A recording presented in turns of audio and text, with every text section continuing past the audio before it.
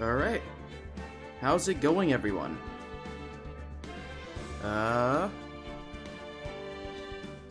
Hold on, I'm just checking some things here.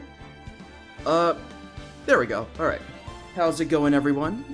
I am finally, well, to give some context, between the last stream and this one, a few things have happened. For one, we are now an affiliate.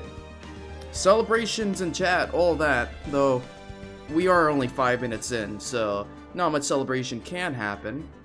Either way, what this now means is, you know, people can now subscribe, give subs, all that. So, you know, I'd like to thank the 2 people who have followed already. What's it called? Let me see if I can... Okay, Streamlabs doesn't tell me that, but I believe Mini Datafry and Adachi_Gaming_ have been our founders and first 1 month subscribers. If you haven't already, you know, feel free to do that, but I don't think I'm gonna be hounding you guys too much about subbing. Aside from that, I'm sad to say that one of my mods who loves watching me play this game, specifically Really Guy, will be unable to watch along with us, which I am sad about. I believe I've added something to the Stickbucks thing, so pretty much if you see the little dancing man there, if you click on him, you could scratch cards or do scratchers. Pretty much you can mess around and gamble the economy, pretty much. In fact, right now I'm gonna wager 4,800 Stickbucks. And I lost. Don't worry, we have a lot to gamble. And you too can also gamble your Stickbucks and maybe climb to the greatest of all time. Hopefully you guys can have a little bit of fun with that. Going on to the game, I believe... Actually, wait. One more thing before we get to the game. I am currently streaming with no monitor or a singular one. Normally when I stream I have a dual monitor setup, but since I've moved, I'm still waiting for my monitor to come in. I have a friend who's going to be coming around to help me move some stuff into my new apartment. So for the time being, we can just hope. I have a second phone that I'm using to read chat, so I can see you guys through that way. However, hopefully there won't be any crazy stuff that's going to require me hopping between a lot of tabs. Regardless of that, let me switch us on over to the game. And let me test as well, just that chat's working. Test. Alright. Speaking of, we do also have new channel exclusive emotes for, I believe, what's it called? Of course we have these 4, which is your regular things that I believe everyone has access to. I believe that, yeah, on the very right will be the most used, but I'm sure there's other things that people will use it for. And you get this little, for the people who subscribe, you get this little dancing stick dude. Isn't he amazing? Look at him go. Look at that guy. He's moving, he's schmoving, he's having a whole lot of fun. Either way, I think we've bought ourselves enough time here. A little behind the scenes for you guys about why we do the 5 minutes here. Most people don't even get notifications until a certain point. On top of that, we don't even appear in the... what's it called? I don't even think we appear in the category for Phoenix Wright Ace Attorney till, like, we're pretty we've been live for a while. So, let me take a sip of water here. I know I'm drawing things out, but I will want us to wait one more minute before we really get into it.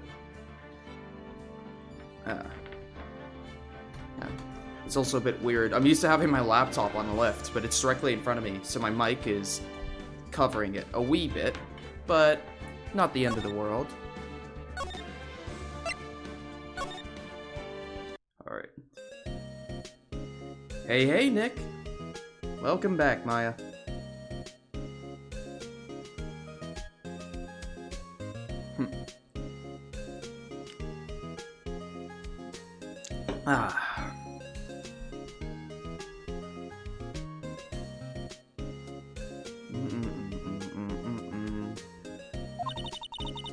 Do you know if there are any good waterfalls around here?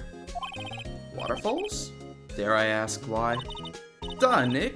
Isn't it obvious? I need a waterfall to stand under, preferably a freezing one. Oh, is that part of your spirit medium training? Of course! Except I've been slacking off lately. I need to brave the elements and be forging anew under the rushing spring waters. Okay. I don't know about any falls per se, but Gourd Lake is pretty close. Oh, darn. Sorry, but them's the breaks. Couldn't you just take a cold shower or something? Good idea. So much for rushing spring waters. Next in the news, a large identified animal was sighted at Gourd Lake. The town is buzzing with excitement. Locals are calling it the Gertie. In a tip of the hat to Nessie, the Loch Ness monster. Oh wait. Locals are calling it Gertie. In a tip of the hat to Nessie, the Loch Ness monster. Okay. I feel like I'm lisping a lot here.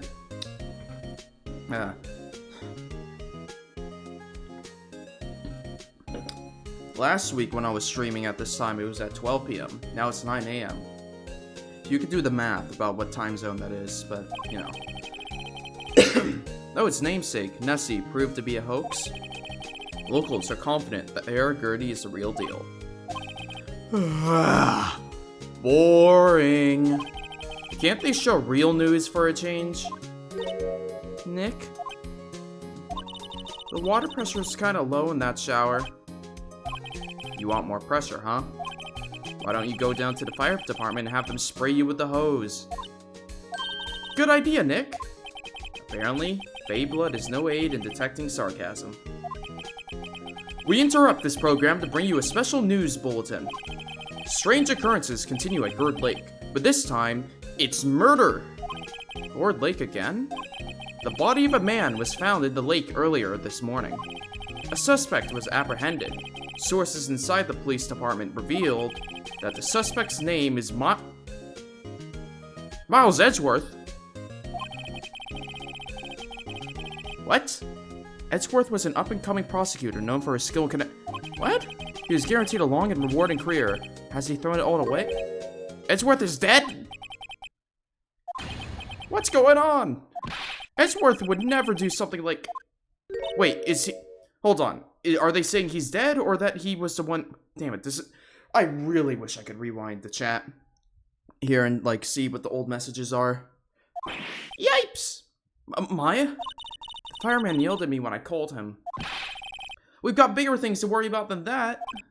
They arrested they arrested Edgeworth. For a second, I thought they were saying he died. I'm like, what? What? You mean the prosecutor? Yeah, he's a suspect in a murder. What? When? Where? Whom? Why? How?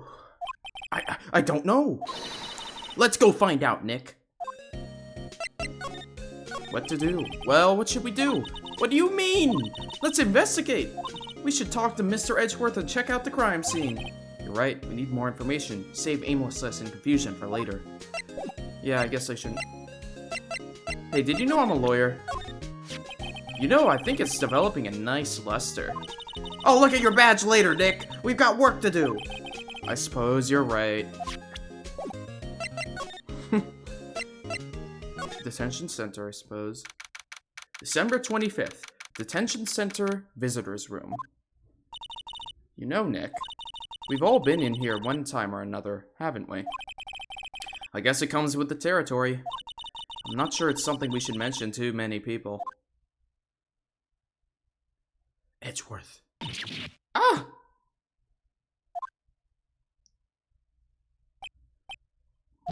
Hey, Edgeworth, come back! Oh, he does not like the fact we're defending him. What are you doing here? Nick, I don't think he's in a very good mood.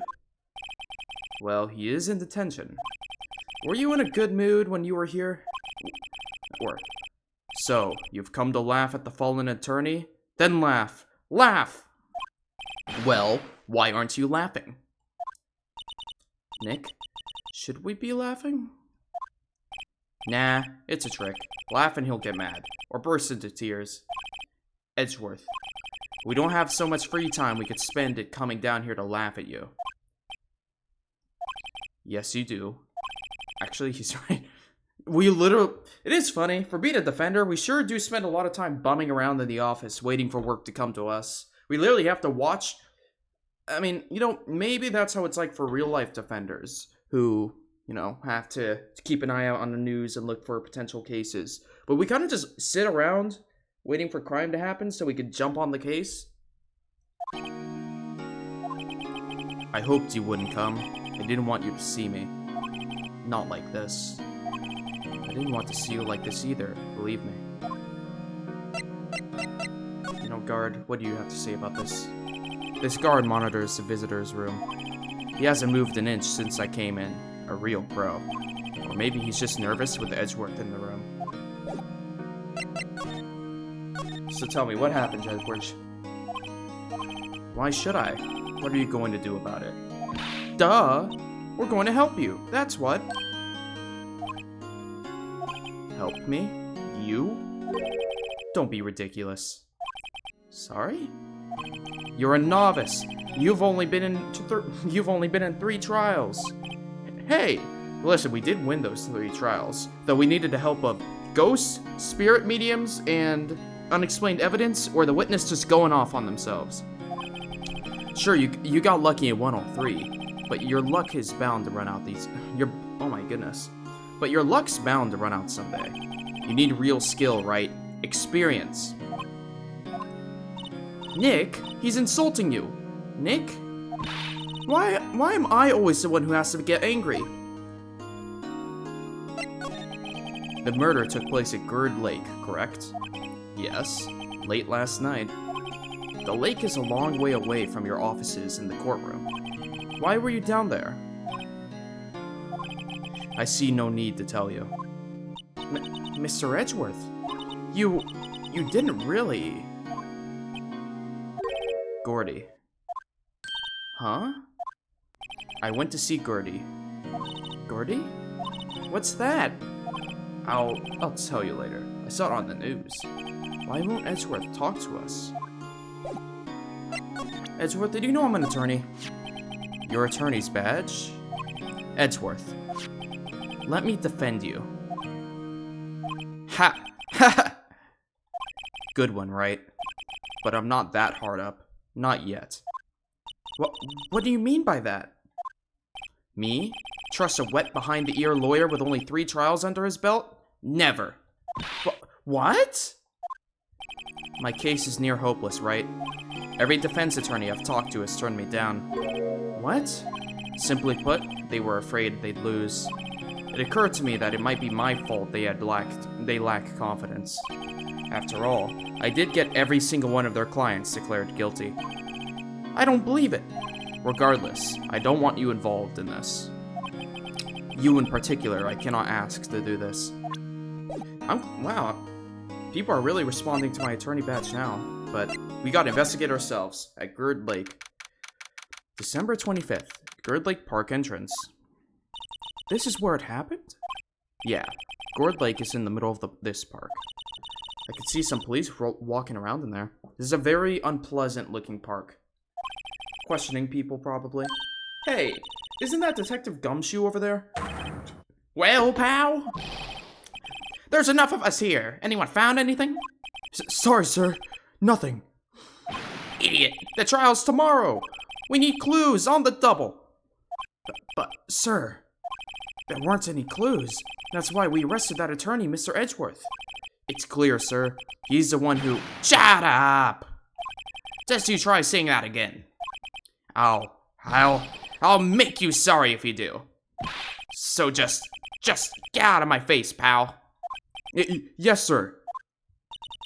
Detective Gumshoe's kind of scary today. Recruits. Peh. Look at you, Gumshoe. You're actually working to find evidence.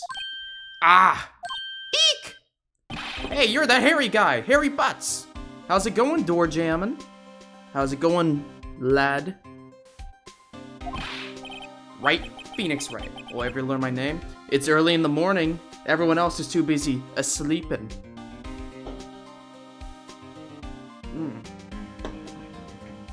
Do you have something you wish to deliver, Sir Door Jamming? If not, also fine. But just what do you think you're doing here, pal? Investigating? Well, yes, I suppose. Well, I'm here to help. Ask me anything you want. Bring it. He seems different than usual. My Prime will be available tomorrow, so Sag, don't worry about it, because tomorrow will probably be a Five Nights at Freddy's game, and I'm sure people will be watching me shit my bed. Wait, shit my bed? Shit myself. Don't worry about it. So far, the only people who have, Primes have been, Mini Data Fry and my ult account, which I realized I had Prime with, so I just did it with that. Stream tomorrow after 6 p.m. or a.m.?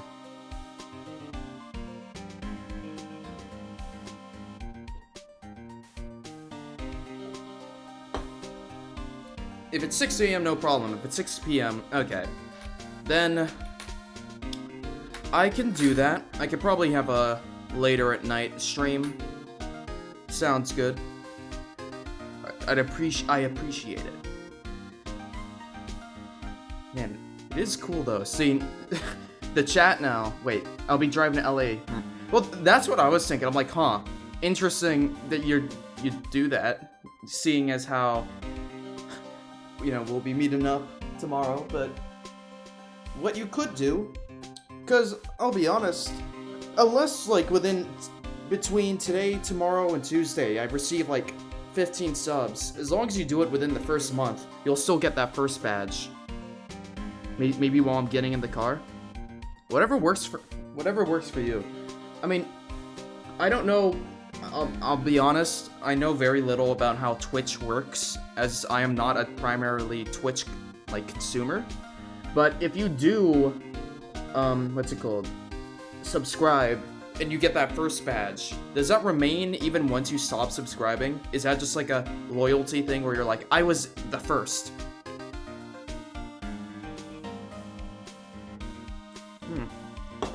I'm not quite sure. We can discover this in the future. I'm a bit sad, though, that Rulin can't be here for this trial. Yeah, makes sense. I wouldn't expect peeps to know. Either way, let's convert ourselves back to the game here. Revert. He seems different than usual. I wonder what's up.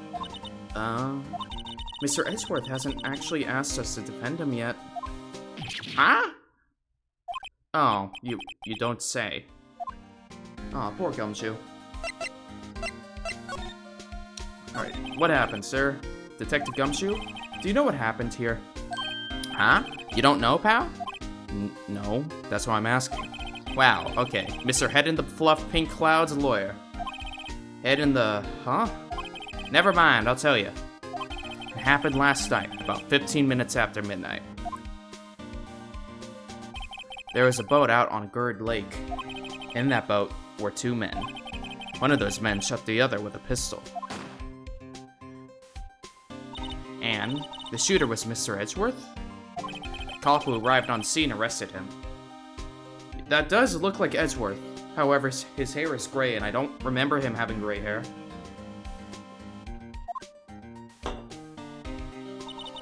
How did they get there so fast? Well, there was a witness. When the report came in, we raced to the lake. A witness? You know, before I get to that, let's see this.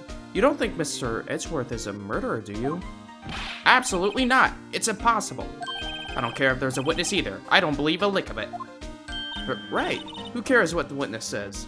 I do gotta admit, Edgeworth is too... Like, I can't think of a situation where he would kill anyone. Like, of course we're defending him, and of course I already believe he's innocent, but I don't... I would sooner believe Edgeworth getting killed himself than him killing another person. Even in self-defense, I don't even think he would do it. I care. You really believe in him, don't you, detective? Of course I do. But the police are pretty sure he's a killer. Yeah, and the police suck at their job. Nobody's even really taking this investigation that seriously. Oh, no. After all the help Mr. Edgeworth has been to us, hard to imagine that no one's standing up to his side, to take his side. Well, at least you are, detective. At least you are. Defense request. Is it true? No one will take Mr. Edgeworth's case? Yeah, he's a bit of a celebrity. If you defended him and lost, your reputation would be sure to suffer. What's more, the case against him is, well, it's pretty solid. I suppose it would be if they have a witness. When has a witness ever stopped us? Witnesses are like the most fickle things to ever happen. I don't even know what we could take away from a witness. Because we've had so many times where someone says, I saw him do it, and that's it. But I don't think we can have... I don't think it's ever been the case where we have an entire trial rest on the back of one witness account. We don't even do that in real life. Hey, pal. Don't tell me you're going to turn your back on him, too. Remember the Steel Samurai case? Mr. Edgeworth helped you get your client declared innocent. I know. I went to Edgeworth. I tried. He really doesn't want us to represent him. Especially not us, he said. What? Well, that doesn't make any sense, pal. You should have heard him talking about you after that trial. He kept saying, right, right, right, over and over. Ooh, we got in his head. Nick, I'm not sure that's a good sign. Neither am I. Why wouldn't he want your help? I don't get it. Okay, let's see. What is this witness? Who was this witness? Sorry, pal. That's confidential. Come on, Gumshoe. Anyways, the witness saw everything, apparently. I'm sure they'll turn up at the trial tomorrow. Was there only that one witness? Yep, it was pretty cold out on the lake last night. And it was Christmas Eve after all. Still, we're being thorough. You never know when you're going to turn up on... You never know when you're going to turn up another witness. That's why we're here today, checking things out. So far, we're coming up empty. Oh, it's Christmas today. I'd forgotten. What day would that be? Oh. What are you getting for me, Christmas? I don't know. Talk to Santa. Oh, the police officer. Detective Gumshoe, sir. What? Find something? No, sir. Not yet. But there was a call from the precinct. They want to hold an investigation briefing. A briefing? Right, I'm off. Oh. Sorry, pal. I guess you heard. I gotta go. Any last thing you want to ask me about before I head back? Honestly, how do I get in touch with you? You're not coming back, detective? Probably not, pal. So what should we do if we have something to talk to you about? Ah, right. Here, I'll show you how to get to the precinct. Come down and see me anytime. Directions to the police station received from Detective Gumshoe. Hooray, we can pay him a visit. Oh hey, Detective Gumshoe. What? We'd like to take a look around in the park. Can we walk around? Yeah, no problem, pal. You got my permission. I love you, Gumshoe. You know, Nick, I think there's something to be said for talking to people when they're busy. Yeah, they don't have time to think about not giving you information. Right. Now let's get to investigating. I'm actually interested in this investigation for once. Sign says Great Lake National Park. This is a place full of families picnicking on the weekends, but no waterfall. Well, there's a lake. Wait, did we find... I guess I should have asked for the autopsy, but... Has the body been found? Do we know the victim? Let me see. No, we don't even know who the victim was. Do they have a body? I feel winter's chill from bare leaf trees today. What is it about winter that turns people into poets? I don't know, but my toes are starting to feel numb. Yes, my poetry has that effect on people. Okay. Okay, wait.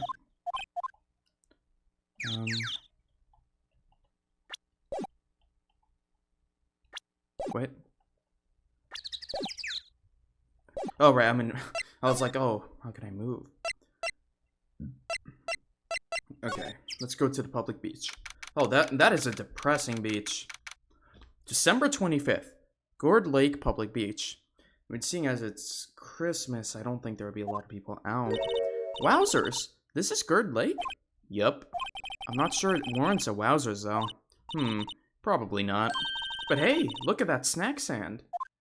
Samurai dogs? I want a samurai dog, please. I bet they're great. With a name like Samurai Dog, how could they not be? They're a little behind the times, though. The kids are all into the Pink Princess now. I mean, like, you know. Nope. Me too, Phoenix. Okay, there's a lot to look at here, but let's see. I see these little party hat things. Someone left some poppers here. You know, you pull the string. Okay, yeah. And it goes pop. Yeah, I know the ones. You see them a lot around New Year's. Hey, Nick. They might be a clue. Let's take them. Come on, a minute. You just want to pop them, right? Was it that obvious? Poppers, Sure. I suppose it couldn't hurt. Huh? Where'd they go? Into my pocket. Huh. Not very clue, are they? But the fact that we're grabbing it tells me either we're going to use it for someone or... Interesting. We have benches. A lineup of plastic benches. I guess the idea is you buy a dog and you hear it. I doubt anyone would sit and eat on a day like this. Except maybe Maya, if she had a samurai dog. Speaking of, let's look. Hot dog stand is closed. Christmas fringe looks a little half-baked. The banner reads Samurai Dogs. Somebody needs to redecorate.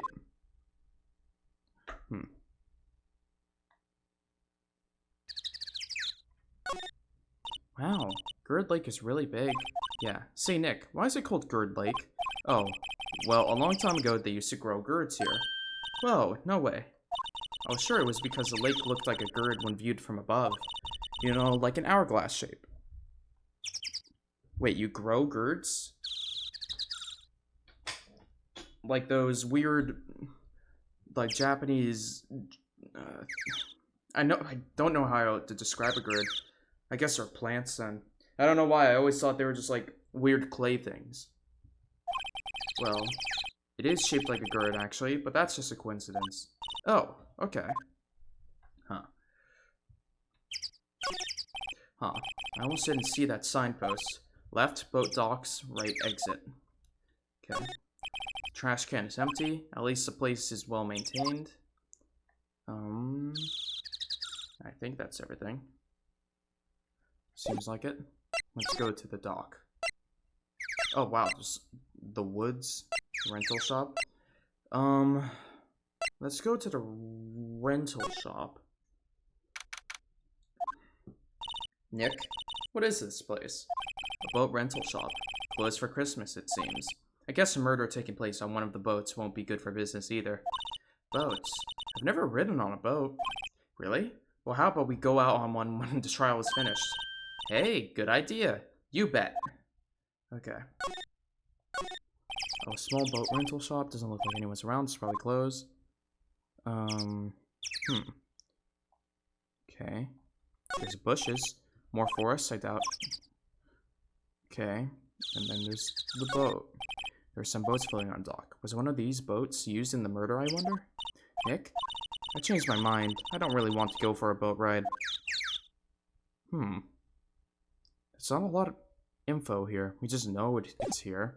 Maybe this will be important later. Let's go to the woods. Whoa. December 25th. Gourd Lake Woods. Whoa. I like it here, Nick.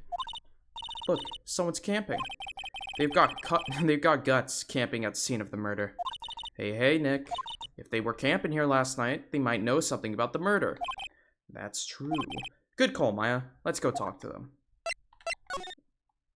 Well, there's a car here. Just has to be seen better days. It's dented over. Okay. There's food. Hey, Nick. What, don't tell me you're hungry again? Well, no, I was just wondering, why are camping pots and pans made of aluminum? My guess is either because they don't rust or they can absorb heat well, so they can cook things better. They didn't talk about that in any of the law books. So there's no law saying they have to be made out of aluminum, then. I'm not having this Man, Phoenix at times is so... He has a very strong personality in the sense that... I don't know, it seems like day-by-day stuff, like... He is a bit of a klutz, but he also seems uninterested in, like, random pop culture things. He'll read, like, pop-up magazines, but he seems to be very aloof about day-to-day life. Either that, or he's just not interested in talking about the law to Maya. There's some food and some magazines on the sheet. Takes a pretty tough skin to camp in this cold. Okay. No camping. Sign says no camping. Funny place to pitch your tent. Wait. What if the sign says no setting tents on fire? I don't think they have signs like that. Oh. Okay. There's a broken tree here. The tree's grown quite thick here. Further back, the tree fades into the shadows where the sunlight can't reach them. Okay. This random stick. Okay. This camera has a mic and some sort of attachment. Must be taking pictures when triggered by a noise. Wow, cool. Let's try it out. Hi, I'm Nick. Maybe I'm not saying it loud enough. Hey, I'm Nick. Huh. Nick! Will you stop that? Maybe it's broken. Don't kick it. Kick it? Maybe it isn't set to respond to voices? Well, what then? These things? The party poppers? Whoa. Well, it responded. Yeah! Hey, yo! Get your hands off of that! This is a character I can voice easily. Eek! What in the Sam Hill? Look at what you down now. There goes a whole roll of film. Ah, what? Huh? Sorry. Sorry, nice, but it don't pay my bills. You know how much a roll of that film costs? I'll pay you back. What were y'all thinking setting off a party popper in a place like this? Well... What? Don't try to play stupid with me just because you think I'm some country bumpkin. Yeah, I know about how y'all Yanks think. I say, these southern folk talk with the exaggerated drawl. Why, they must be dumb. Well, let me tell you, just because I might be dumb don't mean we are. But, Nick, help.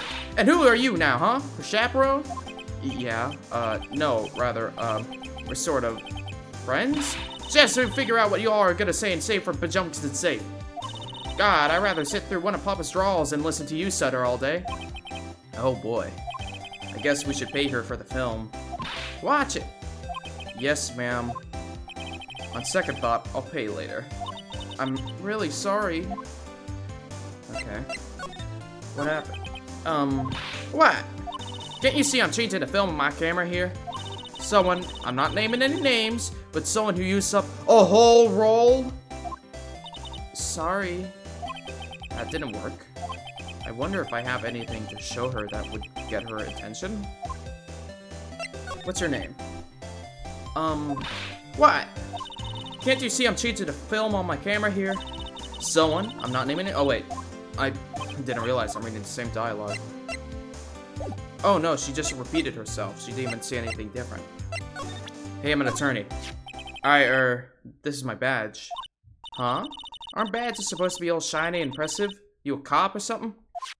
I'm a lawyer. What? Y'all ain't y'all ain't gonna try and pull one of them lawsuits on me over that film now. Cause I'll have you know I'm a fighter and I wrestle meaner looking things than you. No, that's not it at all. We're here investigating a murder that took place here, on the lake. A murder? Sounds cool. Why didn't y'all say that in the first place? Go ahead, ask me anything you like. Finally, some cooperation. You two, y'all can come out of hiding now. I won't bite. Hard. Think of it. Where did Maya get to? Sorry. I was feeling a little overwhelmed. The culture gap and all. Never you mind, honey. I can talk Yank for you if it pleases you. Thanks. I think I'll be okay. Great then. I'm Lotta Hart, but y'all can call me Lotta. I'm here photographing meteor showers for a research project. Mighty pleased to meet ya. Alright, attorney badge. Tell me what happened. Oh yeah, when was that murder anyway? I ain't seen much television lately. It happened late in the night of Christmas Eve. That's so. Christmas Eve? A man on a boat was shot. Did you see anything? Well, let me see. A boat, you say? I reckon I might have seen one. Not sure, though. Y'all gotta remember, I've been watching this here lake for a good 3 days now. I've seen enough boats to choke a mule. Kinda hard to remember which I've seen when. So, what is it that you do, Lotta? Huh? Me? Ha. Y'all don't really want to know that, do ya? Actually, I'm a research student at Country U, right here in the heart of the Heartland. Wow, neat. Nick, she's a research student at a university. Country U. So I hear. So, when did you come up here? Let me see. I guess it was about 3 days ago? What are you photographing? Didn't I tell you all that already? Meteors! Yep, meteor showers. Fallen stars. That's quite a camera you have there. Y'all better know it. It's German-made. A genuine Solingen. Isn't that where they make knives? Wait, so Germany exists? Germany exists. Okay. So what's that device you have stuck on to the camera? Huh? Device? Your camera went off all by itself when I fired my party popper. Oh, that? That mic triggers the shutter whenever it detects certain sounds. It's programmed to pick up loud noises right now. A programmable camera? Neat. A lot of camera added to the court record. So did you see the moment someone got shot, perhaps? I wouldn't happen to be able to examine it further. This camera is rigged to respond to noise, but it only responds to loud noises, like a party popper. So would it have responded to a gunshot? Well, I suppose I've gotten everything I can. Lotta? Yeah? So your camera, it triggers on loud explosion noises? Yup. Actually, the victim in the case we're researching, he was shot with a pistol. A pistol? Right. Now, wouldn't a gunshot make a similar noise to our party popper? I guess it would. Your camera, didn't it get a picture of... Your camera didn't get a picture of the murder, did it? Hey, y'all are pretty bright. Okay, she just didn't think about that. Huh? I see what you're saying. Tell you what, I'll have a look-see at my film. It would have been a photo taken late last night. I checked him out once. Don't remember if there was anything on him, though. But what if I got something? I could be a witness to a genuine murder. Yeehaw! Now go check that film. Y'all come back now, you hear?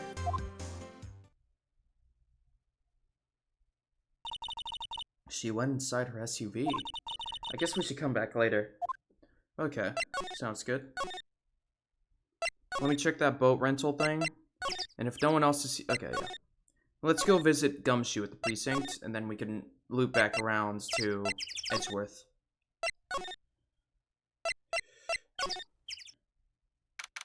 December 25th. Police Department, Criminal Affairs. I guess Detective Gumshoe is still in that meeting. Hey! Thanks for coming down, pal. Detective Gumshoe! We just finished the meeting. For better or for worse. I get the feeling we're in for some bad news. Do you know anything about the victim yet?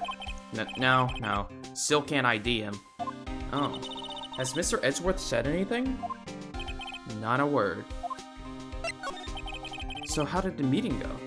I can't tell you, pal. You're a lawyer. It's true. You know, I don't know what to believe anymore. Sure, Mr. Edgeworth's human, like you and me. You or me. Still, I get the feeling that if he'd done something wrong, he wouldn't go hiding it. That's just the kind of guy he is.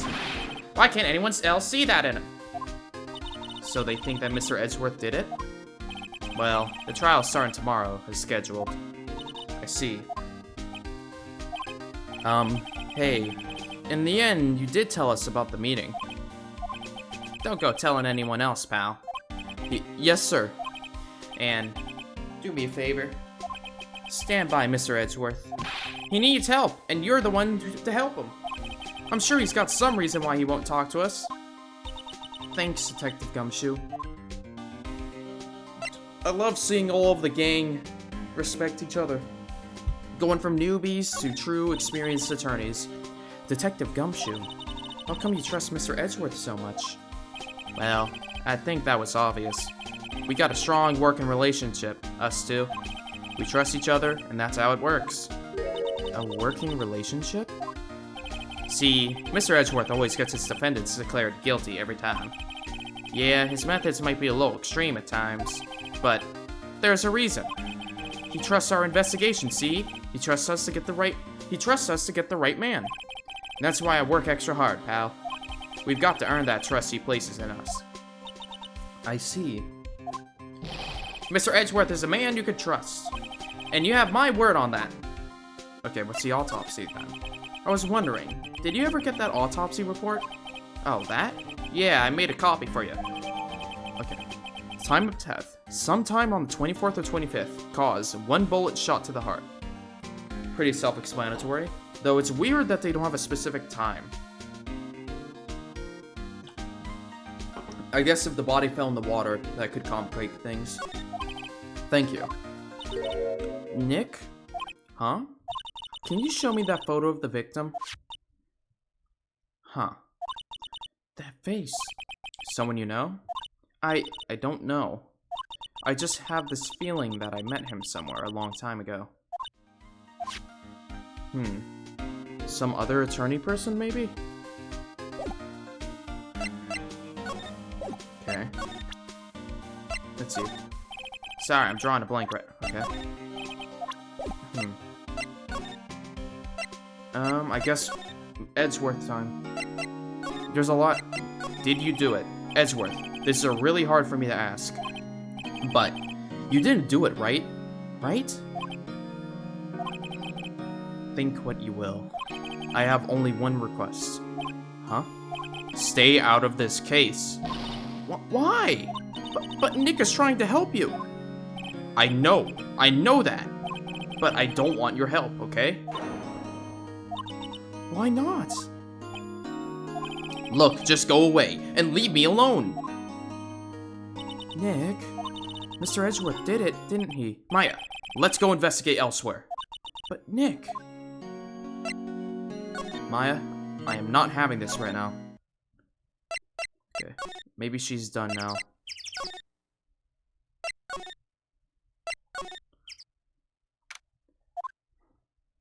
Perfect. Hey, y'all. Wada. Wait up a sec. We got bingo. Bingo? My automatic camera took 2 pictures last night. Hey. Okay, this is them. Take a look. Okay. Wait. See? He's shooting him with a pistol. With that pistol. It looks like that, yes. But you can't really tell who that is shooting. Yeah, well, there was enough fog out there last night to strangle a bullfrog. That's evidence right there. It was a foggy night, so if there's any witness that claims they saw Edgeworth do it, they would need a pretty strong reason to be able to do that. Because how would they have been able to know it's Edgeworth? Had they not, It's a foggy night out. If the super ultra high definition camera can barely see them, how can a regular person see them as well? But seeing these photos reminded me of something. What? I saw the murder happen. I'm a witness. What? Are you serious? Of course. How do you forget? Never mind. Y'all reckon I should tell the cops? I reckon so. I reckon so. What's that? Now don't y'all go trying to mock my accent. I'm a sensitive lady. Hey, so I'm off to go talk to the cops. Y'all can have this photo. Later. Wait, Loda! What? Can't y'all see I'm kind of busy? Tell us what you saw, too, please? Nice try, honey, but I wasn't born yesterday. I'm a witness, and that means I'm the side of justice, and that means the cops. I'd sooner eat the south side of northbound skunk than tell you. Loda, don't let it get to your skivvies in a bunch. Friends today, enemies tomorrows. Or was that the other way around? No matter, I'm gone. Hey, maybe they'll let me do some testifying. Hot darn. She left. Well, that's one more witness. What do we do now, Nick? Well, if she saw something, there's not much we can do about it. The question is, what exactly did she see? I guess we'll find out in the trial tomorrow. Okay. Oh, there we go. And now we have an exact time. With the autopsy, they said it was a direct shot to the heart. So he died at exactly 12:25, 12:15 a.m. And that's pretty much everything. Oh. Looks like the police have given up their interviewing. Hey! What the fuck? Ah! Nick, I think Santa's mad at you. Long time no see, Nick. Nick? You know Santa? Wow. Nick and Saint Nick. Hey, I see the connection. Don't be ridiculous. Dude, it's me. Oh my god, it's Larry. I should have known. Larry, you son of a bitch, you finally returned. What are you doing here? Isn't it obvious? I'm working my day job. I sell samurai dogs. Want one? Gotta get money for dates, you know. My girl, Fiance, deserves the best. Fiance? Not another model, I hope. Oh, Fiance's a fine woman, Nick. It was her idea that I wear this costume. She was all, you go, girlfriend, you know. She bought this costume for me. That's great, Larry. Wow, a Santa costume? She must be really nice. Whoa, cute. Oh, don't you go doing that now, Larry. Nick? Who's she? She's not my, what? No, she's not. I'm his partner, Maya Fey. I'm, the little sister. Sister? Larry, don't you go doing weird stuff on me now. Wow, Nick must be tough. Working 9 to 5, having to take care of a little sister. No, I'm not Nick's sister. I'm my older sister's little sister. Huh? Sounds great. Don't worry, Maya. He's not listening. Well, did you know that I'm an attorney? Huh? Oh, that's your attorney's badge, isn't it? Dude, you really helped me out back there in that trial. Sorry I can't really pay you. Because you blow it on Fiance. But you can have all the dogs you want. Really? Larry, if you let her at your dogs, you won't have any left for the other customers. Hey, no problem. If that's what makes her happy, you know? How many times do I have to remind you that it was me who got you off the hook? Okay, what happened? Hey, Larry, there was a murder here last night. And since you work here, have you heard anything? Nick, you're wasting your time. Last night was Christmas Eve. He was with Fiance, obviously. He wouldn't have been standing out here in the cold. Yes, he would have. Oof. You don't know Larry. You do not know Larry. Larry, he's working those hours in the mine. He's being Santa at midnight, probably freezing, getting hypothermia. You don't know Larry like I do.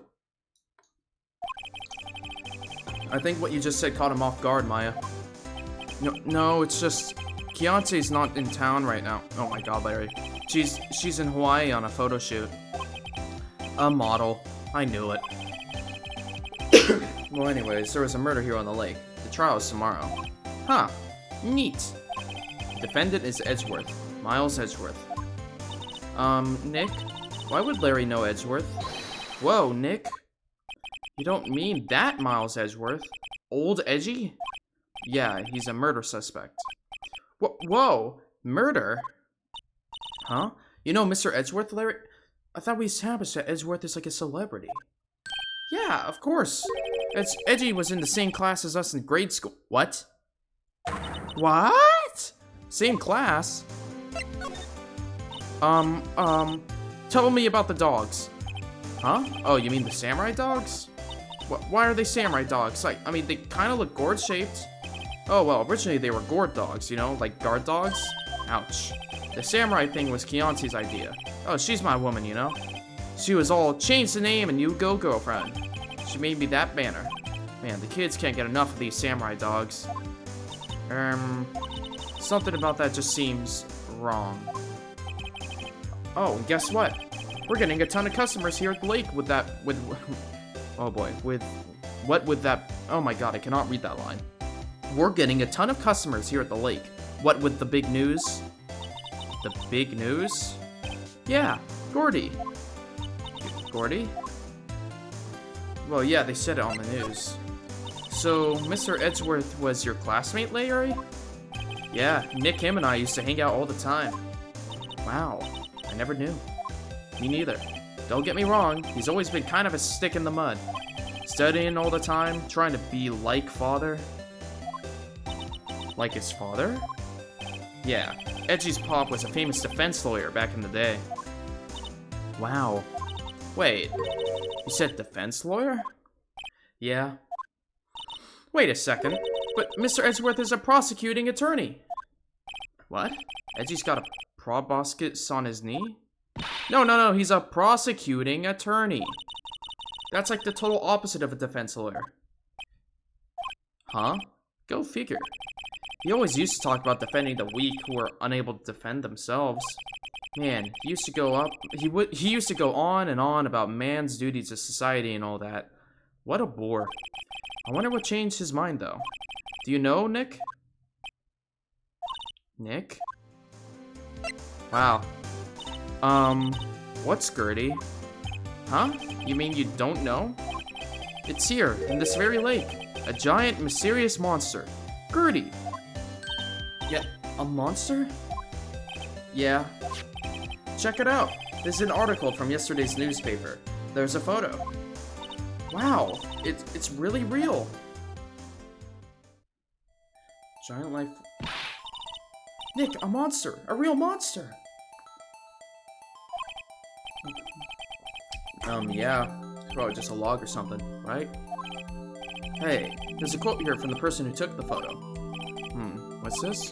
I set the camera to automatic, and when we got into the frame, I heard a loud bang, like an explosion, followed by the sound of something slipping into the water. Huh. I wish I could have seen it. Why would there be a sound like an explosion? Unless someone was firing it off early? That is very odd. Larry, could I borrow this article from you? Sure, no problem. That'll be $1 million. 1 million? Grow up, Larry. Gordy article added to the court records.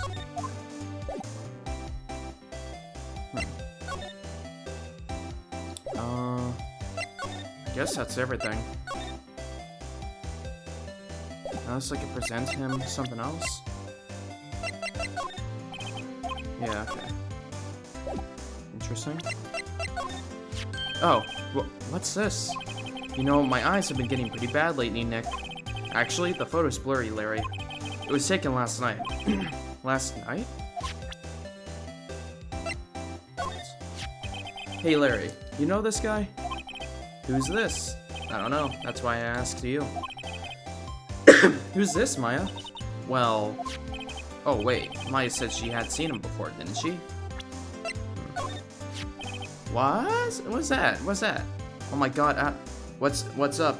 What's up, Mini Data Pry? What happened? Did someone die?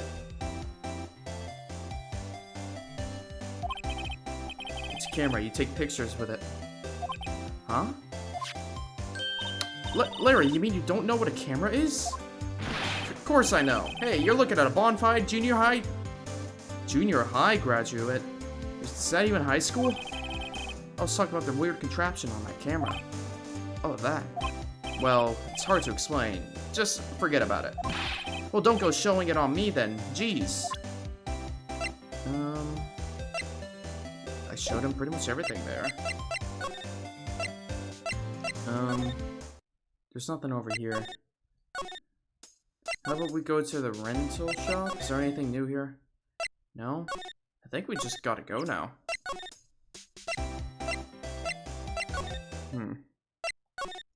Maybe detention center. Edgeworth?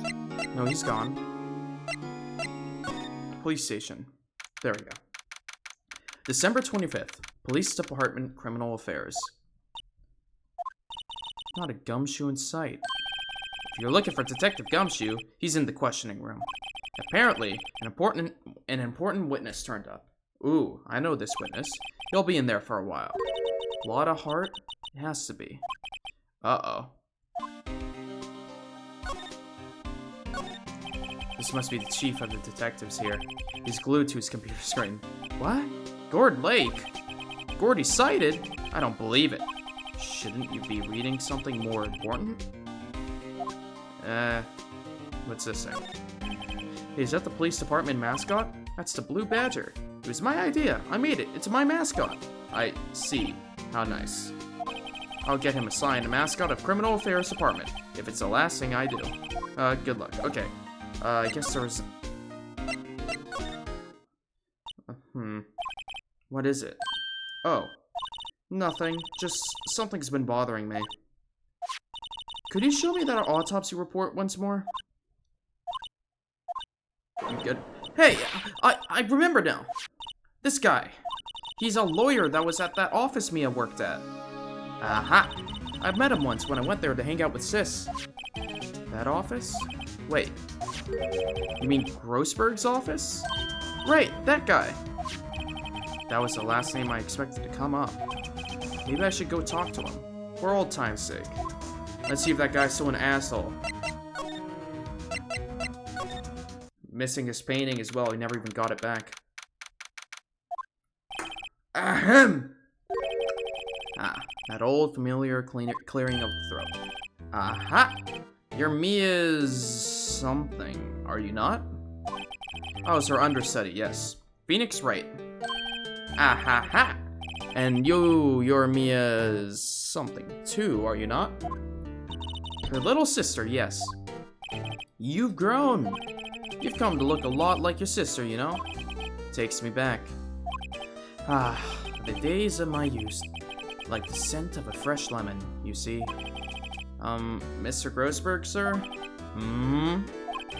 Ah, yes, I beg your pardon. Of course you came here to discuss something.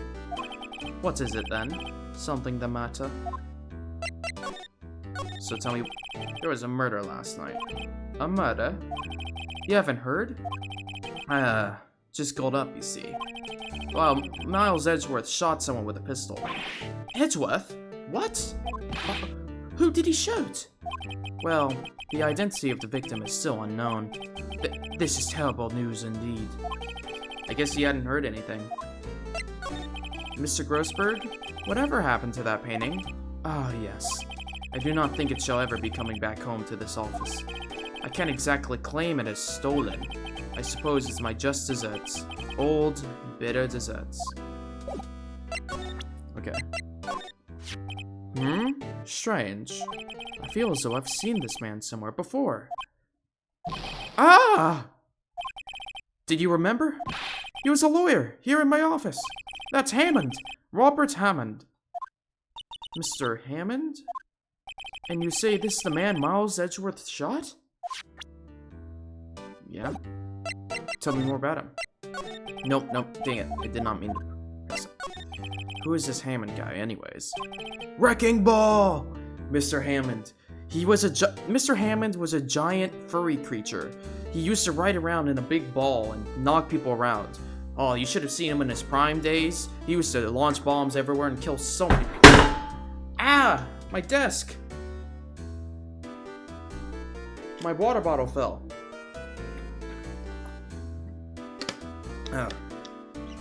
Anyways, Hammond, what's up with him? He was a defense attorney in that case. That case? Yes, the DL6 incident. DL6? Why does that sound so familiar? It's the thing where Maya's and Mia's Faye family exploded. Perhaps you remember? I'm sure someone mentioned it during the trial for Mia's murder. That was the incident where the police were so at a loss to use a spirit medium. Wait, you don't mean... Was that medium my mother? Yes, my dear. The spirit medium, Missy Faye, your mother, contacted the spirit of the victim. But the case was a loss. No conviction was made. The DL6 incident, yes, happened 15 years ago. A very strange case indeed. They never caught the criminal, right? Correct. Misty Faye used her powers to talk to the spirit of the late victim. Her testimony led to charges being laid against one man. But Mr. Hammond won the case and the suspect was declared innocent. And the police blamed my mother, calling her a fraud. You were the one who helped them out then, right, Mr. Grossberg? Yes, quite. Thank you. No, please, don't mention it. DL6. Never thought I'd hear that name again. But wait, what does that case have anything to do with Mr. Edgeworth? It has everything to do with Mr. Edgeworth, my dear. The victim in the DL6 incident was none other than his father, Gregory Edgeworth. What? His father? If you want to know more, you should ask him yourself. Show him this. I'm sure he'll talk to you. Wait. This is a photograph of my mother. Mr. Faye's photo added to the court record. Okay. Well, let's go pay him a visit. Edgeworth, you have some explaining to do. I'll tell you what. What's this? I was hoping you'd gotten my message the first time. Edgeworth, what about your defense? Yeah, it's no concern of yours. Guess he hasn't found anyone yet. Well, Edgy, just accept it already.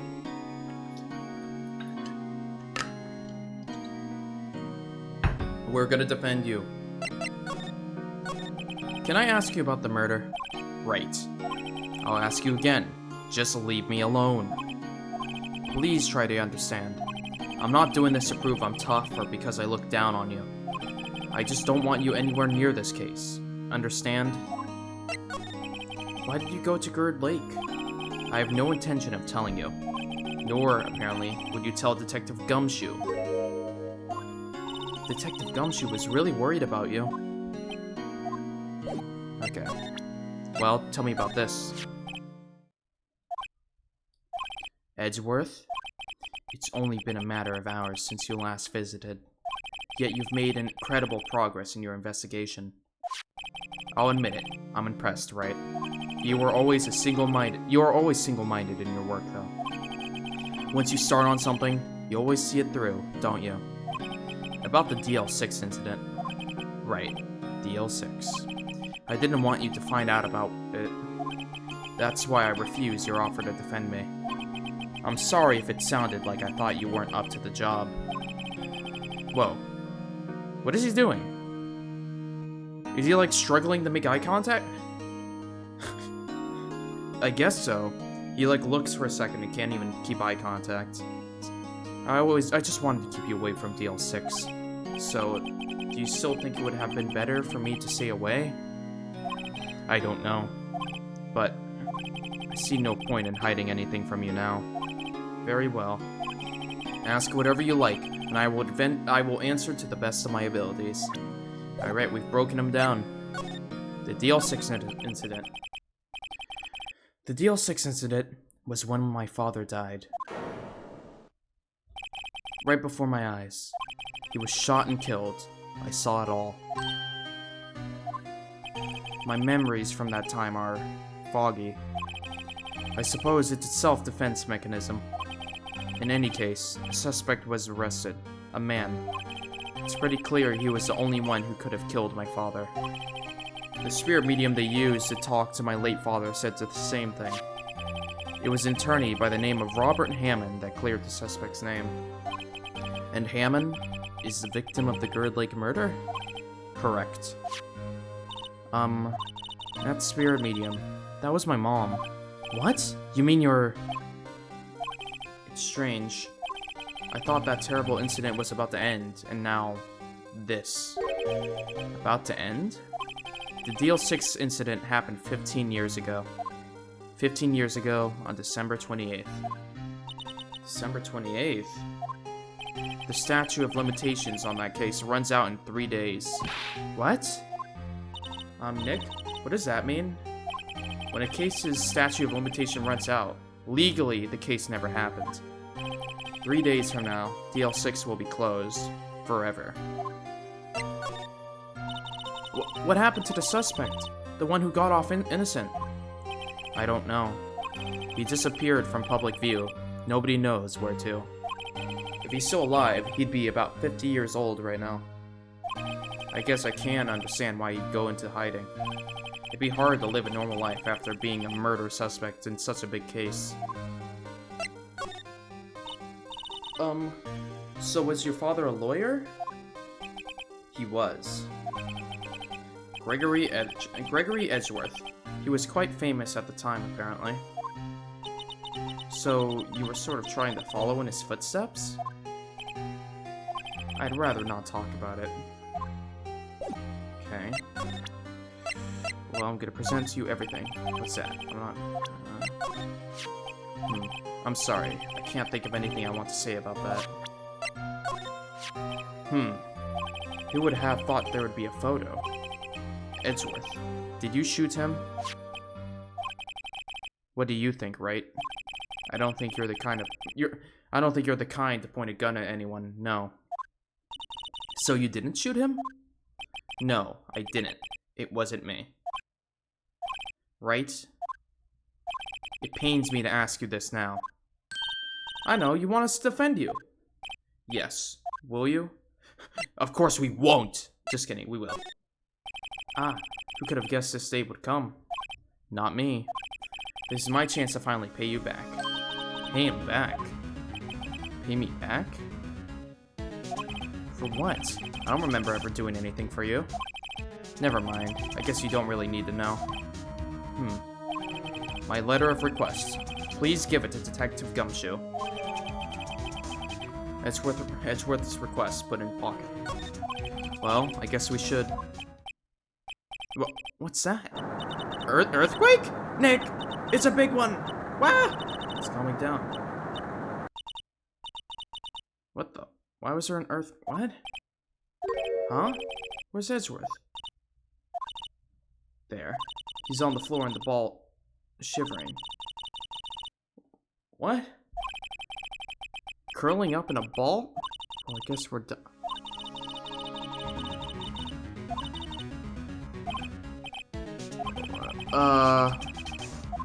What was that just? You know, guard, how were you able to stand never mind.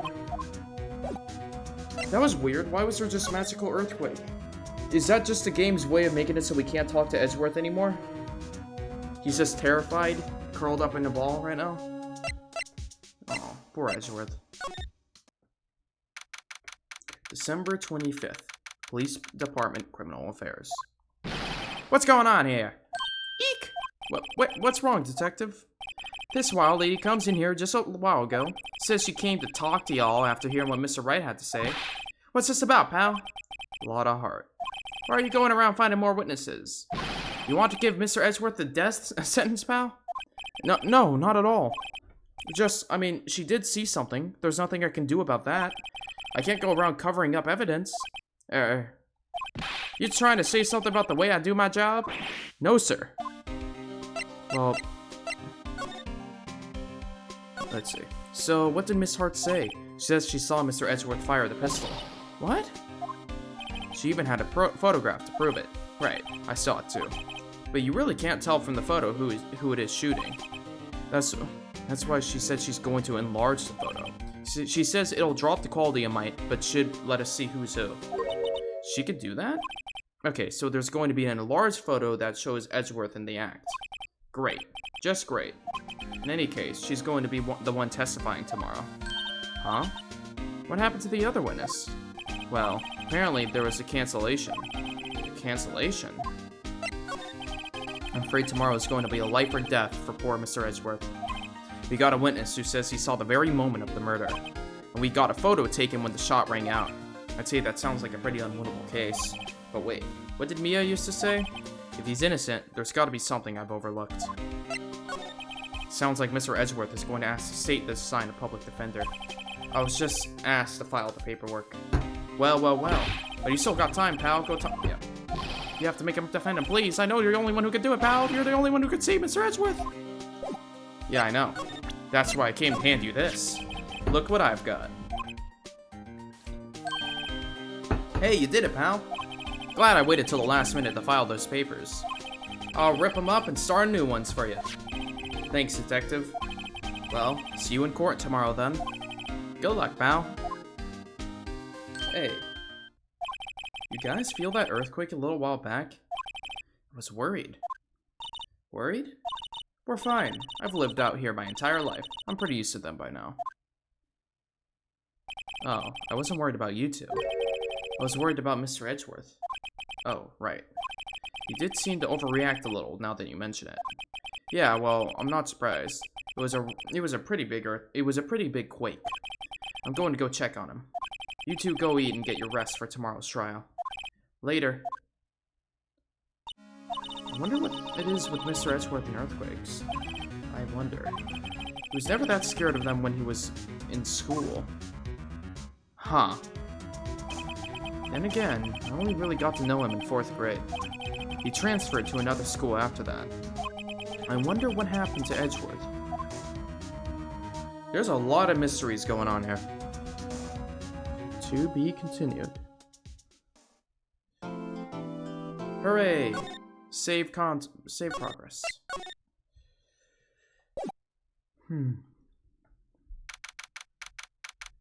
December 26th, 9:44 a.m. District Court, Defendant Lobby Number 2. See. Okay. Karma? Manfred von Karma. He's the best prosecutor there is. I feel like I've heard that name before. He hasn't lost a case in his 40-year career. He's a god of prosecution, right? A god. Not a single case? He'll do anything to get a guilty verdict. Anything. Sounds like someone else I know, Edgeworth. You don't understand. I mean, he'll really do anything. Manfred von Karma is a man to be feared. That's quite a claim for someone who forges evidence. He taught me what it really means to prosecute. What? Just picture a prosecutor as vicious as me, multiplied by a factor of 10. So he was your teacher then, Mr. Edgeworth? Something like that. And now he's trying to get you found guilty? What a creep. Oh, wait. Maybe he's planning on losing on purpose to help you out. Not a chance. He hasn't lost once in 40 years. 40 years? He's as ruthless as me, times 20. Ooh, we're up to 20 now. Scary. That's pretty ruthless. Like I said, he's a god among prosecutors. I guess that's something like Mia to me. Speaking of Mia. Maya? We could really be using Mia's help right now, don't you think? Oh. I can't. Sorry, I tried. I really tried, but I couldn't reach. Couldn't reach? I think it's because I haven't been training. My powers are weak again. Oh man, what bad timing. I'm really sorry. So there's gonna be no outside help. It's Phoenix Wright versus Von Karma. I'll try my best. I hope so. What are you whispering about? Oh, it's nothing. Well, it's time. Let's head in. Okay.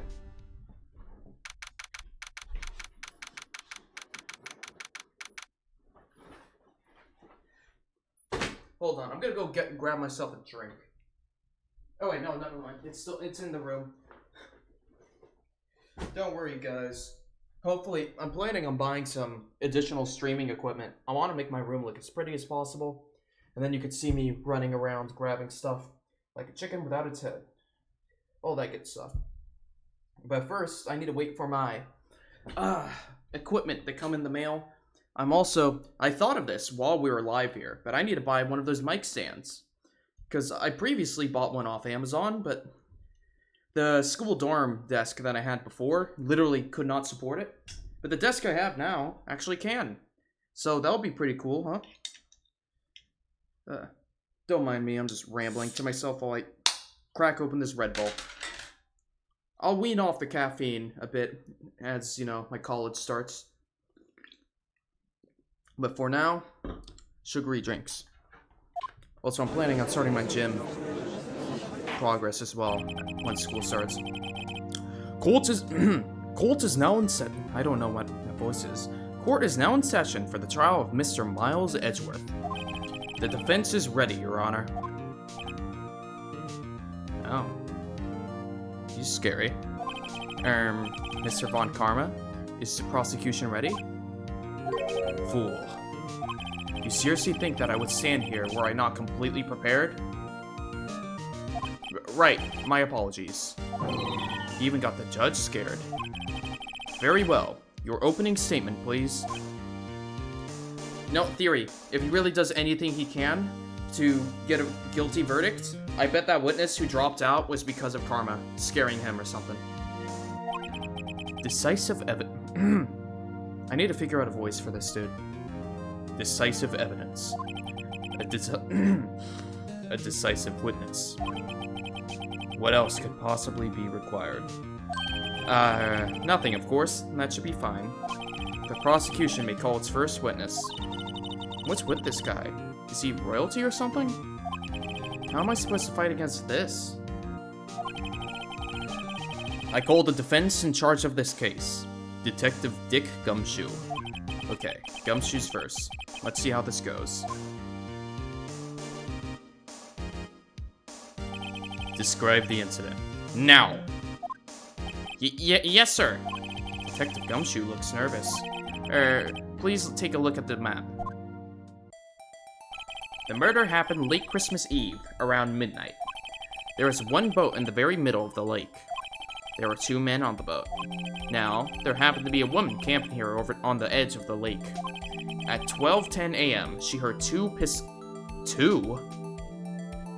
What? 2 pistol shots? That's already odd, because he only died to a single bullet to the heart, so odd. Then, the boat started to move. Girl, I'm at work. I can't watch. Listen, you could do 1 AirPod in. 1 AirPod.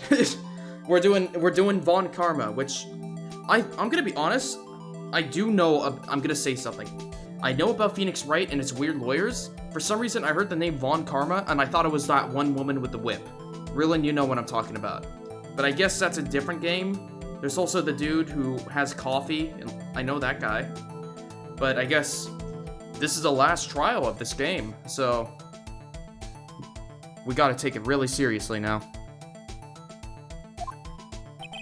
It went towards the boat rental shop. Interesting. Overhead map added to the court records. Testify to the court about the arrest. Now! Wait! Mr. Von Karma. I see, really. Yes? Actually, I'm the one that's supposed to be handling these proceedings. No. Wrong. There's only one thing you need to do here. You will slam down your gavel and say the word guilty. That is your role. Yes, of course. You're quite right. No, he's not! Okay. Let's see, Gumshoe. The arrest of Edgeworth. A man called into the station around 30 minutes after midnight. Thank you, Rylan. We headed to the scene of the crime as fast as we could. Alright, I'll see you then, Rylan. That's where we found Mr. Edgeworth. Now, I didn't suspect him of anything at all, but the next morning, a body was found in the lake, so we had to arrest Mr. Edgeworth. Okay. I see. Very well. Begin your cross-examination, attorney. Now! What? Wow. Man called into the station around 30 minutes after midnight. Who was this man? You received a call from a man? Yup. But you said there was a woman camping there. She was the one who heard the 2 gunshots, right? Holy shit. Objection! That That woman and the man who called in the report are two different people, obviously. Different people? There were two witnesses. Ugh. Their testimonies were quite similar, however. Today, I've summoned the woman who was camping. The woman who was camping. A lot of heart. What happened next, Detective? His voice is so much deeper than I thought. We headed to the scene of the crime as fast as we could. How long was it between receiving the report and your arrival at the lake? Well, I'd like to say it was 3 minutes. That's pretty fast. Our motto for the month is get there quick. Detective, you will refrain from casually revealing department secrets. Yes, sir. Sorry, sir. I look forward to your next year's salary review. Just like Miles Edgeworth. So much to look forward to these days. This is no time for dejected daydreaming. Continue. Yes, sir. That is where we found Mr. Edgeworth. What was Mr. Edgeworth like when you saw him then? Well, from what I saw, he looked pretty relaxed. Not like a murderer at all, really. Detective, the court requires the fact... Detective, the court requires the facts, not your opinion. How many years have you been on the force? Facts only, Detective. Hard, cold, objective facts. Yes, sir. Man, he's got his share of objections. Now, I didn't suspect him of anything at all. Why didn't you think he was suspicious? You should know. We have a deep, trusting relationship with the prosecutors. Detective, the court isn't interested in your musings. Deep, trusting, poppycock. I've never heard so many flippant comments from an active detective on the force. Detective Gumshoe doesn't look so good. Man, I just realized this prosecutor is doing the same thing we do. Every single line, he's responding. Continue, now. But the next morning, a body was found in the lake. Did you find any clues on the body? A single bullet was recovered from the body. It was shot through the heart, fatally. Judge, here's the bullet. It didn't strike bone, so its shape is well preserved. Very well. The court accepts this bullet into evidence. Okay. Well, there's 2 gunshots, so we had to arrest Mr. Edgeworth. Well, why is that? Well, we found the murder weapon in the boat. The murder weapon? A pistol. Detective Gumshoe. That is a vital piece of information. Please revise your testimony. Right. Sorry, Your Honor. The murder weapon we found in the boat was decisive evidence. Nick. Doesn't it seem like Detective Gumshoe is being a little vague? I bet Von Karma is feeding him lines. His testimony is probably filled with landmines just waiting for me to press. What do we do? Grit our teeth and press, I guess. What else can we do? Well said, Nick. You're the man. Okay. I think I already know.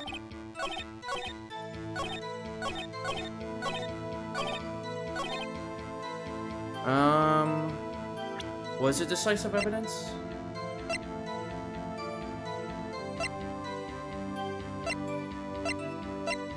I know there's 2 gunshots. Next morning, a body was found in the lake.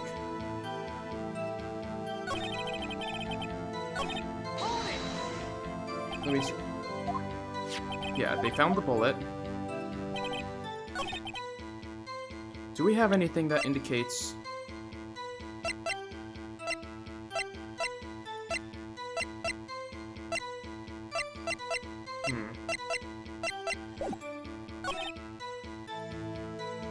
That was a decisive evidence? What about the pistol made a decisive evidence? Tisk, tisk, tisk. Ah, yeah, it's the same evil laugh as Edgeworth. There were fingerprints on the pistol found in the boat. They were clear prints from Mr. Edgeworth's right hand. What? Order! Order! So Mr. Edgeworth's fingerprints were found on the murder weapon? Yes, Your Honor. Judge, this is the weapon in question. Accepted into evidence. Fired 3 times? What? Members of the court, we now have the pistol used in the murder, and the bullet found in the body. Detective. Yes, sir. Was the bullet found in the body fired from this pistol? Yes, the ballistic marking on the bullet matches the pistol. Hey, Nick, what does he mean, ballistic markings? Shocking. To imagine someone here does not know something as basic as ballistic markings. Nick, he's glaring at me. Very well, I'll explain. Actually, Dudge, you do it. Me? Ahem. Ballistic markings are like the fingerprints of a gun. The barrel leaves distinctive marks on each bullet it fires. You can examine these ballistic fingerprints to see which gun fired the shot. It's quite accurate. Indeed. This leads to one inevitable conclusion. The bullet found in the victim's heart was without a doubt fired from this pistol. This pistol, which as you may recall, was covered with the defendant's own fingerprints. Order! Order! This is bad. This makes it look like Edgeworth did it. Well, Judge? I'd say it's almost decisive, yes. Honestly, I could declare a verdict at this point. However... No. You wish to hear the witness speak, no doubt. Very well. I am somewhat fatigued, so I will take a brief break. I will call my witness after the recess, which will last 10 minutes. Judge. Yes? What are you doing? A 10-minute recess. Now! But wait, just bang your flimsy gavel and get on with it, man. Yes. Ahem. This court will take a 10-minute recess. Who's running this court anyways? Not the judge. December 26th, 11:09 a.m. District Court, Defendant Lobby, number 2. Edgeworth, what's going on here? Your fingerprints were on the murder weapon. And that foggy photo makes one thing clear. The only one who could have shot that man was the person in the photo. True. Was that you in the boat? Yes, it was me. What? But you must believe me. I didn't shoot him. Then who did? I don't... What the fuck, Edgeworth? What do you mean you don't know but you were on the boat? You don't know? Weren't you right there? I heard a gunshot from very close by. Then, the other man fell from the boat. I can't say why, but I thought at the time that he had shot himself. You mean it was a suicide? But... Edgeworth, you're lying to me. Your fingerprints were on the gun. Huh? How am I going to convince anyone of that? Say, Maya? Huh? What? Any progress with Mia? Oh. Sorry, it's no good. I know. I'm not good for anything now, am I, Nick? If I can't call my sister, I might as well not be here, right? Yeah, you're useless. No, I need you here. No, of course not. I need you here. I could see you're always trying to help out. If you don't actually help, it's the thought that counts, right? It's okay, Nick. You don't have to make me feel better. I don't know anything about trials or defense. What's more, I'm a spirit medium who can't even contact spirits.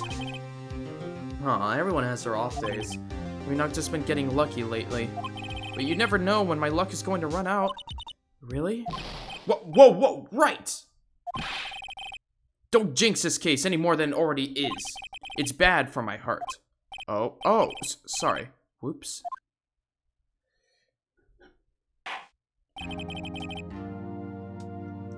Court is back in session. Mr. Von Karma, call your witness. Yes. Will Miss Lotta Hart take the stand? Lotta Hart, you are a research student at a university? That I am. Good. Begin by telling us what you saw the night of the incident.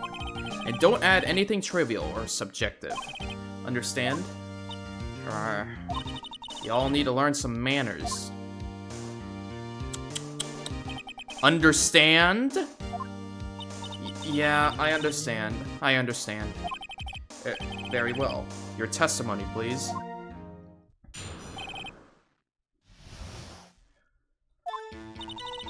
It was Christmas Eve, just after midnight, I reckon. I was in my car. I heard this bang come up from the lake. When I looked out in the window, I saw two gents in a boat. Then there was another bang. There was nary a thing on the lake but that boat. Well, there you go. That's the problem. Autopsy report counters that. Enough. Huh? Judge! She happened to take a photo of the incident. This is that photo. Accepted as evidence. Well, this is a surprise. This looks like the very moment of the murder.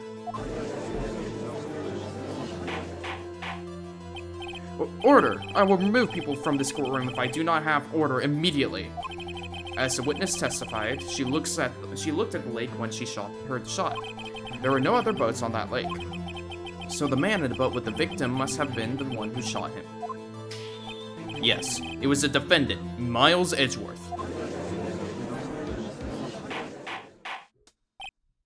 Order! Order! Order! I will have order!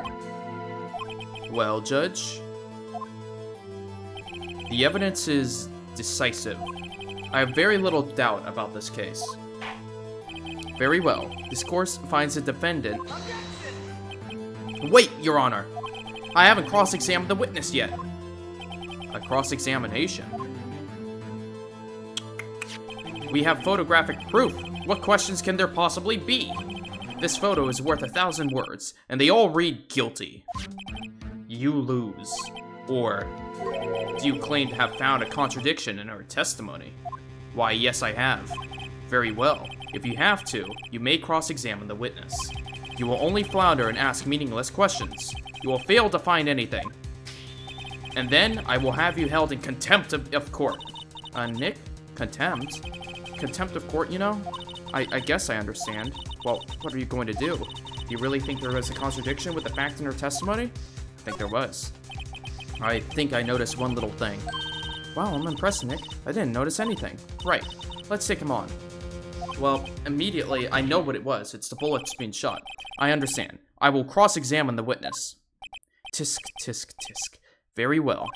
I pray for your sake this isn't a waste of time.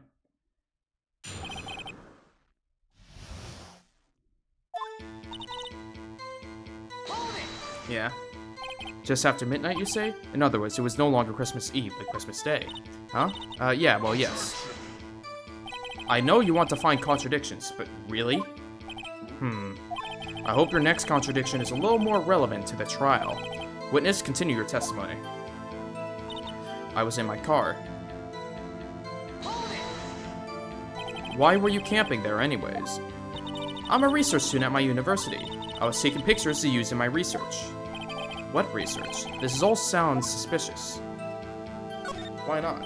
Miss Hart, could you be more specific about your research? No. What does the witness's motive in camping by the lake have to do with this case?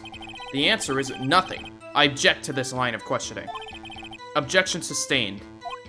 Wait now, I'm the one who says that. Well then, say it already. Objection sustained. Thanks for nothing, Your Honor. I heard this bang. How many did you hear? So you weren't looking at the lake at the time? Nope. I looked after I heard that noise. She said that already. I asked you to find contradictions, not leisurely chat with the witness. Ugh. Okay. Could you clearly see the two men? Just look at the picture. Clear enough for you? Uh-oh. Wait a second. I wasn't asking you about the photo. I was asking if you saw the two men. Yeah, well, of course. The witness has testified that she saw them. There's also a photo. You best look elsewhere for your precious contradictions. He jumped in quick. He's hiding something. Then there was another bang. Were you watching the very moment the shot rang out? Well, yeah, sure. You're asking meaningless questions. Meaningless! I don't believe you. Contradictions, Mr. Wright, not meaningless babble. Von Karma, I think I hate you. He's trying to keep me from talking to the witness. To what end?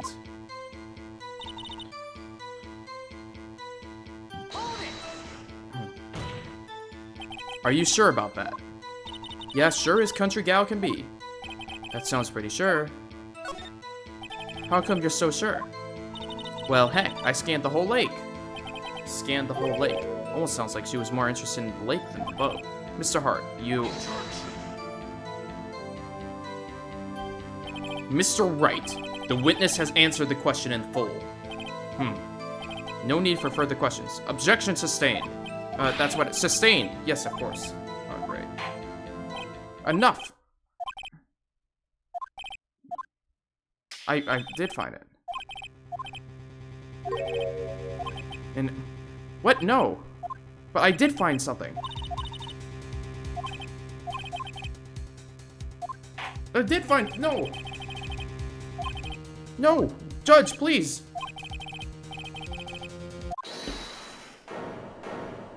It better not be Mia. Maya? Holy. Is something wrong? Do you need to use the facilities? No, I do not. Lotta Hart, your testimony stinks. It's unclear whether you were actually looking at the lake. It's highly doubtful that you actually saw Mr. Edgeworth. Tell us the truth. This is a matter of life or death.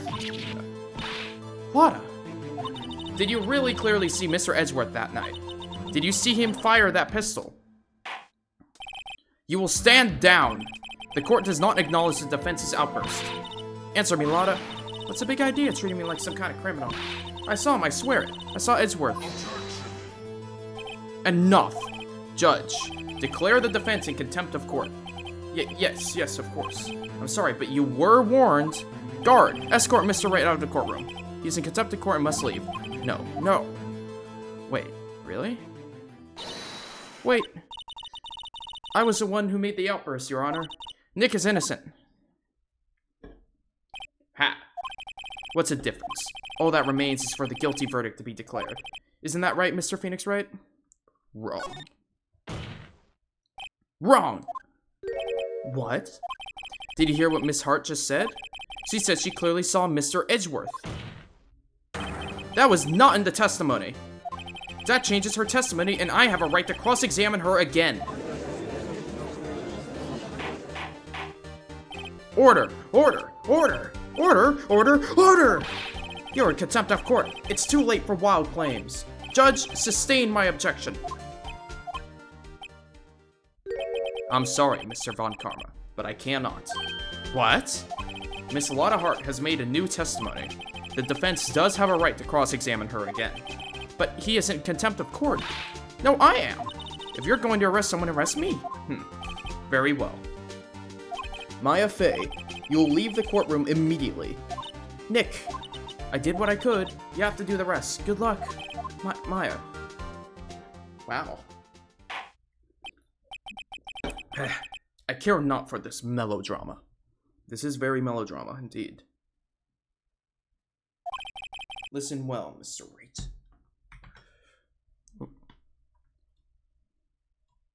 Oh, hold on. There we go. I do not tolerate badgering of my witness. I'm running out of time. I better find a contradiction in here or else. Mr. Wright, begin your cross-examination.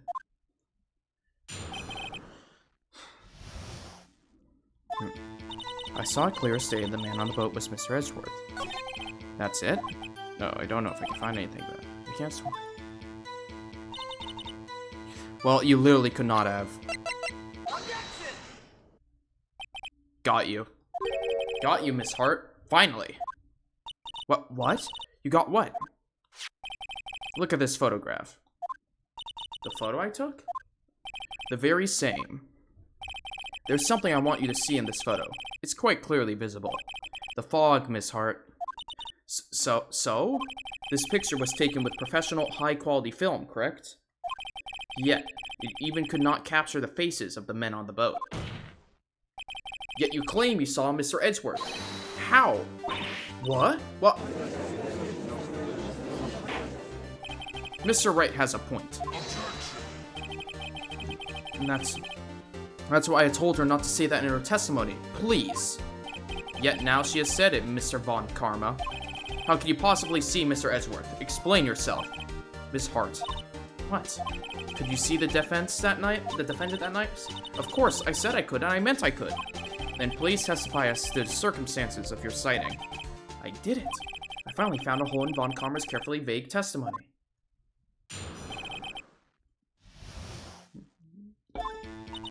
You're right. It was a cold night and the fog was thick as grits. So once I finished setting up my camera, I got back in the car. So I brought my binoculars with me? Binoculars? You used binoculars? Very well. You may begin your cross-examination, Mr. Wright. Well, I'm gonna immediately go to that binoculars, because what was that?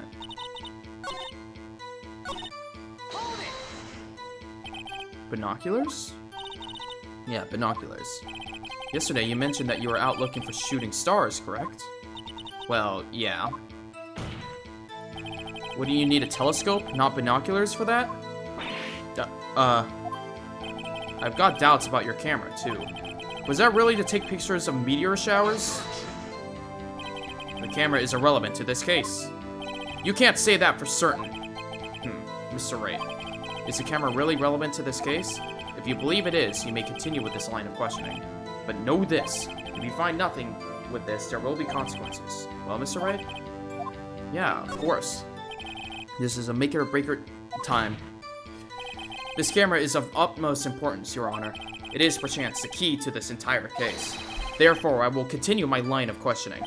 Wow, maybe I went a little overboard there. Very well. Miss Hart, you will testify to the court about the camera. Yeah, I heard you. The camera was set up to take pictures of a meteor shower. When I heard the noise out the lake, I looked with my binoculars. Okay. Well...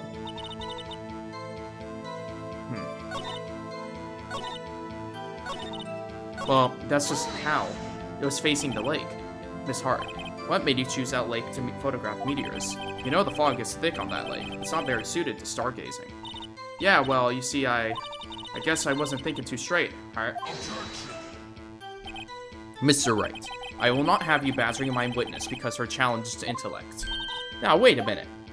Continue your testimony. You were saying how it was that you saw him at Edgeworth? Grr. No unnecessary comments, please. When I heard that noise out on the lake, I looked with my binoculars. If there was a heavy fog, how would binoculars change that at all? What do you mean? Even binoculars can't see through fog, but you say you clearly saw him? I did, yeah. Enough. There is no room for doubt in her testimony.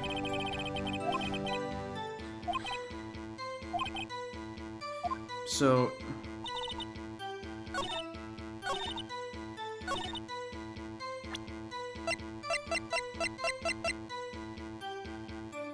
Wait, no. No, that's not true. How could I take... You have it set up for loud noises. You are photographing shooting stars? That's a lie. Says who? I saw the camera you set up yesterday. It was pointed directly at the lake. You have to point a camera upwards to take photos of the stars, Miss Hart. Ugh. And you haven't triggered the noise. Mr. Wright, what are you driving at? The witness was not at the lake to photograph shooting stars, Your Honor. Well then, what exactly was she photographing? Your Honor, take a look at this. Well, she was trying to photograph Gertie. Miss Hart, this is what you're trying to photograph. What's this? A newspaper article? Gertie. Ah, the sighting at the Gerd Lake. Well, Miss Hart? I never heard of no lake monster. You got proof or something? Let's see you prove that I was down at the lake trying to photograph this Gertie.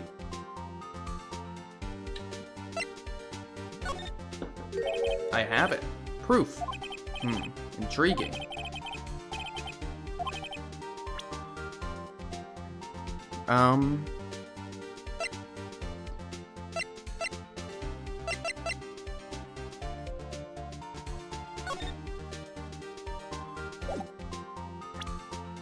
It's either this or the lake. I'm gonna say the lake photo. It's simple. If it is simple, then why have you... Wow. Wow. Oh. Then would it not be the map? Because it's pointing to position here.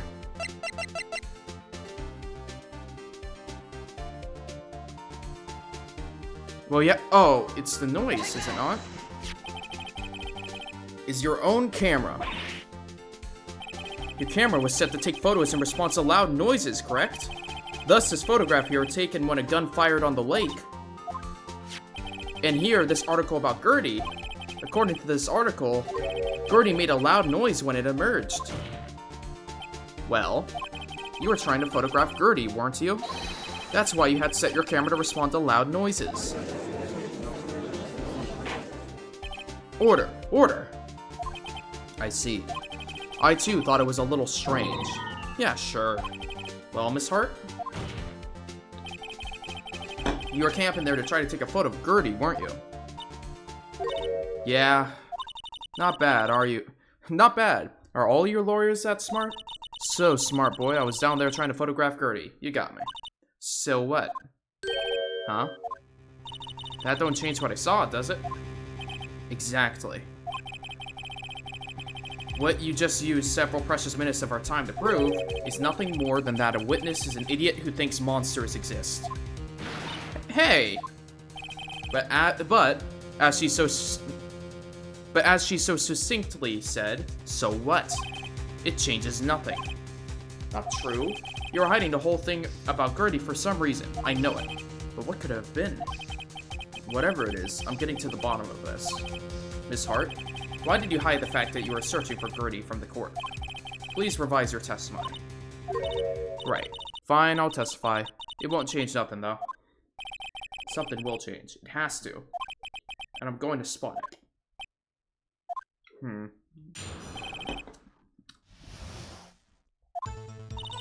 Actually, I'm not a research student at a university.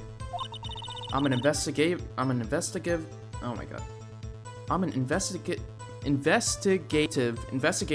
photographer. Imagine what a scoop would be if I got a picture of that monster. That's why I was camping out by the lake. But that's all I was hiding. When I heard the bang, I looked right straight out to that lake. There wasn't much else to look at, so I just watched that boat the whole time. Then I saw a flash near one of the man's head. I heard another gunshot. I was looking right at the boat the whole time. Crossed my heart and hoped to fry. Okay. The witness's testimony is unchanged from before. Whether she's a research student or a photographer has no bearing on the case. No, shut up. Seriously, shut up. I claim that defense is right to cross-examine the witness, Your Honor.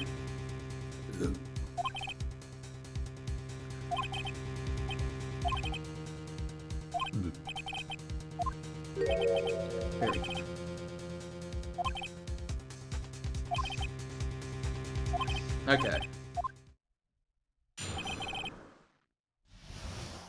Come at me, Lotta. Yeah. Okay. Okay. That's the only reason? Yep. Okay. The only time the camera triggered was that night. Okay. I think it's time you told us why you felt you had to hide your true purpose at the lake. Okay, before I got out, but what I was up to, Worm would be swarming. Okay. Editors? Yeah. Shouldn't have taken it. It would. Well, they claim that there was 3 bangs, so I'm gonna go back to that one. I just want to hear her out right now. Also, I'm pretty sure it did take multiple pictures, right? I feel like they're hiding one. Wait, they are. Wait.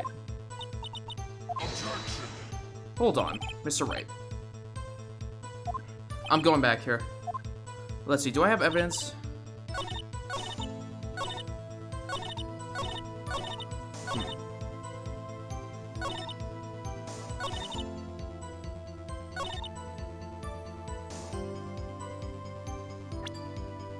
Let me see. Fired 3 times.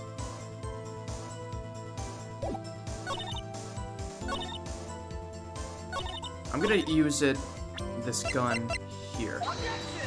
Nope, it's wrong. Oh, man. I swear if Von Karma says anything, I'm gonna lose it. Okay, never mind.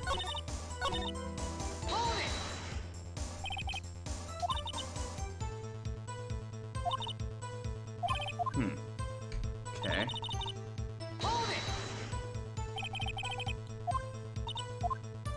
I don't know. True. Maybe it's time for some evidence. Okay, I think it's there. Wasn't much else to look at?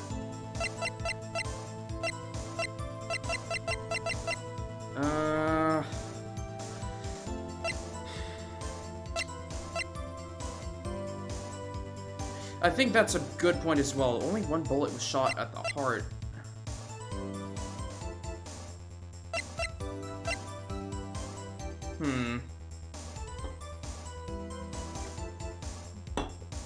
Article about a monster side that... Huh. This might be it. Yeah, why would you be looking at the boat? You're here to look for Gertie.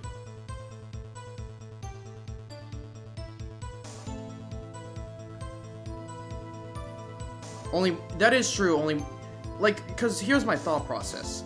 The problem is, the gun itself is stated here to have fired 3 times. And yet people, but they say they only heard 2 bangs, I believe. So, the gun was fired at some point. Either she's lying about hearing 2 gunshots, or the gun was used elsewhere, and at that point, what was the gun used for? Because we only have 1 bullet, which was the one in the body. For now, I'm gonna contradict this, because if she heard a noise, I doubt she'd be staring at the boat. She'd be looking for Gertie. Miss Hart, were you really looking at that boat? What's with you? Of course I was looking at it. It was the only thing out there. Any normal person would be looking at it. You ain't normal, though. I agree. Any normal person would. But you are far from normal. What? Y'all want to step over here and say that? You are camping at the lake to take a picture of Gertie. Think about it. What would you do if you heard a loud noise? You'd be scanning the lake for any sign of Gertie. That's what. You wouldn't give the boat a second thought. Order. Continue, Mr. Wright. You testify that you are watching the boat through binoculars. However, you wouldn't need binoculars to watch that boat. You needed them to go search for Gertie, and that's what you were doing. Well? Well, now that y'all mention it, I did sort of take my binoculars and kind of scan the lake a bit. I mean, Gertie might be out there, and all. Miss Hart, are you saying that you are not watching the boat, then? Sorry, y'all. I wasn't fibbing, really. I thought, you know, I could be a witness to a murder and all. I kind of got excited. I was sure I was watching that boat, till now. This is totally uncalled for. But hey, you got the photograph, you got the proof. Still, we can't see who was shooting in this. Right. That's why I took this photo and... Witness, that's enough. You've had a long day. Shut your pie hole. Shut my what? What was she going to say? The enlarged image. Okay. This is a thought. If the image is black and white... Hear me out here. If the image is black and white, then disregard this. But if it's a colored picture, and they zoom in, and they see that it is Edgeworth holding the gun, but his hair is a different color, then that might change things. Because what she was doing, the second photo was that they're currently processing having an enlarged photo. Wait a second. You remember this, Phoenix, right? Yeah.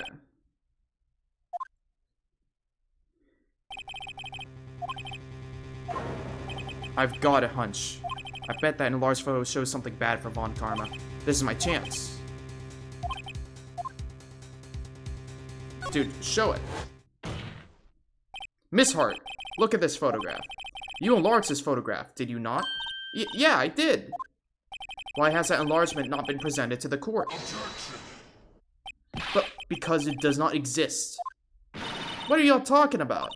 You're the one who told me not to show it to the court in the first place. You old fool.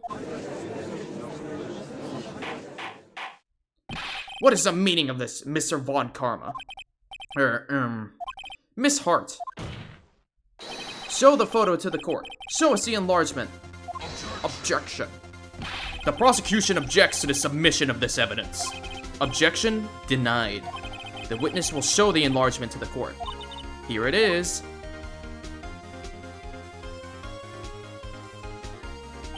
We still cannot see who is firing in this.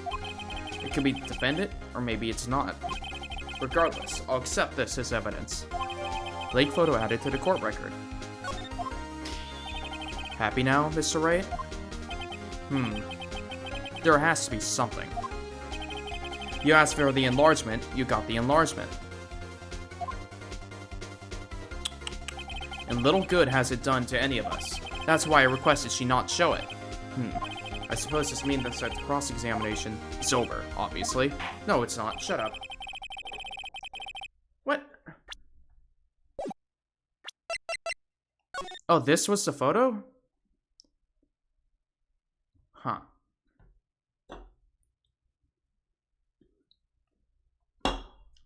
Okay. This changes nothing.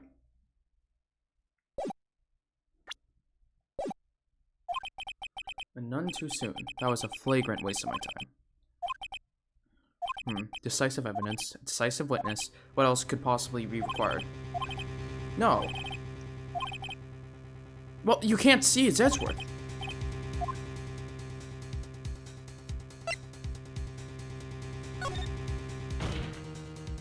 Wait, Your Honor, this evidence. I believe we have spent enough time talking about the evidence. What?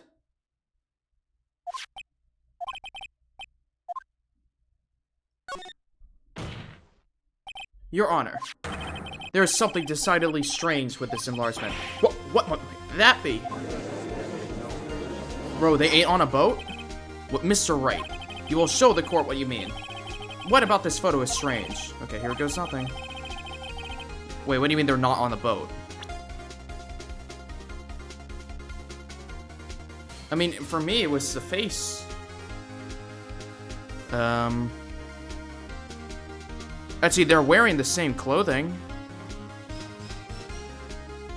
I mean, I'm just gonna say, the face. Wait, I can't. Okay. I'm gonna go for the face. I hope that's it. Here, Your Honor. Shooter? I'm not sure I understand. What about the shooter is strange? Can you be more specific?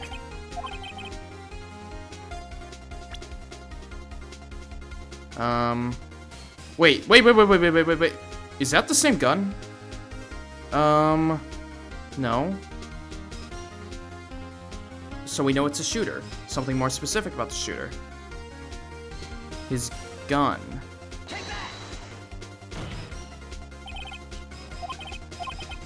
Oh, wait. Look at the hand holding the pistol, Your Honor. Yep, there we go. The hand? The hand directly contradicts another piece of evidence.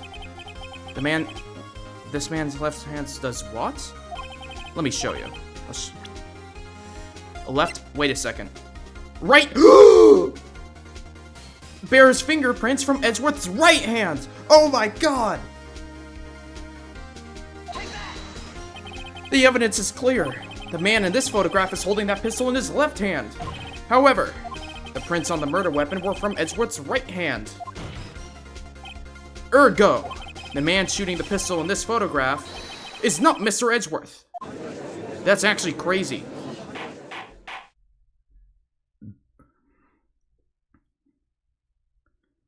Now that everyone in the courtroom has quieted down, I would like to reconvene this court of law. Mr. Wright. Yes, Your Honor. You have given us definite proof today. We now know that it was not Mr. Edgeworth who fired the pistol that night. However, this leaves us with a rather large problem. If Mr. Edgeworth didn't do it, then who shot our victim? Precisely.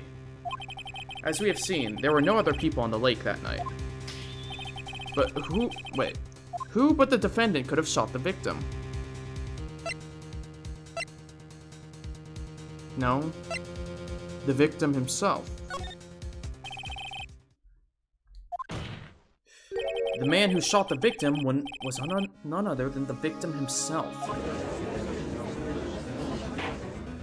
Order! Order! So you're saying that the victim committed suicide?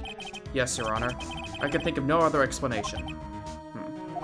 Indeed, that does seem to be the only remaining option. I don't know how that would work, though. I'm so very, very sorry, Mr. Wright. But suicide is out of the question. What? An examination of the victim's wound reveals the distance at which he was shot. The distance? The victim was clearly shot from further than a meter away. A meter? That's 3 feet. There's no way it could have been suicide. I don't know why we thought it was. We could still see the picture of the guy getting shot. Of course. I had already considered the possibility of suicide, you see. Shot from approximately 1 meter away. Okay. I see. Very well. Allow me to state my opinion.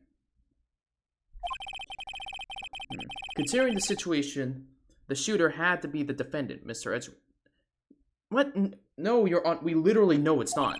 However, the prints on the gun revealed that the shooter was not Mr. Edgeworth. This is a conundrum. Therefore, I would like to suspend proceedings for this trial for the day. The court orders the defense and the prosecution to further investigate this matter. Understood? Yes, Your Honor. That is all.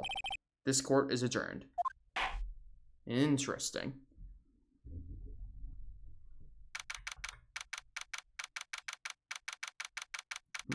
December 26, 1:15 p.m. District Court Defendant Lobby Number 2.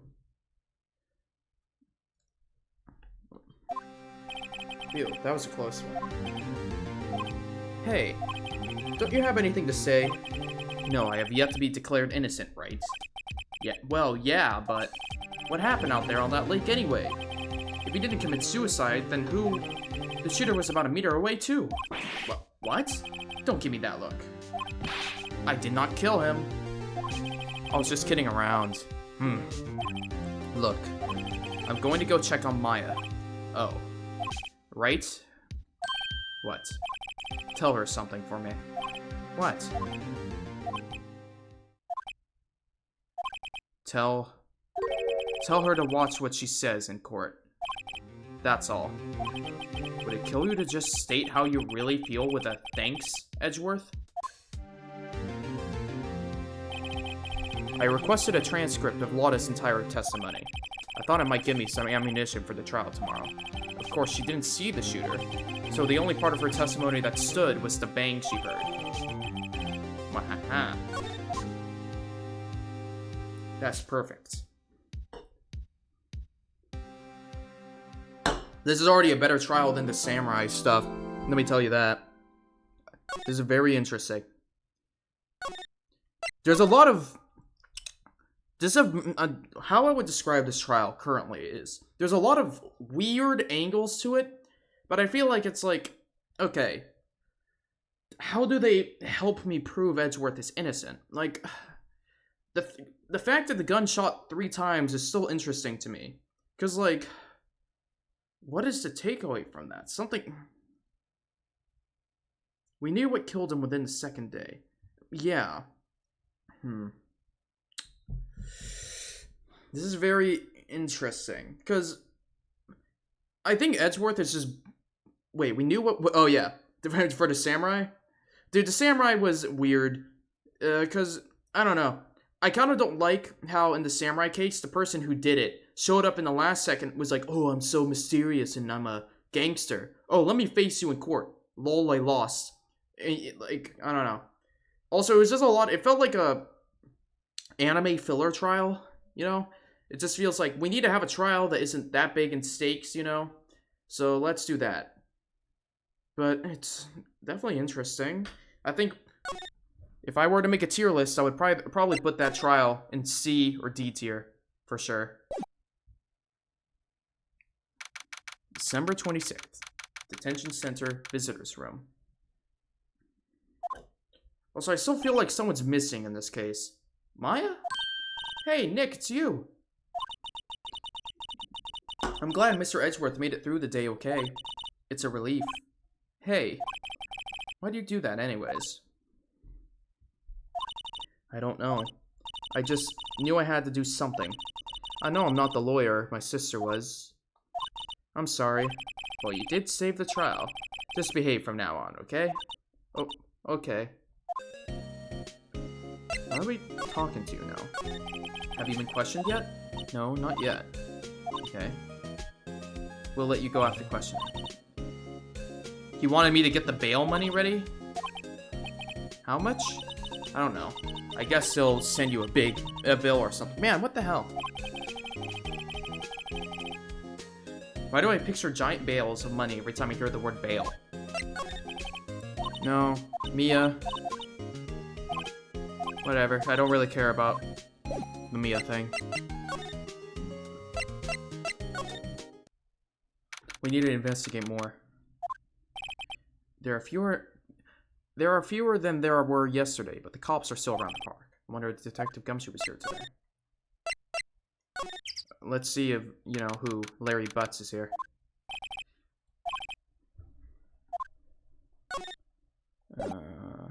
Nothing new here. Let me see if the boats finally got something. No. How about here? Oh, shoot, Gumshoe. Hey, Detective Gumshoe. Hey, pal. Trial today at our, Yeah? What about the trial? Well, I was going to say good show, but it wasn't really all that.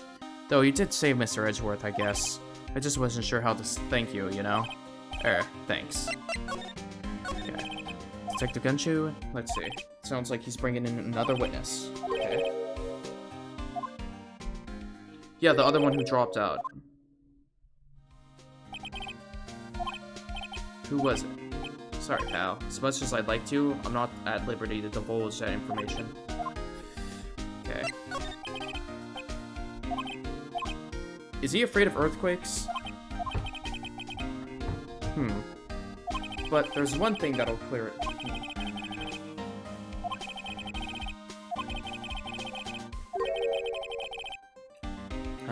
Okay. Interesting. I still have no idea how that incident relates to this.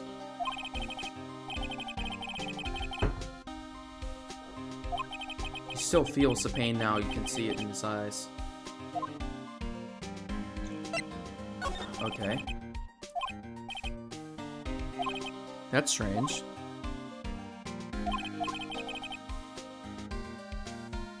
Interesting. Oh. Mr. Edgeworth, he was so moved, I saw his lips trembling. Oh.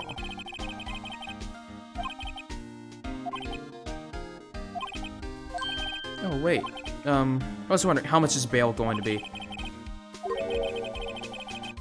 Mr. Edgeworth is posting the whole amount? Thank you, Edgeworth. That's what he wanted us to say to her. Come on, Phoenix. You know what? If you win the trial, he'll pay for your rent. And I think that was everything, right? Yeah, pretty much. I don't think there's any new evidence to be picked up off the ground. Yeah. I get the feeling when there isn't any audio like this, that just means there's nothing here to find. Let's see, what's the law offices? Sure is quiet here, but nobody around. Okay, getting Maya out of the detention cell. Detective Gumshoe's not here. Yeah, he's not following protocol. I bet he wouldn't help them build the case against Edgeworth. Okay. Well, let's see. I guess we can now say, Hey, Nick, you finally came. They just finished the paperwork. I'm free to go. Okay, they were like, okay, what did you do this time? You know, actually, yeah, this is... Mark it on your paper, mark it in the notes. This is the second time Maya has been arrested. I get a feeling this is going to be a theme. Can you believe it? Well, they let you out in the end, didn't they? Oh, that reminds me. Thanks for bail. Thank Edgeworth. Huh? He posted bail for you. Said he was grateful for what you did. Mr. Edgeworth did that? I have to make it up to him. We've got to win this case, Nick. Okay, what to do? We're kind of lacking in the police department. We could go to the park and look for Gertie. Okay. Yeah. Swarm. Okay. Then let's go back to Gertie, now that we have Maya with us. Yep. Hey, y'all. Oh, it's Lotta. Y'all really did it today. What did we do now? No, I'm not complaining. See, I did a little thinking, a little self-reflection, you might say. I realized I might be doing Yep, okay. Lotta, so you see, I want to make it up to y'all. Make it up. Alright, how so? Even though I didn't really see anything. Kinda convinced myself I had, though. I'm sorry, I know I caused y'all a lot of trouble. Yeah, I'll be fine the next time I witness a murder. Right. Gertie. Right, well, the way I figured, the trial's only stalking the flames of Gertie fever. I'll get my exclusive photos and rock to stardom. Okay. Lotta, what do you mean by making it up? Well, you see... Information? What? That Von Karma didn't want me to say nothing about it. What information? Now we're getting to the heart of it. See, I reckon we might be able to do a little exchange. I thought this, okay. A little exchange to make it up to you. What? Information doesn't come cheap, my friend. Hey. Hold on.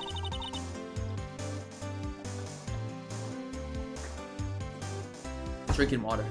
I see you're thinking, hi, how unsophisticated these southern folk are. It's written all over your face. So let me tell you, most southerners are way more sophisticated than you. I'm just the exception, okay? Well, what it'll be? We got a deal or not? What do we do, Nick? Deal? Sure. How much? I mean, but I'm not trying to rob the poor. Information, okay? Information about Gertie. And then bring me proof to show he doesn't. Okay.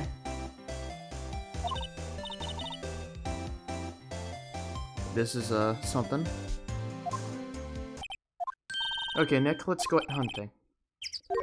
Gertie? I sure do.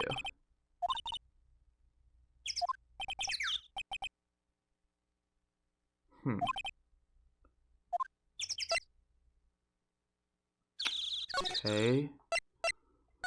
This is one of the... What the fuck? Oh my god, not the samurai stuff again! I swear to fuck... I'm so sick of the Seal Samurai! Get it out of my face! God damn it, Butts!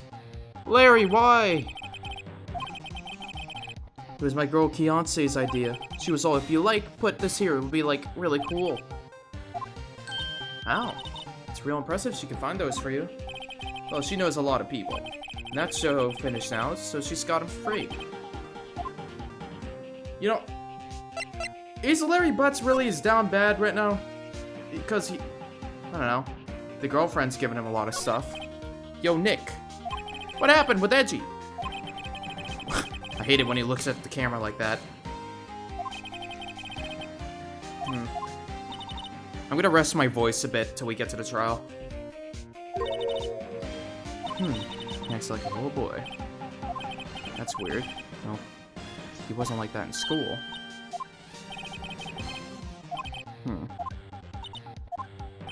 Right. Okay.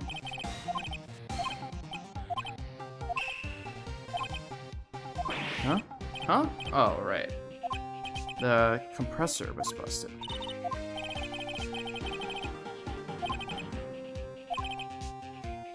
Oh my god. I know what happened. I get it. The compressor's broken. Would it be because a stray bullet hit it? Move out of the way, Larry. Move.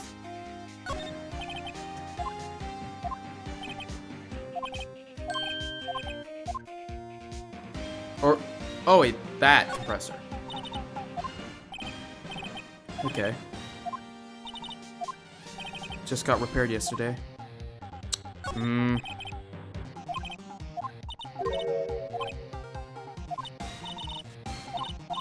Okay. Was that it? Really? And I guess we have all the national flags.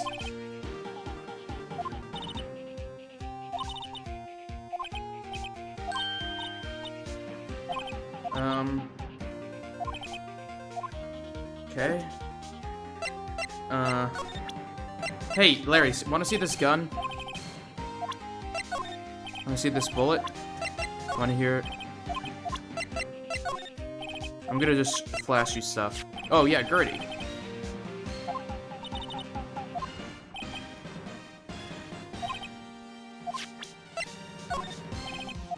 Okay.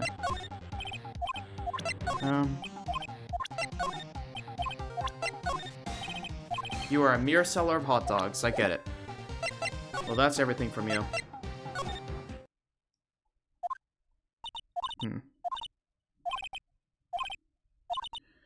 I guess not.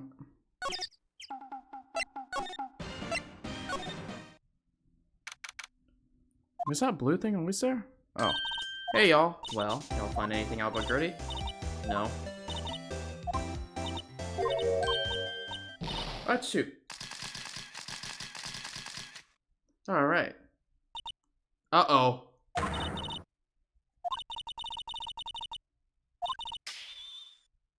It trigger on one of those Von Karma snaps now. Huh. Okay. No, Maya, please.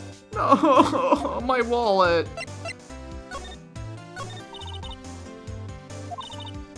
Okay.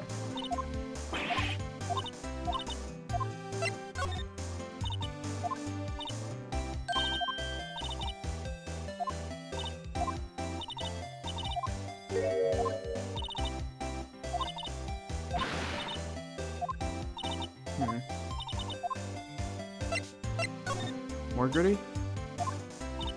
Oh, that's it? I guess we can ask her again once we have more info.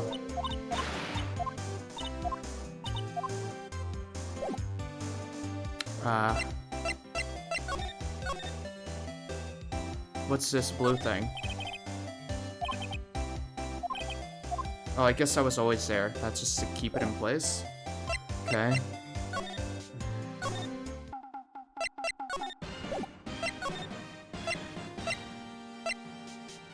Either the boat has something new.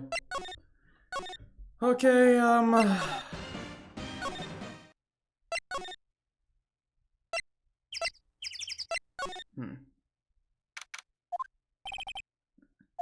Edgeworth is in questioning. Okay.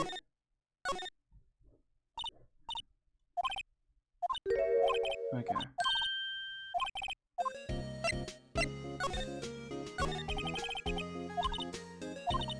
Do you have any ideas?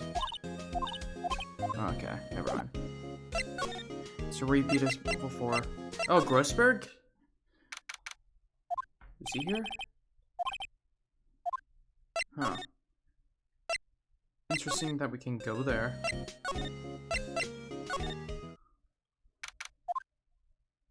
Hey there, pal. What's up? Wait. Alright. Investigation. His motive.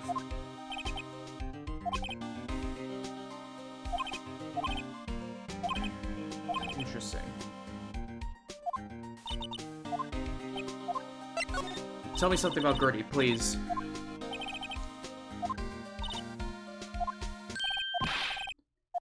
Eek!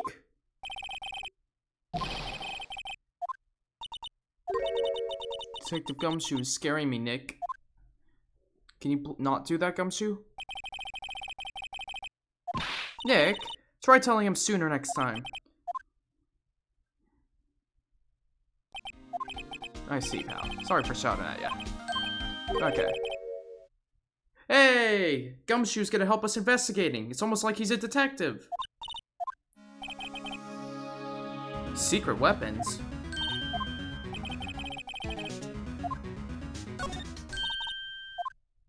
Hold on now. Missile? She's a K9 police dog, still in training. Missile, here, boy. Oh. Oh, boy. Dog. Look, Nick, cute dog. Cute dog. A fishing pole? Never know till you try, pal. Metal detector.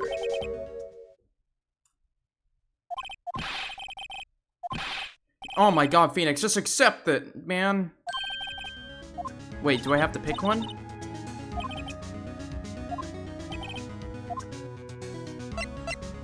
I mean, I want to grab the metal detector.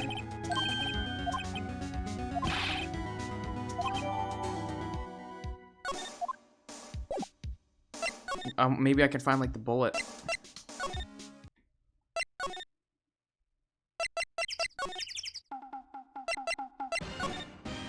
Can I examine using the metal detector?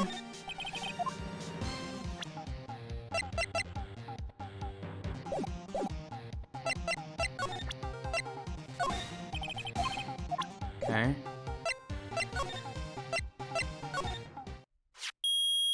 Ow! Ow! My ears! Nick! It's beeping! The metal detector found something!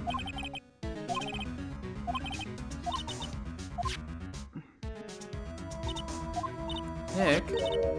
Look! It's a air canister? Is that Larry's thing? Air tank. The valve looks broken. Let me guess.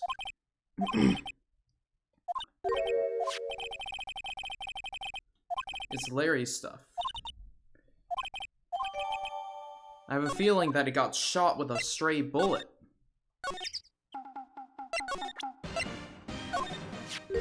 What? An air tank? What about it? Larry, I wanted to ask you about this. Have you seen it before? Huh? Me? No, never. Yeah. You're lying to me.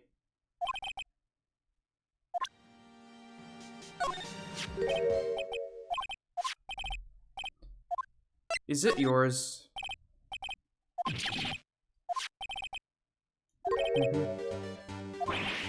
Aha! Is Larry's GF the assistant? Wait, that would be crazy. If his... That would be crazy. I think Miss Monday? No, something like that. Miss April May. Right, that's the girl. That would be crazy if he bagged her. Must be a coincidence. You know Larry would end up getting that girl. There's a string of flags everywhere these days. Like elementary schools. And used car dealerships. Look, why would I need a tank anyways? To go diving, you idiot. What? Why the heck would I go diving in the lake? Wait. You're not saying I had something to do with that murder? No. Hey, you watch it, buddy. I'm not saying anything until my lawyer gets here. Larry, Nick is your lawyer. Well, Larry, she's right. Bah! Anyways, I've never seen that air tank, okay? Yeah, right. Larry is hiding something. Don't mess with me. Is it yours? Okay, let me... Inflate something? Inflate what? That big puffy steel samurai. Now, why would you go ask me a question like that? Alright. Right. Actually, okay. So I tried using the tank to inflate it, just once, and it didn't go so well. I'm gonna ask more, duh. It didn't go so well? Yeah. Do you think you could be a little more specific? Come on. Look, it's embarrassing, so I don't really want to talk about it. Tell us, tell us! Fine. Whatever. It's like what I said, the compressor was busted. So I took the tank and tried to fill the samurai up with that. Well, yeah, this is what I think it was. Like, at least for me, I think it's pretty clear that it was the, what's it called? The third bang was a straight bullet hitting the thing. And at this point, it's like, the straight bullet hit it. Maybe the bang, as you know, there's 3 bangs. 2 was shot on the boat. The third one, I think, was a straight bullet that ended up hitting the air canister thingy. And that's what I've got so far. Yeah. And then... blam! Whoa. The valve busted open and made this incredible noise. And that tank there took off like a rocket. It took my poor deflated Steel Samurai with it. What? Off into Gerd Lake? Yeah, I'm sure... it sure scared me out of my... Huh. So yeah, I tried to use this tank to fill up Samurai. Okay. Interesting.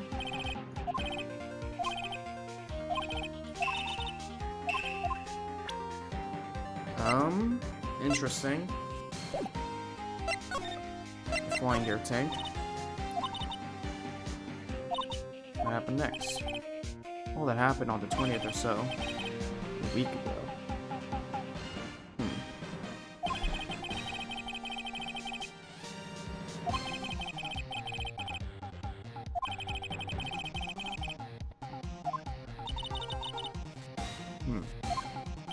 Just the night before the last.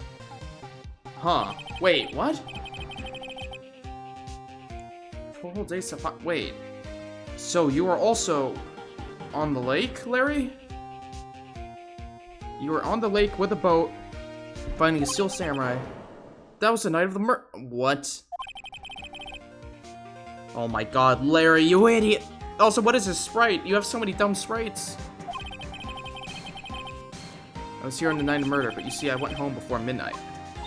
So you didn't know about what happened? No. That's too bad. It's not all bad. Solved one mystery at least. Maybe we should go tell her. Alright, I can tell her about that, I guess. Maybe that's what people think Gertie was. Oh my god, you're right, that is what Gertie is. Well. Yep, yeah, Gertie doesn't exist. What? Oh, you... Yeah. Yo, got some proof Gertie doesn't exist?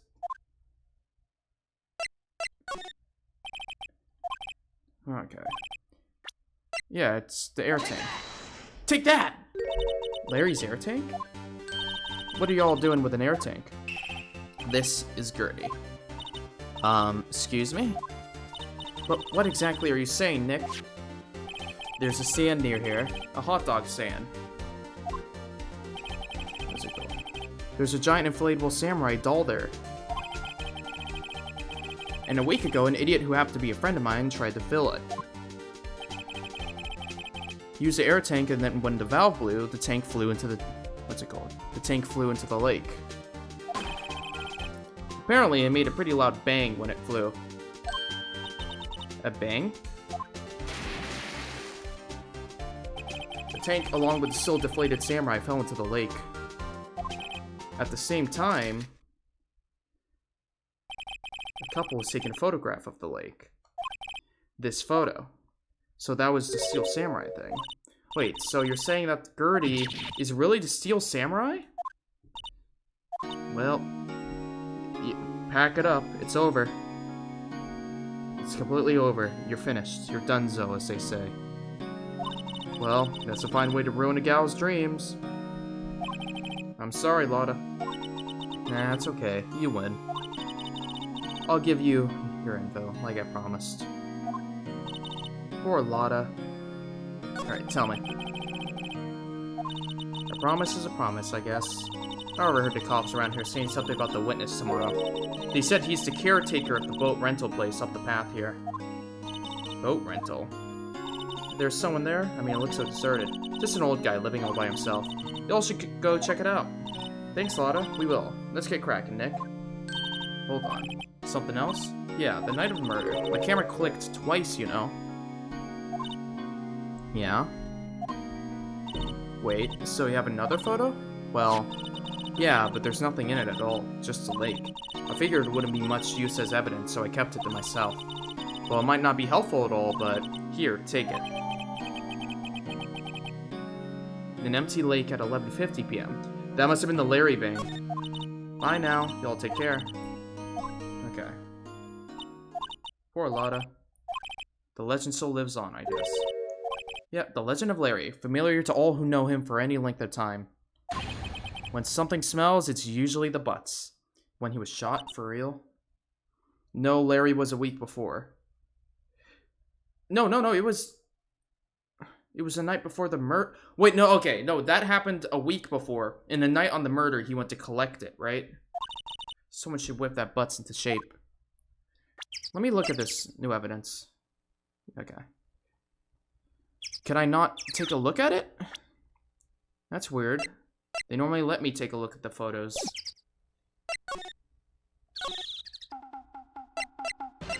What do you think about this?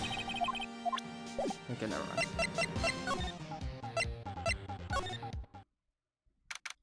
December 26th boat rental shop. Okay. Alright.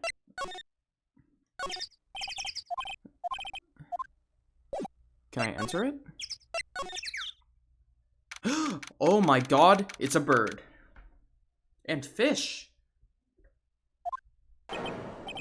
Meg, that you? Eek! Hey, is that Keith with you? Where have you two been? I've been worried sick. Nick? You handle this. I think I'll leave this one up to you, Maya. Meg! Yes? Finally, made up your mind, have you? My mind? You'll run the pasta shop when I'm gone? Pasta? Glad to hear it. Glad to hear it. You make your old man proud. When you kids left the house, I didn't know what to think. How am I supposed to keep this place running? An old man like me. Polly, the kids are home. Hello, hello. Ah! Nick, what was that? A parrot. The one on that perch. Keith. Yes? I'll leave the wet noodle in your capable hands, sonny. Nick, what's the wet noodle? Based on the available evidence, I'd say it's the name of his pasta shop. That's a relief, isn't it, Polly? Hello, hello. Ah! Yup.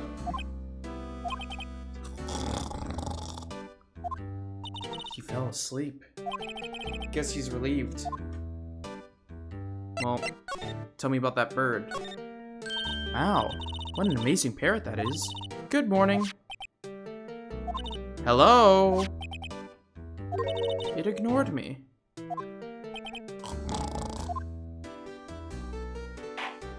Ah. What, you forgot Meg? You gotta call her name first. Her name? Polly, how you been? Hello, hello. Ah. See? Neat. So the parrot's name is Polly. Alright. Too bad all she can say is hello. Ha ha ha. Oh, Polly can say a lot of things. You just need to know the secret words. The secret words? Polly, Polly, what's your name? Polly. Ah. Yeah, cute. I found a new friend. Okay, we got food. The electric blanket.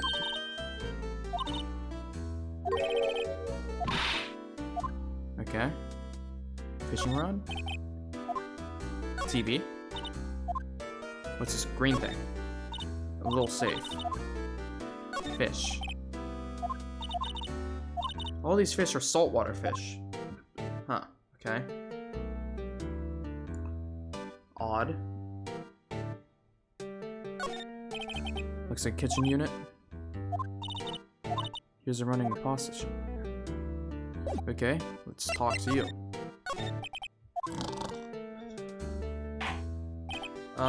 Pasta shop? Yup, to think the wet noodle will live on when I'm gone. My father started it, you know, so that makes you the third generation. Meg. Yes? Tomorrow we'll start with the secret of dough tossing. Dough tossing? You too, Keith. Yes, you'll be the best pasta wrangler the West has ever seen. Pasta wrangler? The West? Isn't pasta from Italy? Meg! Yes? You know the best pasta's always been made the west of the Rockies, you know? Right, of course, everyone knows that. Nick? Huh? How long do we have to keep up all in the family charade? Soul Man must know something about the murder. We're not leaving until we find out what that is.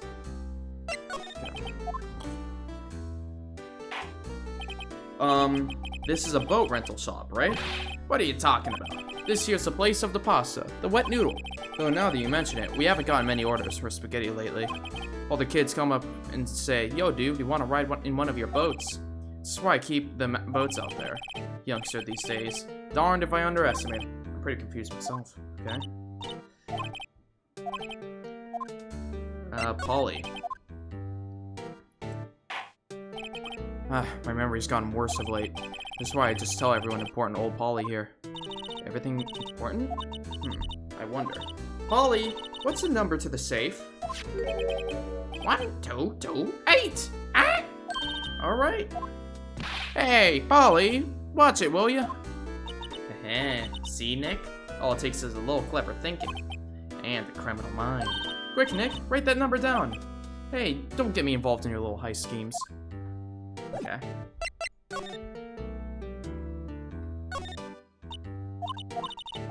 But we know the number now.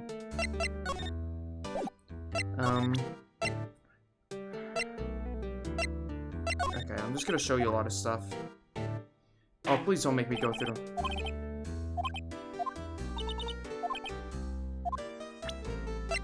What would he respond to?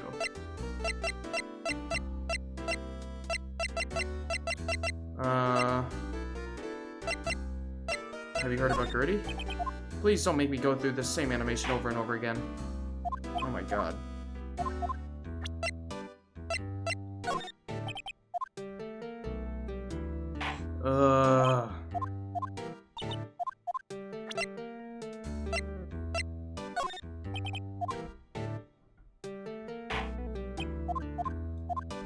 Can I just leave now?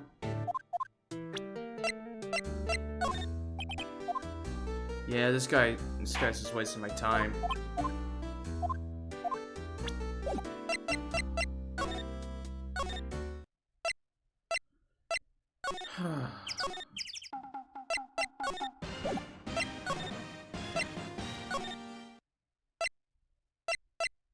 Damn, man, I have to talk to him. Man.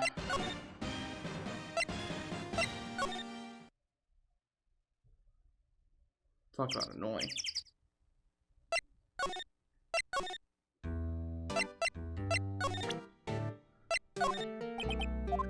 Just gonna have to go through everything.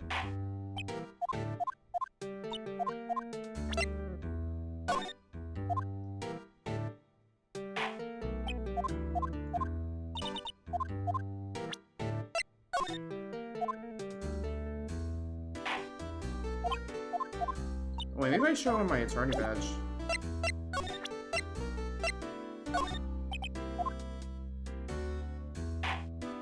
Oh. That's that a lawyer badge? Yes, it is. I don't believe it. This old guy is the first person to recognize my badge. I get it. Huh? Yep, I got you figured out now. You're not Keith. Nick, now's your chance to clear things up. Sir? No, I'm not Keith. And I'm not Meg either. We're here to investigate the murder that took place on Lake Island. A lawyer, huh?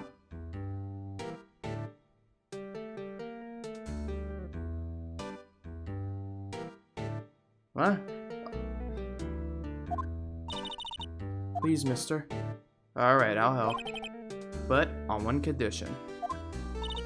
What's that?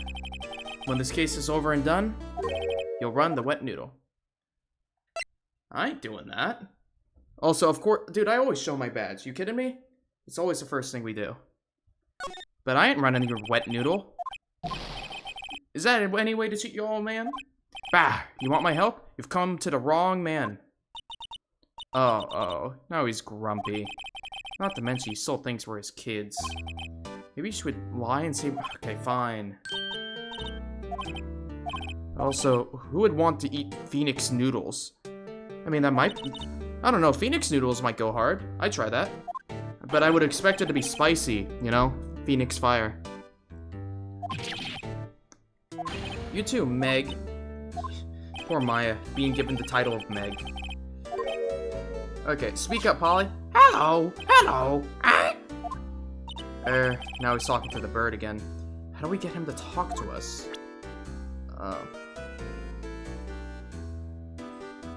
Yeah. We're on the first game right now. The wet noodle. What would he respond to? Polly? Isn't that right, Polly? Hello. Yup. You know, I'm just gonna go through everything. Okay. Oh my god. I hate this animation thing. Maybe... Would you react to the pistol? No. Rose sleeps at the sight of a gun. Okay, have you heard about Gertie? Nope. Okay. Straight to the point. Did you know about there being in a camera? Nope. Okay. Do you have more to say about my badge, maybe? You won't be needing that badge to run a pasta shop. No. How about the autopsy? What's going on? Man, I am getting deja vu, like I've seen this before. But pretty much, we have just discovered this is the second witness that is going to be called by Von Karma, and now we are trying to get the head start here to talk to him to see if we can get any additional information about the caretaker. But as you can clearly see, he keeps falling asleep, man. I'm not quite sure what to get out of him. Let's see. Oh, there we go. Yep, I've seen this. You know something about this, sir? Keith. Yes? It's okay. You can call me Dad. Okay. Dad? You know something about this? Yep. The other night, out on the lake. Yes? Yes? I know all about that. I seen it. What? Tell us what you saw. Well, I suppose, since you're taking over the shop and all. Will you talk now? Okay. I forget the time, but it was pretty dark outside. Probably night, yep. It was after midnight, but okay. Then I heard this bang, so I looked outside. Then I heard another one. Bang! Still only 2 gunshots.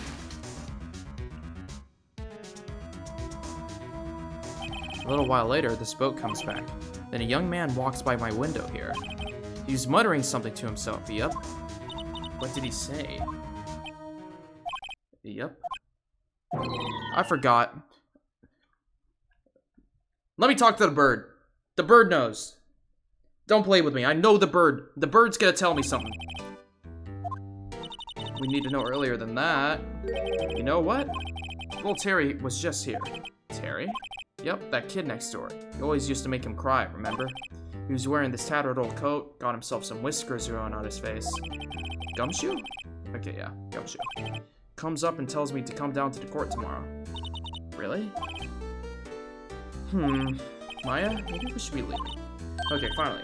Wait, one more question? Polly, have we forgotten something? Squat? Don't forget DL6. What? DL6? One more time, Polly. Don't forget it, DL6. DL6 incident? Dad? Okay. Interesting. Uh-oh. What? He locked the door from the other side. More research on DL6. We should talk. What'd he say? Oh yeah, I think I heard something like, I am Miles Edgeworth, and I totally killed that... I can't wait for him to testify in court, and he's just like, I heard Miles... What did you say? Nothing. Go to trial? My name is Miles Edgeworth. I have just committed a crime of shooting someone in the heart. I shot him twice, but I missed the first shot because I'm really bad at aiming with the firearm that I somehow acquired. Okay, but... let's go say hi to our best friend, Mr. Gumshoe himself. Gumshoe, where are you? Hey, pal, long time no see. You don't look so happy. What's wrong this time? Let's see. Yeah? Let's see. Let's start with the vote. Oh, yeah? The old man who runs the appearance. Yep, we figured it out. Huh? How'd you... That was supposed to be top secret. Do you know who that old man is, detective? Actually, I don't. Yeah, the defendants kind of suck. He's a bit of an odd... Dude, like, for example, Edgeworth is still lying to me. Like, that guy is not telling the truth. He's, like, at first he's like, oh no, he shot himself. And then he's like, no, I wasn't even on the boat. And then he said he was. Like, I mean, it's like real life. You know, the defendant's never going to be honest to you until, you know, everything, until way later. And then you're like, I wish I told you, you told me that from the beginning. Okay. Huh. And as for who he is, no idea. Okay. Alright, tell me about the DL6 incident. Huh? We need to know about the DL6 incident. That was when Edgeworth's father died. Can't help but think that it has something to do with the current case. To tell the truth, I don't know much about DL6 either. Mr. Edgeworth forbade us from reading the file. So, I'm afraid I can't show them to you either, pal. However, if you can convince me somehow that DL6 incident is related to this case... Oh, easy. Like, thanks, man, I would have loved to know there was another gun or something before the trial. Makes sense. A parrot? Yeah, the old man at the boat rental shop's parrot. The parrot knew about the incident. Incident? DL6. What? Yeah, the bird was saying DL6. Oh, did he follow us? Oh, they're just replaying it. Pretty sure that old man must have taught her that word. Yeah, but how would that old man know about the DL6 incident? Wait, what if that old man was connected to DL6? Nick, you think that's... The bird... Clearly the bird shot him. Why haven't we maybe the reason why we don't see any other fingerprints is because they're bird prints. You ever think about that? I get ya. Sounds like you need information on the DL6 incident. Through there is the station's record room. I'll give you special permission to go in and find what you need. Alright, way to go, Detective Gumshoe. Okay, Nick, to the records room. Guess it's time we face Edgeworth's past. Oh boy, we're gonna learn so much. Alright, let's see now. Let's get some edgy lore. Wow, it's amazingly dusty. 10 years of files and 10 years of dust, I guess. Alright. We're almost through with 4th grade when he suddenly transferred. Because of DL6? Okay, just let me know. Okay. Well, first I have to get a handle on the main facts, like a summary. Summary, found it. Here you go. December 28th, 2001. 15 years ago from the day after tomorrow. The incident took place in the elevator of the district courthouse. Wow. Interesting. There was a large earthquake at 2 p.m. on that day. Part of the court building collapsed and all of the lights went out. Wow, that was some earthquake. Edgeworth was in the room. At the time, 3 people were trapped in the elevator. It took 5 hours for them to be rescued. 5 hours? That would be scary. That would be scary like that, in the dark. Wow. There was a lack of oxygen in the elevator, and the survivors were unconscious. The survivors? One of the 3 in the elevator had been shot in the heart. That was Mr. Edgeworth's father, wasn't it? Oh, thank you very much for the follow. what's it called? Mr. Sneaky Wing Dude. He said that his father was shot before his very eyes. So Miles Edgeworth was one of the other passengers in the elevator. Okay. So, earthquake. They were trapped in the elevator for 5 hours. At some point, he got shot in the heart. I guess that's why Edgeworth reacts the way he does to earthquakes. PTSD, I assume. Do you have data on that victim, Edgeworth's father? Let's see. Gregory Edgeworth, 35, defense attorney. If he were still alive, he'd be 50. He had lost that day's case in court and got in the elevator with his son, Miles. Miles? Miles Edgeworth, of course. So he was in the elevator with his father. From the angle of the bullet and the other evidence, it cannot have been a suicide. The murder weapon, a pistol, was found in the elevator. The pistol had been fired 2 times. Where have I heard that before? Huh. Sounds just like this current case. What's going on here? Got any data on the suspect in there? That would be the guy that my mom got arrested.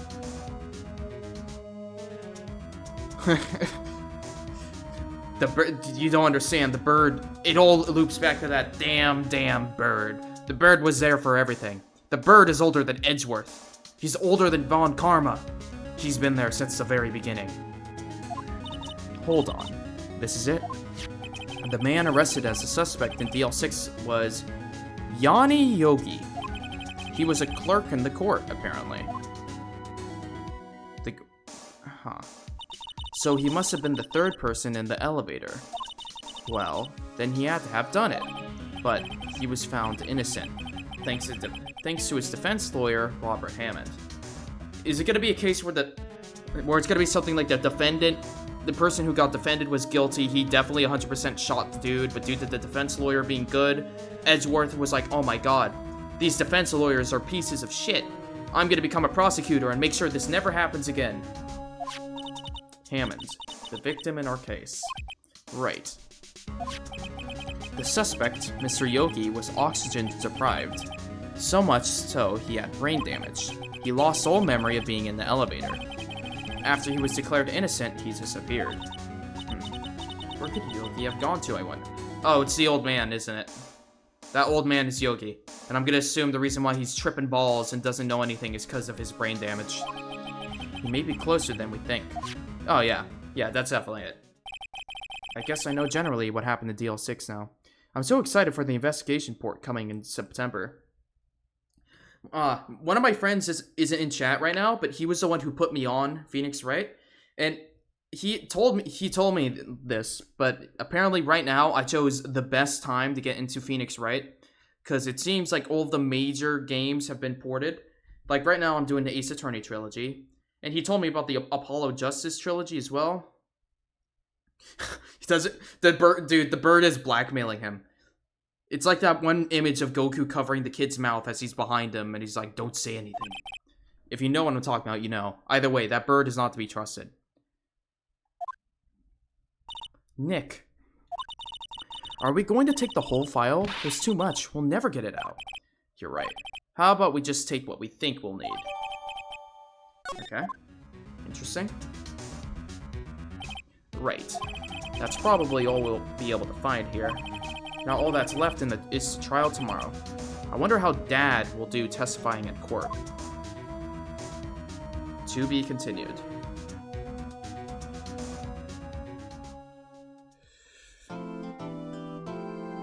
Yeah, all the games are on modern consoles now, besides crossover games with Professor Layton. I was just about to mention Professor Layton. It's funny, I mentioned that to my friend, and he's like, oh yeah, those spin-off. There's also another game that's like Edgeworth Investigations or something like that. You might know what that is. Also, I'm gonna speedrun going to the bathroom. Guarantee you, sub 2 minutes, I'll be able to piss and be back. Watch. Or I guess listen, I don't know.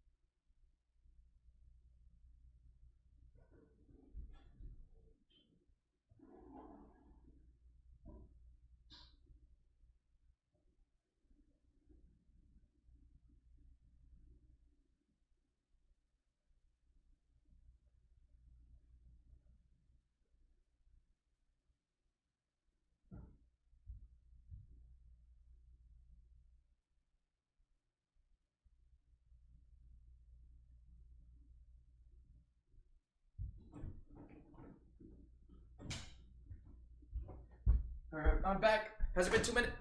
Hey! Alright. I don't know if that was sub 2 minutes, but it wasn't 3. Okay. Oh my goodness gracious. Oh me gee golly gosh. Okay. Let's save here. And let's go. Are you guys ready for an intense... Yeah, the Edgeworth Investigations games are getting ported September 6th. They're currently on the DS with only the first one being officially localized, however the port of the second game being officially localized for the first time. Wow. You know what? Okay. This is gonna be a weird thing, but I'm gonna drop what my knowledge of Phoenix Wright games are from... What's it called? Going to Phoenix Wright, I actually knew a few things because I used to watch, or I watched Legal Eagles like breakdowns of like Phoenix Wright. Specifically, you know, like Real Lawyer reacts to Phoenix Wright, and it was the very first trial that I knew about. I also knew a vague thing as well about, I believe, I knew Phoenix Mentor would die. And you want to know what else I know? Ignoring all that, I knew like very basic stuff. At this point, I'm completely blind. Though I do know one thing about this trial is that I think we talked to the bird at some point. Because someone in chat at one point was like, I can't wait till you have to cross-examine a bird. So I know that's going to happen. That damn bird. I don't know what its deal is.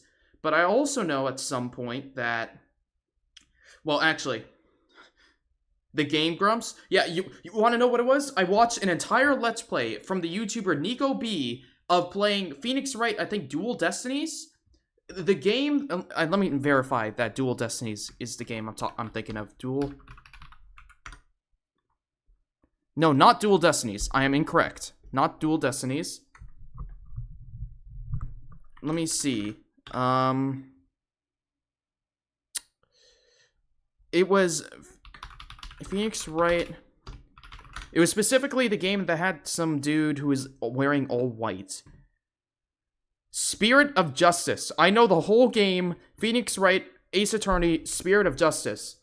And let me tell you, as an introduction to the Phoenix Wright franchise, that is the weirdest game to get into. My friend has expressed this already in call and in person about how weird of a game that is to get into the series.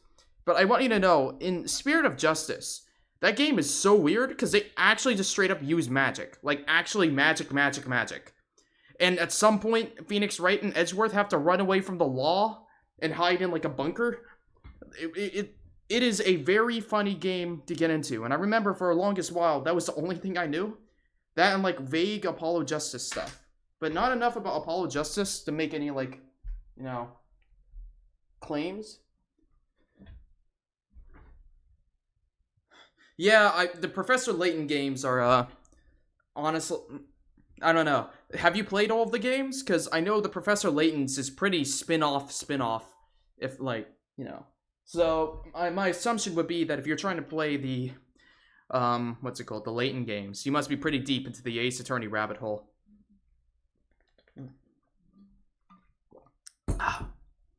Anyway, this was a good chance to rest. Let's get into the trial. I haven't finished Spirit of Justice yet, but I've played all the other minus investigations. Nice. Okay. Court is now in session for the trial of Mr. Miles Edgeworth. The defense is ready, Your Honor. Very well. Apparently the prosecution is also ready. Who is the judge here anyways? Mr. Von Karma, your opening statement? Very well. No opening statement, so... Not so fast, Judge.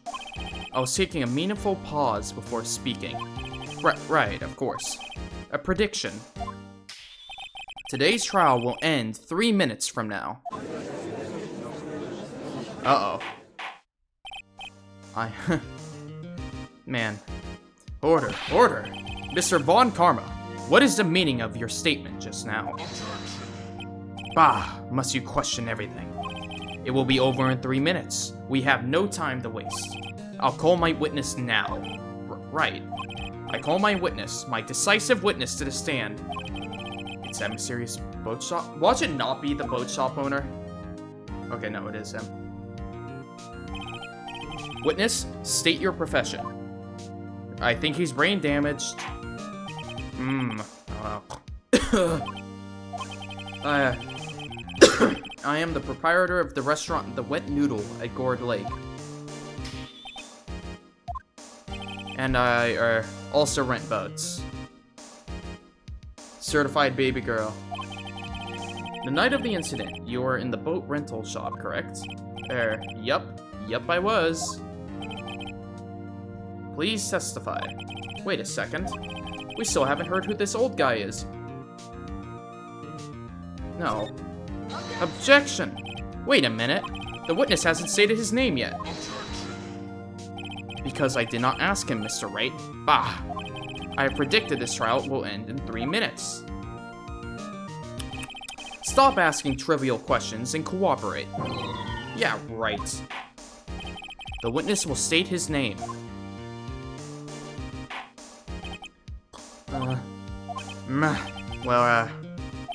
I'm not really sure, yup.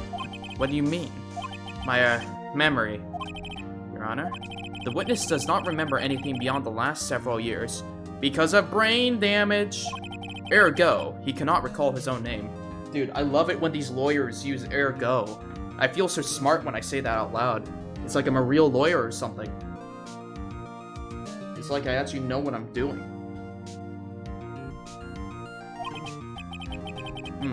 You can't recall, you say? Yes, but the incident in question took place 3 days ago. He can testify. Very well. Let's hear his testimony then, shall we, witness? Okay. It was the night of the 24th, just after midnight, yep. I was in the restaurant where I, rent boats as usual. Then I heard a bang, yep. When I looked out the window, I saw a boat just, floating on the lake. Then I heard another bang. Just about then, the boat came back to shore and a man walked by my window. Very well. I'd like to begin the cross-examination. What? There is nothing to question in my witness's testimony. Ergo, no need for cross-examination. Besides, there are only 10 seconds left before our 3 minutes are up. Judge, your verdict now. Yes. Mr. Wright? What?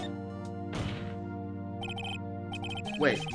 What the hell? Twitch has 4 ads now? That took so... Oh, wait, are you getting ads?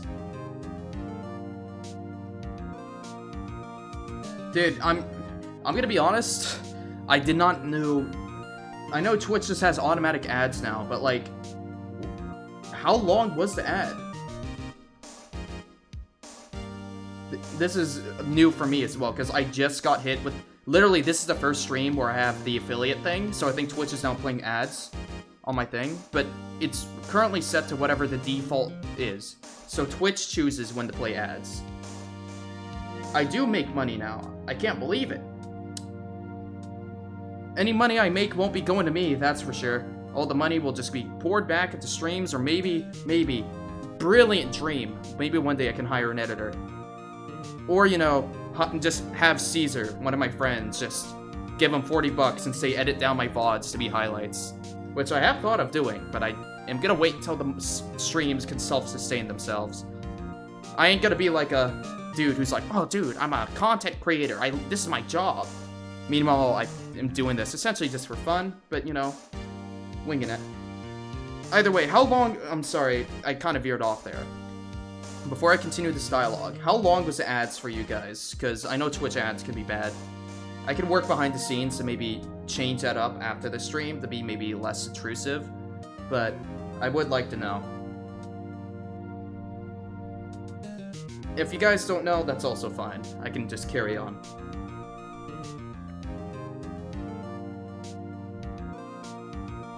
Alright. I am gonna take that as a... Whoop. Alright, doesn't seem like y'all have anything to say. Continuing on. Oh.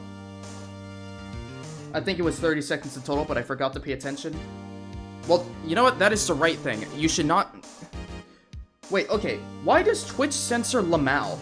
I have, like, this open on an alt account, and they're censoring that, and I don't get it. But, you know what? Good. Don't pay attention. Fuck the ad. Actually, should I be saying... Fuck ads. Nobody likes ads. I could say that. I don't think I can I don't think in my Twitch... I think Twitch would be mad if I were to advertise a ad blocker. I do talk faster, but the stream has a delay, lol. Yeah.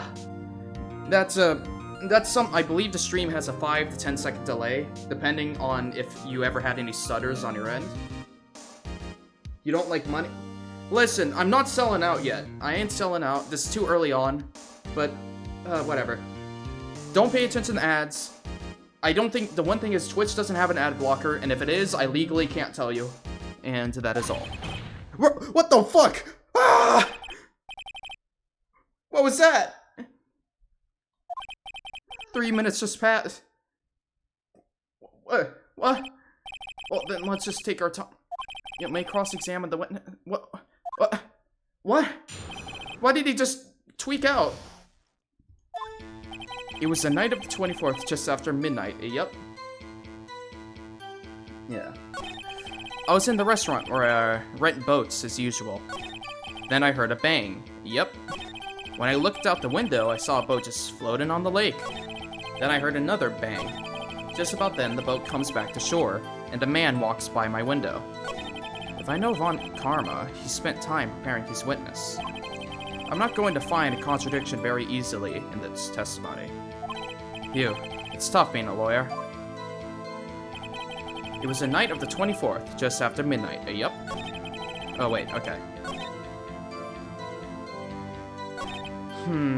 Okay. How many bangs did you hear? And where did the bang seem to come from? Bro, this old man should not be allowed to testify. From the lake, I figure? Are you certain? Yup. Good. Continue. Well, he heard one bang, right? No, you heard another bang. So you heard 2 gunshots total? Yup. That's what Lotta said in her testimony yesterday. Okay. Did you take a good look at the man? By your window?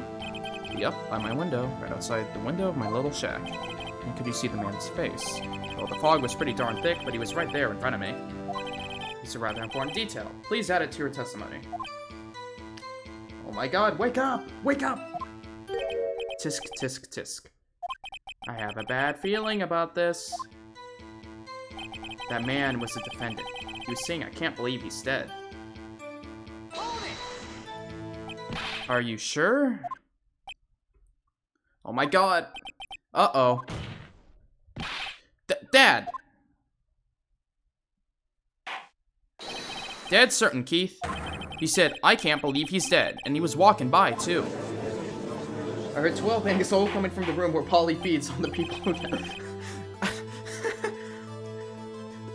You know, I was doing my usual food delivery to Polly. He usually prefers 5 people, but he was really hungry today, so I fed him the usual 12. Then I heard 12 gunshots go off.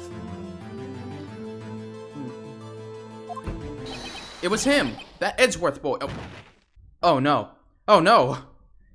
Guys, don't let his back break. This sounds like decisive evidence indeed. I see no room for doubt. Von Karma. He lured me into cross-examining so he could set me up for a fall. Tisk, tisk, tisk. Nick, I don't like the way things are going here. Everyone in the courtroom is glaring at us. I better act quick, or this trial is going to be over. Objection! Your Honor, we proved in yesterday's trial that it could not have been Edgeworth who fired that gun. Oh fuck, if he's killed him. Objection! Mr. Wright.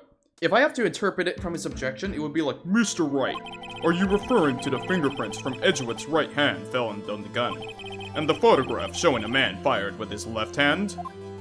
Exactly. That is easily explainable. He could have been wiping his prints after he fired. Wiped his prints.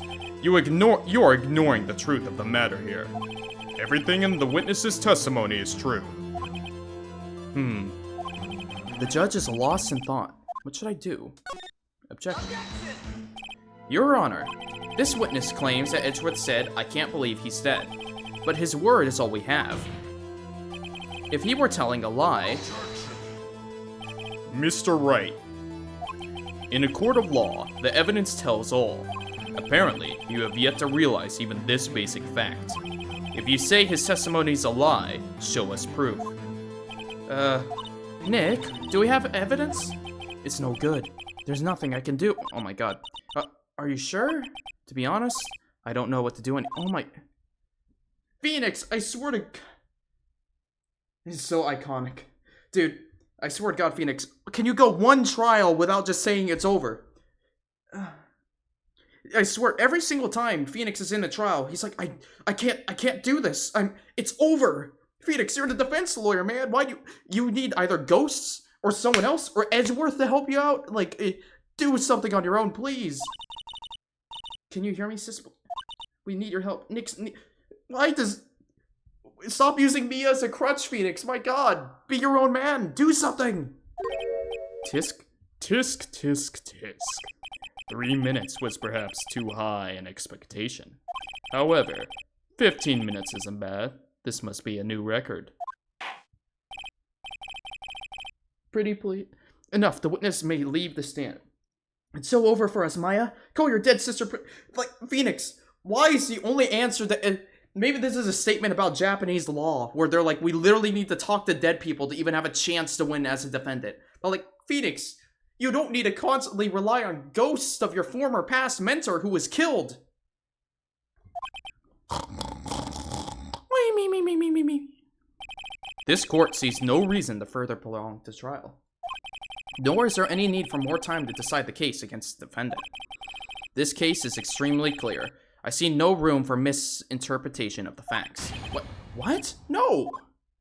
You know, I'm gonna say something.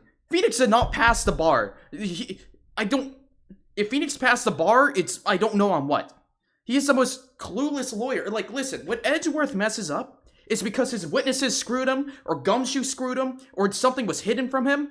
Like, I think the biggest example of that was the updated autopsy report. Holy fuck, Phoenix. You're telling me they updated the autopsy report and you never even thought to check that? Don't they send out, like, a notification? Shouldn't you look at your own evidence? Like, right now, I guess it's the thing where they both investigate. But Phoenix, man, I don't know. Maybe in the next game, he'll be a little bit smarter. But man, Phoenix, you gotta stop relying on dead people or spirits. You're facing off against the most experienced man ever. But, like, you know. This court finds the defendant, Mr. Miles Edgeworth. What? The curse will summon enter to be held pending trial at the higher court within a month from today's date. What? That is all. This court is adjourned. No! No! Wait! Oh my god, is it Maya? Who was that? Me? Huh? What? Larry! What the fuck? What are you doing here? Listen, you gotta listen to me. I was there in the park the night of the murder.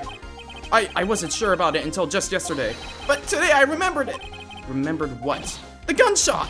I heard it too! Order! Objection! What is the meaning of this? The verdict has been declared. I call for adjournment. One moment, Mr. Von Karma. So you say you heard a gunshot? Yeah, I did. A gunshot at night. I was sitting here in the audience listening to the testimony. Then I realized something he said was different from what I remember. Anyhow, I can't just sit here and let you call Edgy a murderer. It's just not right. He'll testify. Let me testify. Order! Order! Well, this is the first time something has happened like this in my court. I'm not quite sure how to proceed. Judge, you've already given your decision. The trial is over. Nick! This is it! Larry's given us one final chance at this. She's right. If only it wasn't Larry. He could make things even worse. Mr. Edgeworth was just declared guilty, Nick. It doesn't get any worse. You're right. Okay. Your Honor, if there is another witness, it is our duty to hear him speak. Right here, right now. A waste of time. The verdict cannot be overturned. Allow me to speak my opinion. In all court proceedings, it is our duty to prevent an inaccurate verdict. In order to make sure no mistakes have been made, every witness should be heard. What is this? I withdraw my previous verdict of guilty. Mr. Von Karma, I order you to call this new witness to testify. Now. What? The court will adjourn for a 5-minute recess. After that, we will hear this new witness. Larry the goat. I completely forgot about Larry. Well, actually, no, I forgot about Larry because he never said he heard anything. He was there the night of the murder, but I was expecting that to be evidence. I didn't expect Larry to pull up. Court is adjourned. That's why he's the goat. Larry is clutched up, finally. December 27th, 10:28 a.m., District Court, Defendant Lobby, number 2. Wait. I wasn't there for the third trial. How did you react to the unnecessary feelings line? I like collecting streamers' reaction. I don't remember unnecessary feelings, because the third trial was the samurai trial, correct? I did not like that trial all that much, but I don't remember what the unnecessary feelings line is. Was it...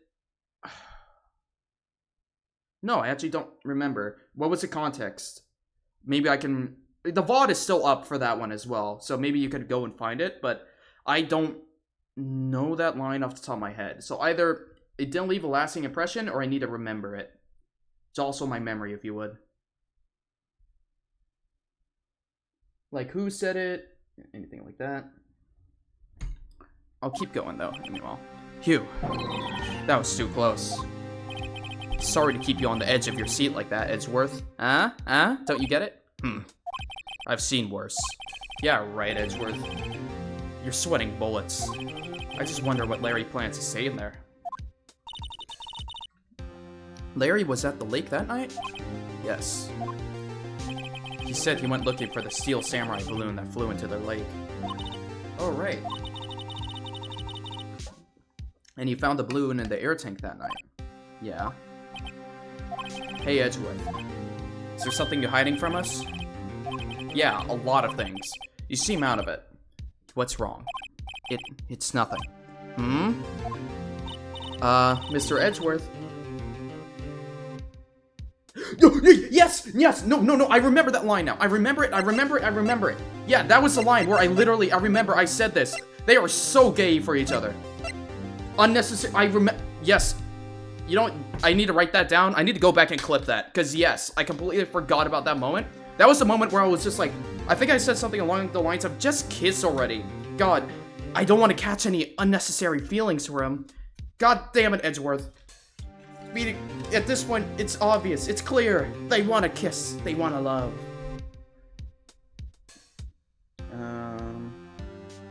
Let's see.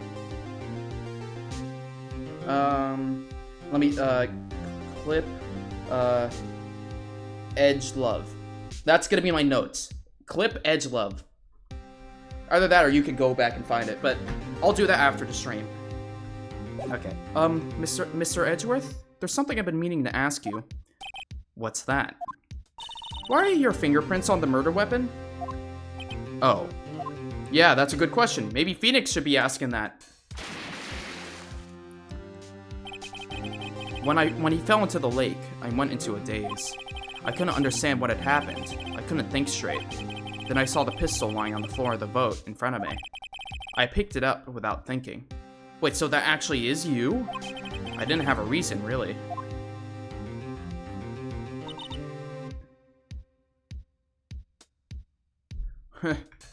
What's it called? This whole trial is so gay, TBH. Like, the whole scene in the detention center feels so melodramatic. Dude, Von Karma said it himself during the first day. He was like, I don't care about this melodrama. Like, it is funny, though, I gotta admit, the kind of relationship they're building up between Wright and Edgeworth. But there is also so much funny, like, you know, stuff going on between the two. There is so much sexual tension and energy.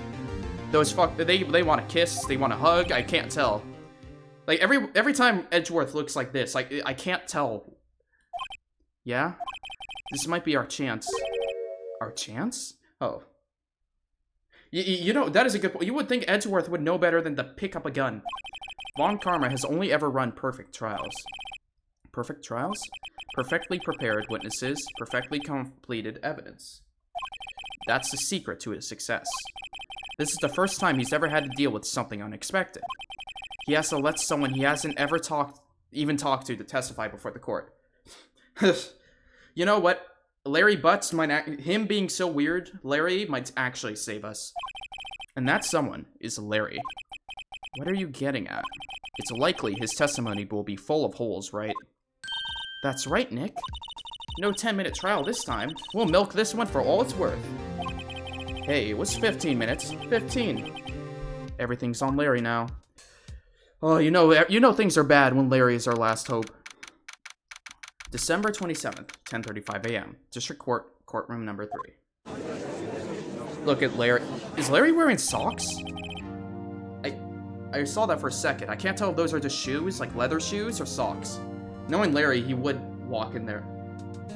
Larry said gay rights. Witness. Please testify to the court about everything that you saw on the night of December 24th. Right. Leave it to me.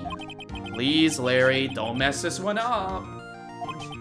I hate to admit it, but you're our last chance.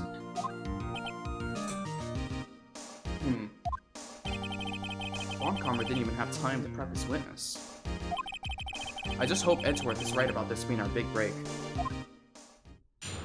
Also, I just turned on my fan, so hopefully my mic doesn't pick that up. That night, I was out in a boat on the lake. I was looking for something and I found it. So I quietly slipped the boat back into the rental at the rental shop deck. Then, just as I was thinking about going home, I heard this bang. I looked out over the lake, but I didn't see a boat. So after I heard that single gunshot, I went home. Well, you fool. There was more than one gunshot. That was an unusually vague testimony, even for this court. How much do you know about the Apollo Justice games? I know Athena. I know that Phoenix... Actually, I do know a lot. I know that there's Athena. I know Phoenix Wright lost his lawyer badge, and now he's homeless. I know he has a daughter that has a magician's top hat, or something like that. I don't know much about Apollo other than he's there. And, yeah. Phoenix Wright is a homeless dude. Which, I don't know the context of that, so, eh. In any case, Mr. Wright, you may begin your cross-examination. Yes, Your Honor. What's wrong, Nick? It's Larry. I have no idea what he's going to say if I press him. I'm a little scared. Well, we've come this far. There's no way to go but forwards, Nick.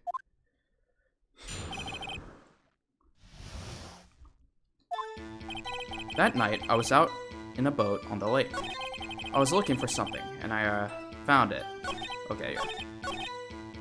I'm gonna go after this. Oh, so you only heard one bang? Yeah. Well, Nick? No, I know exactly what I'm gonna do. That's not true. Which one is it?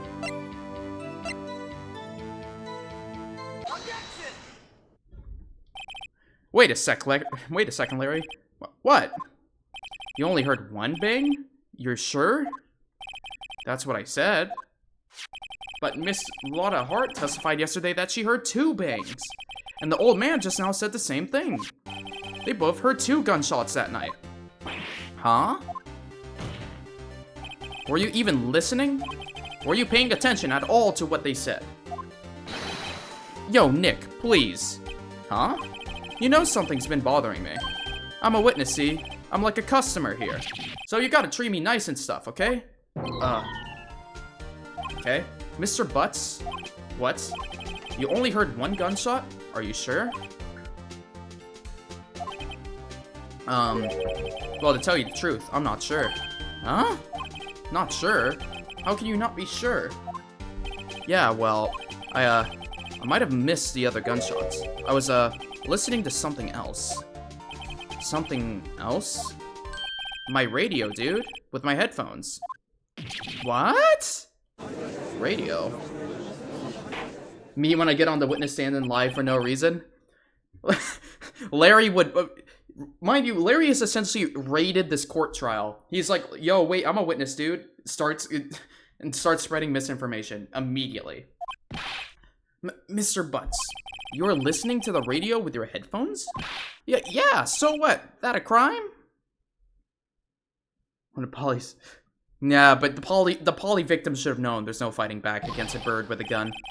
I listen to my radio. Everyone listens to the radio. What's the big deal? Mr. Von Karma, your opinion?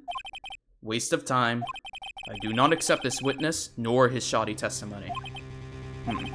Well, Mr. Wright, should he continue the testimony? Yeah? Yeah, Your Honor, please. Please allow the witness to continue his testimony. Bah! Nothing is more pitiful than a lawyer who doesn't know when he's lost. Very well, Mr. Butts. Please give your testimony, and be sure to include details like your radio. Right! Leave it to me! I wouldn't if there were any other way out of this, believe me. What Larry heard. It's lonely being alone on Christmas Eve. That's why I was listening to an all-request show on the radio, see? I was listening to it, like, real boom and loud, like... But I'm sure I heard that gunshot. I remember exactly what the DJ was saying when I heard it too. Oh, did you now? At a high volume? Yeah, what's the big problem? Get a man listen to his radio in peace. Isn't this a free country? I truly believe Larry has no idea what the problem is here. Judge, can you believe a word of what this witness says? What he heard was probably nothing more than a drum beat from the radio. True enough, it is difficult to believe this testimony. Wait, Your Honor. The witness said he remembers exactly what the DJ said when he heard the gunshots. Excuse me? DJ? An announcer, the guy who says the things on the radio. Anyway, what this means is when he heard the sound, no music was playing. The DJ only talks between songs, so he could have heard the gunshot from the lake. Fair point. The free country of Japanifornia. Dude, I mean, I've had this explained to me already, but pretty much this is like a weird, ungodly fusion between Japan and the US legal system. There are burgers, but also, at points they mention both Germany and Italy. So for some reason, only Japan and America fucked each other, but every other country is still fine. Very well, Mr. Wright. I can't believe I'm continuing this charade. Me neither, right? Cross-examination. What Larry heard. It's lonely being alone. Okay, hold on. I want to hear what he said. Tell me. What did she say? Mr. Wright. Please, what? What the? Shut up. What? Yeah, we should. It tells us the time. We should care, Your Honor. Of course we should. Why? Well, how do you know if we... What? Fine, yeah. Phoenix, you pissed me off. It's so obvious. If you know the words, you could find the radio and find the exact time the first gunshot was, rung out. Mr. Butts, please testify to the court. What was the radio announcer saying when you heard the gunshot? Just when she said, hey, it's almost Christmas, I heard the gunshot. Okay. Sure.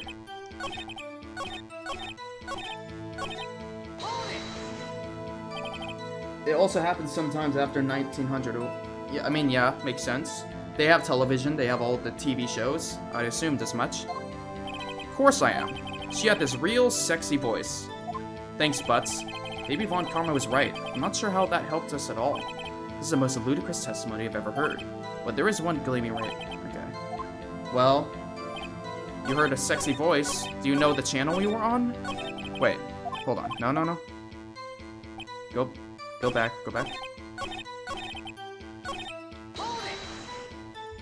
Are you sure? Of course I am. Wait, that's it? How am I gonna trace down a sexy voice? No, that's a bit outlandish. I was thinking, like, what if Polly heard it, but he was on a boat. I'm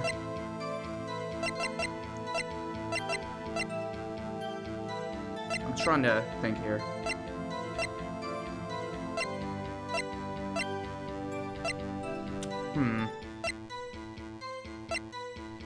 Okay.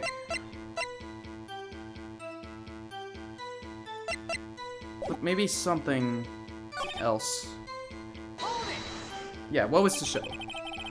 Yeah, what was the name? Oh my god. What? Oh my god, guys! Please! It's almost Christmas meant that it wasn't midnight. Oh, you're right! You're right. I forgot. Okay, hold on. Let me go to the testimony here.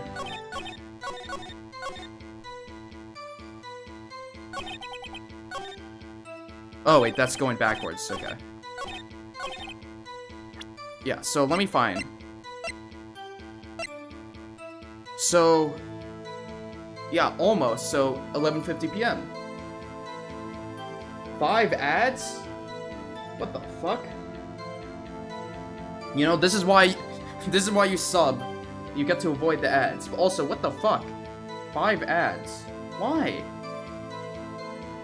I'm sorry, man. I'm so sorry.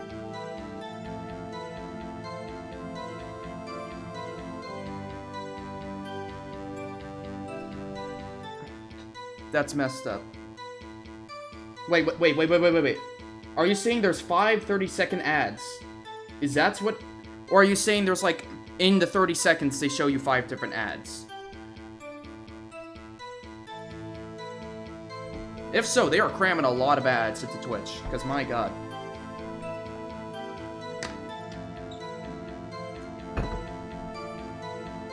What the fuck?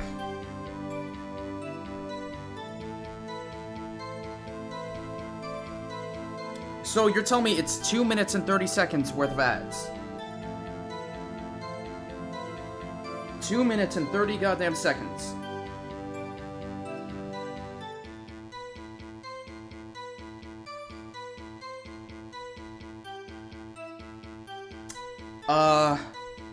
Okay. That's...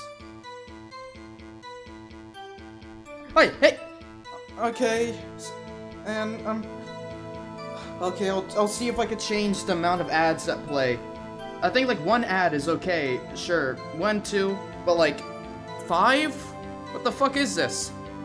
To be fair, this is a case where, like I said, I don't watch Twitch because of ads, so I don't even know how bad it is. Either way, objection. What? No, oh my, I thought... I saw 11:50 and I thought that would be, like, the time. Oh, did I do it on the wrong one?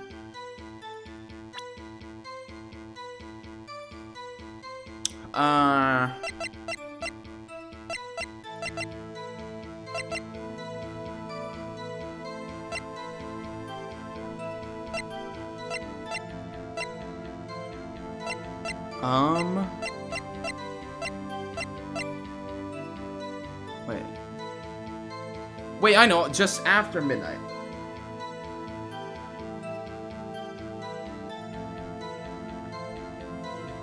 When I don't know what's going... Yeah, that's the one thing. Like, I forgot that's the whole, well, motivation. I guess it's like, oh, if you subscribe, you don't have to see ads, you know. I guess this is one of those messed up things. I guess, I mean, it works, but whatever. I have to just deal with it. Maybe I can try to make the ads at least a little bit less intrusive. Anyways, there we go. She said after midnight, not before. Larry, are you absolutely sure what you're saying is correct? Huh? What's with that face? You look scary, dude. Hey, if you're trying to scare me, you better know I don't scare that easy. Something the matter, Mr. Wright? Your Honor, did you hear what the witness just said? The DJ say, hey, it's almost Christmas, when he heard the gunshot. Oh wait, that's Phoenix saying that, not Larry. Indeed. And? Almost Christmas means it wasn't Christmas. Do you realize what this means? When he heard the gunshot, it was still Christmas Eve. That would seem to be the case, yes. But that contradicts the 2 testimonies we have heard so far, Your Honor. Wait, almost Christmas doesn't mean it wasn't Christmas. This is an annual meme for the Ace Attorney fandom every Christmas Eve. Huh. Almost Christmas means it wasn't Christmas. Huh. Both Miss Hart and the old man said it was after midnight when they heard the shots. In other words, when they heard the gunshots, it was already Christmas. Triple explanation point for that one. This is a clear contradiction, Your Honor. Order! Order! What does this mean? The 2 prior witnesses heard gunshots after midnight. However, this witness says he heard a gunshot before midnight. Judge, the answer is simple. The current witness is plainly mistaken. Just look at him. Suspicious. What? Well, Mr. Wright, what do you think about Mr. Butt's claims he heard the gunshot before midnight? Well, he's right. This might be the 3rd shot. This is the 3rd bullet. Larry's not mistaken, Your Honor. He heard that gunshot before midnight. Intriguing. I'm assuming you have evidence for this wild claim? Yeah? Show me evidence there was a gunshot before midnight. Easy. Easiest thing in my life. So easy, in fact. Fired 3 times. Take that! This is my evidence. The murder weapon? Something about this pistol was bothering me, Your Honor. Both of the witnesses who testified yesterday heard 2 gunshots. However, the murder weapon was fired 3 times. When, then, was the last shot fired? Only now have I realized the truth. The 3rd shot was the shot Larry heard just before midnight. I still find it so crazy that Maya got accused of murdering her sister and Edgeworth never needed to provide a motive. Well, it's because the court is very easy to accept a guilty verdict. Like, I have a helmet on and I barely breathe. Thank you, Henry Miller. But, like, I don't know, man. It's a case where it's like, if there's ever even a slight doubt, there's no such thing as either, we don't have enough evidence that can make this person guilty, but the case is so at large. It's either they are innocent or they are guilty, no in between. Because they never just go like, oh, it must be someone else then. They just say, okay, you need to find me someone else. But I think it's because of the rules. In the Phoenix Wright world, they have to end the trial in, like, 3 days. So they literally have to accept a verdict on someone. I guess that would make sense out of yesterday's testimonies. Objection.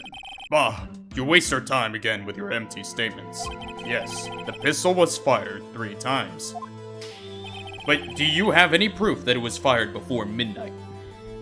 That hurts my voice doing that. Do you have proof that the witness didn't just think he heard something? Indeed. Dude, these Phoenix Wright things really mess up my vocal cords. I'm gonna just be sounding like XUC at some point. Well, Mr. Wright, there's no turning back now. Do you have evidence that proves there was a gunshot before midnight? Do you have evidence that proves Mr. Butts wasn't just hearing things?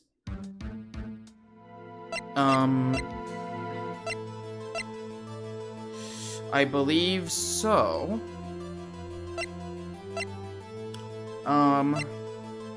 The photo. What do you mean oh, right, you're right. You're so right. The other photo. Because it was taken, but nothing was there. Look at this photo. Look at this photograph. Look at this photograph. Oh my god, Judge, will you look at this photograph? This was taken by our witness yesterday, Miss Lotta Hart, with her automatic camera. It is very funny. Like, this game, that's what made me so interested in watching those real, like, lawyer reaction things. Because at first I thought it's like, oh, this is so ridiculous. This would never happen. But it's because it's an American lawyer looking at it. And then you look at Japan and you see it's like a 99% conviction rate.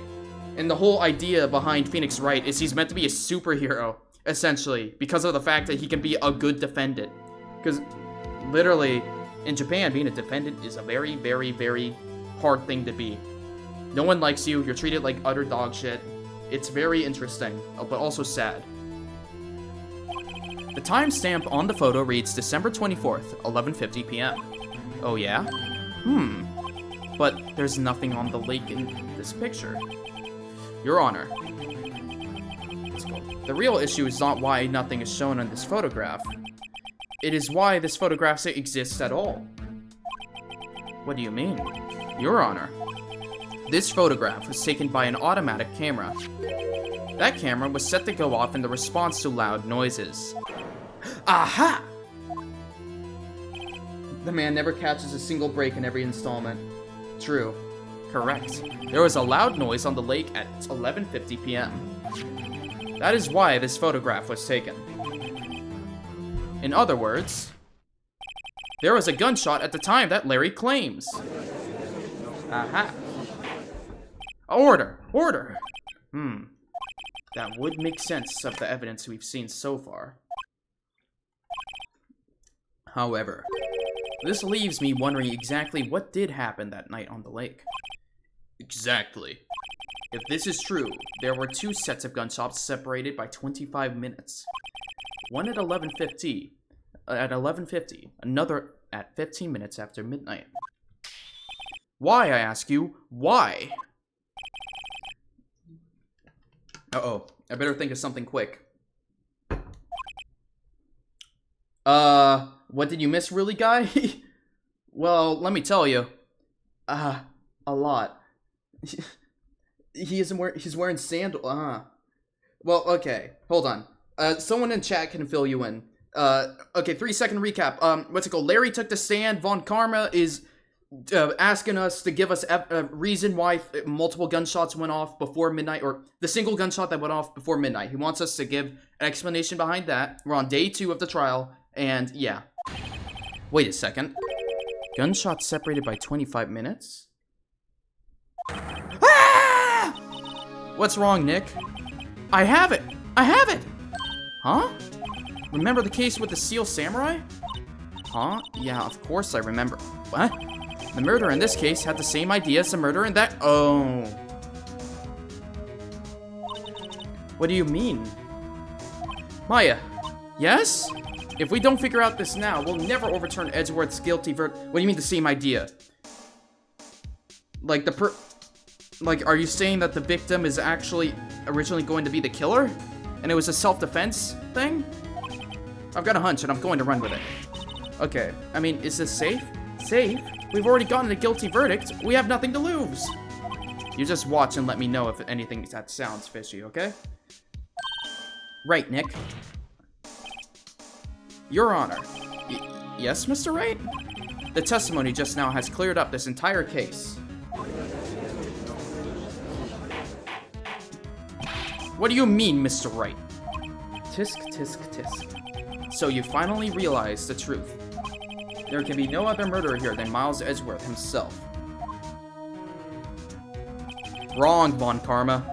A man was shot that night, but it wasn't Edgeworth who did the shooting. Listen, rookie. Take a deep breath and consider the facts. Okay. You're wrong. At the time of the murder, one boat was on that lake. Of course. He was the Seal Samurai all along. This was shown by the witness's photograph. The defendant Edgeworth and the victim Robert Hammond were on that boat.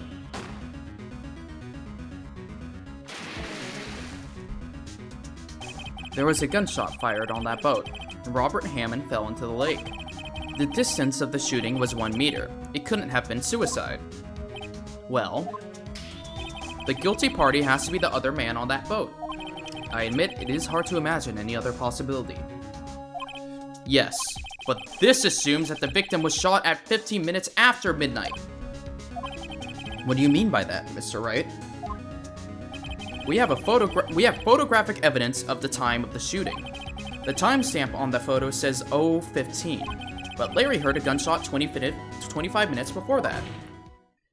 Robert Hammond was killed then, 25 minutes before the shot on the lake. What? That's the only way that Edgeworth could be innocent?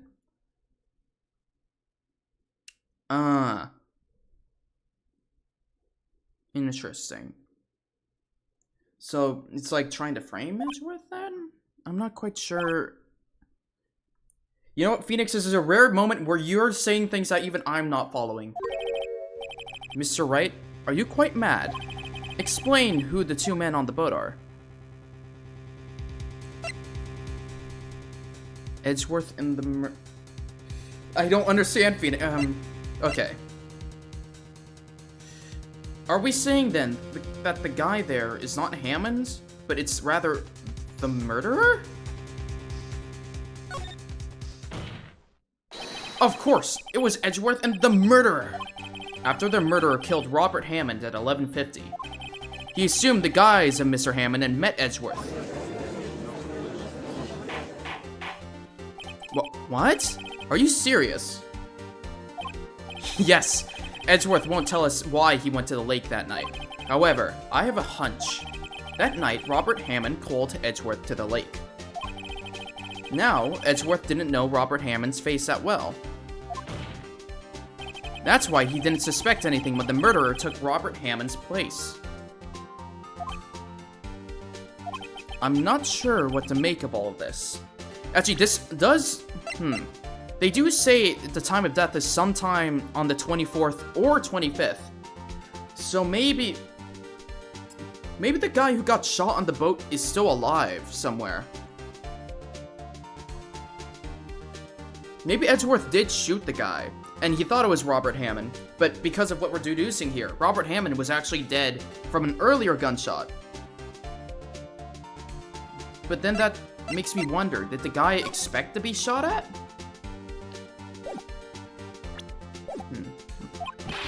Ludicrous. Mr. Wright, tell us the name of the murderer then. The murderer's name? Right, it's...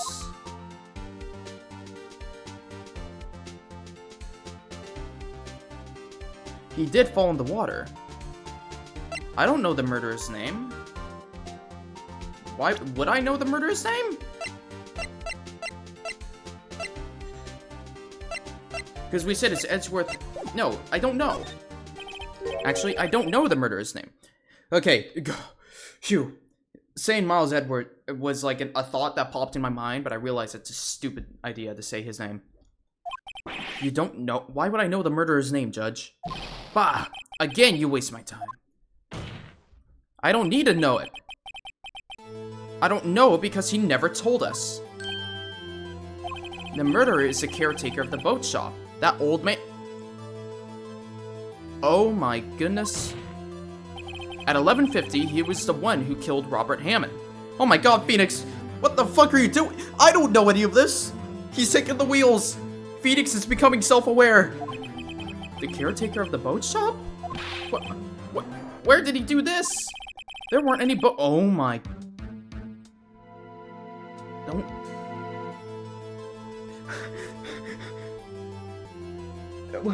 Your Honor, I changed my mind. Miles definitely did that shit. What? He killed Miles' dad in his truck? No. Ooh.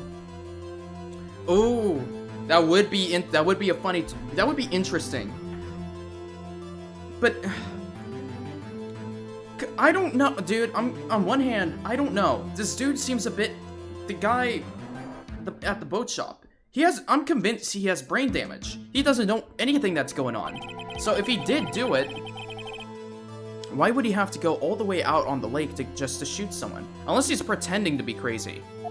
May I suggest that the real scene of this crime was not on a boat? What? Well then, where did the murder take place?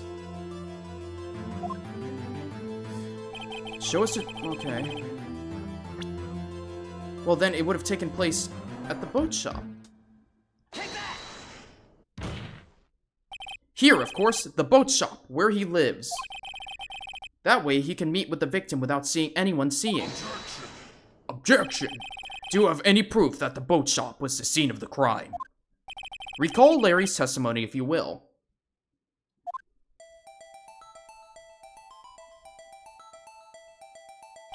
That night, he was out on the lake in a boat, searching for something. Then wouldn't Larry have noticed something when he came back? He finds it and returns the boat. Then, just as he's starting to head home, he hears a gunshot. He heard a gunshot, Your Honor, even though he was wearing headphones at the time, which would imply that he was close enough to the gunshot to be able to hear it. In other words, a gunshot was very, very close by. And where would that be if he had just returned the boat? The boat shop. Wow. Wow. Mr. Wright, what happened that night on Gourd Lake? Please tell the court, from the beginning. Yes, Your Honor. It pulls out the Danganronpa thing and I have to piece the entire murder scene together. Nick, are you sure about this? Not really. But I think that if I start at the very beginning, and I take it slow, I might just be able to figure this out. That night, the caretaker of the boat shop called Robert Hammond to his shop. That's why he's known. Clearly, Larry is a killer. Whoa. This was around 11:50. That was when the gunshot that Larry heard was fired. After that, the caretaker put on Robert Hammond's coat. He became Robert Hammond. Then he got in the boat with Edgeworth and went out into the middle of the lake. Do they actually? Oh my god. Then, who fired the pistol on the boat, Mr. Wright? It was still Edgeworth. Wait, no it wasn't. Hold on. No.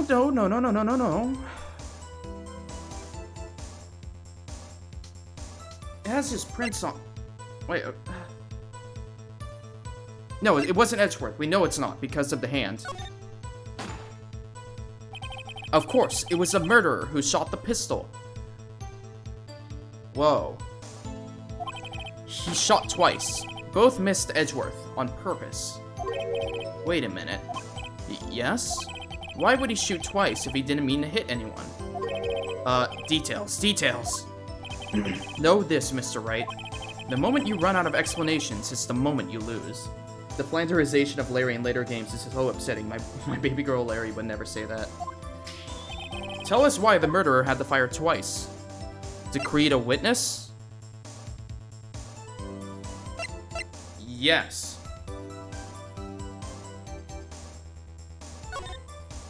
I believe he shot twice to create a witness, Your Honor. Create a witness? The murderer lifts his pistol and fires one shot. That ensures that anyone who heard the shot would look at the lake. Indeed, Miss Hartz did exactly that after hearing the first gunshot. Next, the murderer waits a bit and he fires again. Then, the murderer jumps from the boat himself, leaving the pistol in the boat behind him. And the reason why... Man, so the reason why all of this got messed up is because Edgeworth picked up the pistol. God damn it, Edgeworth.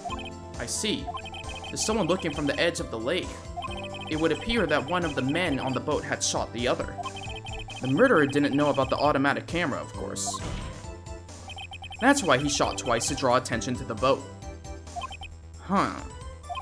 Once you realize that, everything else falls into place. The boat shop caretaker swam back to his shop. Then he put Mr. Hammond's wet coat back on the body, and threw the body into the lake. This is what happened, Your Honor. These are the events that transpired that night on Gourd Lake. Wow. He shot twice because he was Miles and he needed glasses. Wow. Wow. Wow, Phoenix. You got everyone to shut up with that. Bailiff? Bring out the witness from before. You know what, honest, that is a very good... Judge is like, Bailiff, get that motherfucker, get him. The boat shop caretaker, quickly. Damn, Phoenix. You even left me silenced, wow. Very well. While we are waiting for the caretaker, I would like to ask the defendant, Miles Edgeworth, a few questions. Mr. Edgeworth, please take the stand. Mr. Edgeworth? I heard what the defense... You heard what the defense has said? Dude, I know, right? Phoenix, I didn't even need to say that. He did it himself. He might not be stupid anymore. I'm so proud of him. For the first time in Phoenix Wright's life, he formed a coherent thought that from beginning to end. Rolling in her grave. I don't think she'd be rolling. I think she'd finally be at peace. She doesn't need to have her soul summoned for every single legal court case. Yes.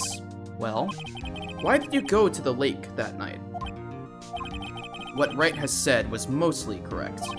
Astonishingly slow, actually. Yes. Several days ago, I received a letter. The letter was signed Robert Hammond. He asked me to come to the boat shop by the lake at midnight on Christmas Eve. He said he had something very important to discuss with me. Something important? I'm sorry. I can't say what it was. Your Honor, sir. Bailiff? The witness has disappeared. He isn't at the boat shop either. He's on the run. Wait, what do they do about this in Phoenix Wright? They pretty much said he's the killer, and now he's just running. What? What should I do? Find him quickly. We cannot allow him to get away. Wait, what do we do if the guilty man runs away? Can we still get a not guilty? Mr. Von Karma, your witness has disappeared. A search warrant has already been issued. It goes without saying that I cannot declare a verdict under these circumstances. I will extend the trial until tomorrow, the final day allowed. I request that the police department utilizes all its forces to find that witness. Now, you see, this is the one thing that I'm unsure of. Let's say by tomorrow, right? Like, they are unable to find the dude. Do they just say Edgeworth is guilty because, I don't know, man. So as the defendant keeps... The dog... What about the dog? The dog will find him? Hopefully. Depends if Gumshoe knows how to use the dog. Am I It better not be me who finds the dog. I mean, it better not be me who has to find the dude, because he has a gun. Let's not question the fact that he has a gun, and he might have another one. Because we confiscated the one we have right now. But, yeah. One more thing. Just who is that boat shop caretaker? We know how to use the dog. Maybe we could use the dog to find him. I think his identity has become very important to this trial. I want him, and I want to know who he is. Very well. Court is adjourned. That was crazy. Wow. December 27th, 1:22 p.m. District Court, Defendant Lobby number 2. Yay, Nick, you did it! Yeah, well, at least we got out from under that guilty verdict. He'll send Polly on him. Dude, Polly will...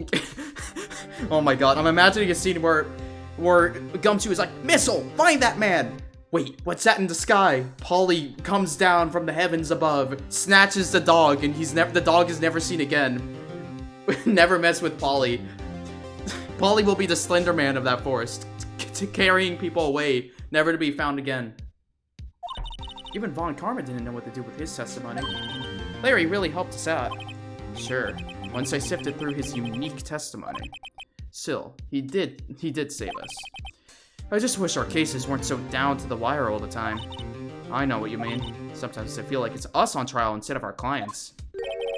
Hey, Edgeworth. Man, why are you so sad, buddy? What's wrong? Mr. Edgeworth? Did you say something? Don't look so pained.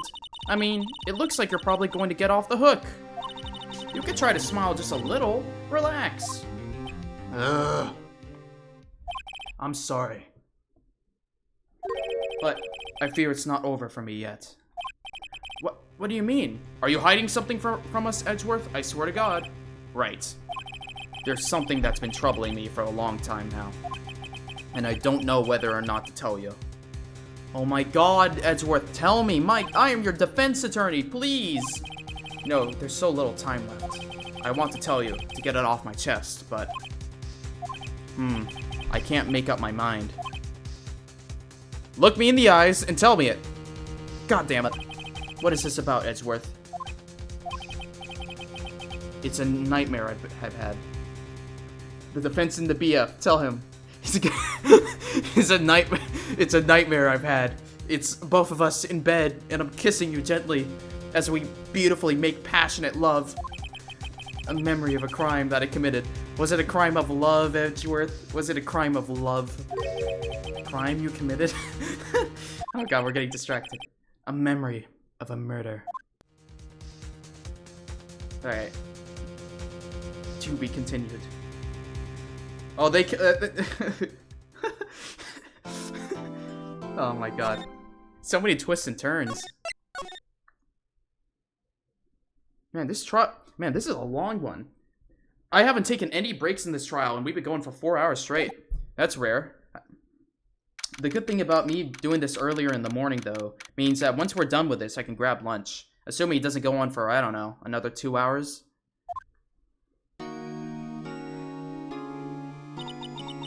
What was Mr. Edgeworth talking about?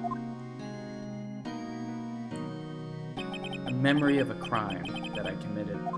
A memory of murder. Do you really think Mr. Edgeworth killed? The ads are back? Aw. That's so sad.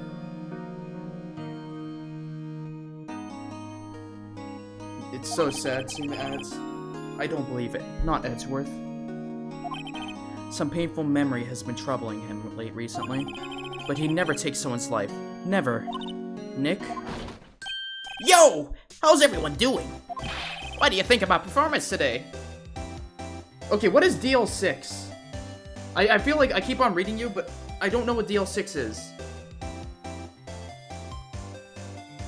Am I, like, forgetting something? Oh, I'm so stupid. DL6 is the thing.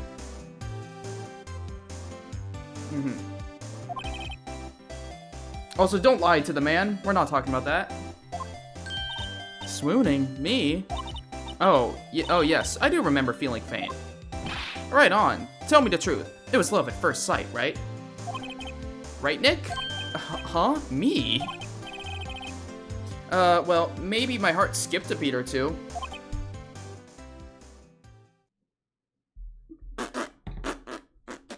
Larry, I swear to God, stop looking at me like that, you piece of shit! Why do you look at me like that?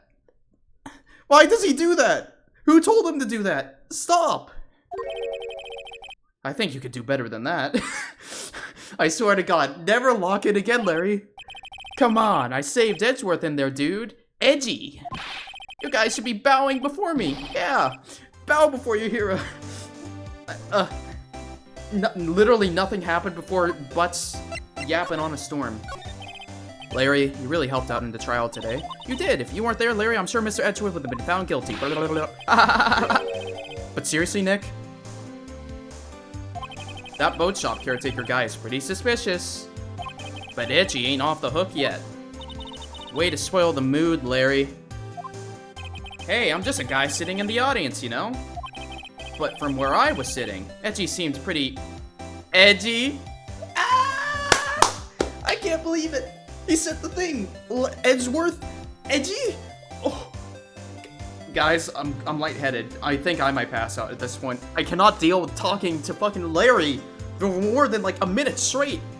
Why does he look at me like that? Why is he constantly trying to swoon on Maya? I thought he had a girlfriend. What is wrong with you, Larry? I mean, can you really know he's telling the truth about that night? Fair warning, the 5th case... Is that the next case? Because I'll probably save that next case for next stream. Well, I do Phoenix Wright every Sunday, so whenever I finish this case, we end the stream there, and then we will... What's it called? Continue that off next week. Don't worry, though. I stream at the same time every Sunday. Any streams I do between now and then are random, you know? Nick?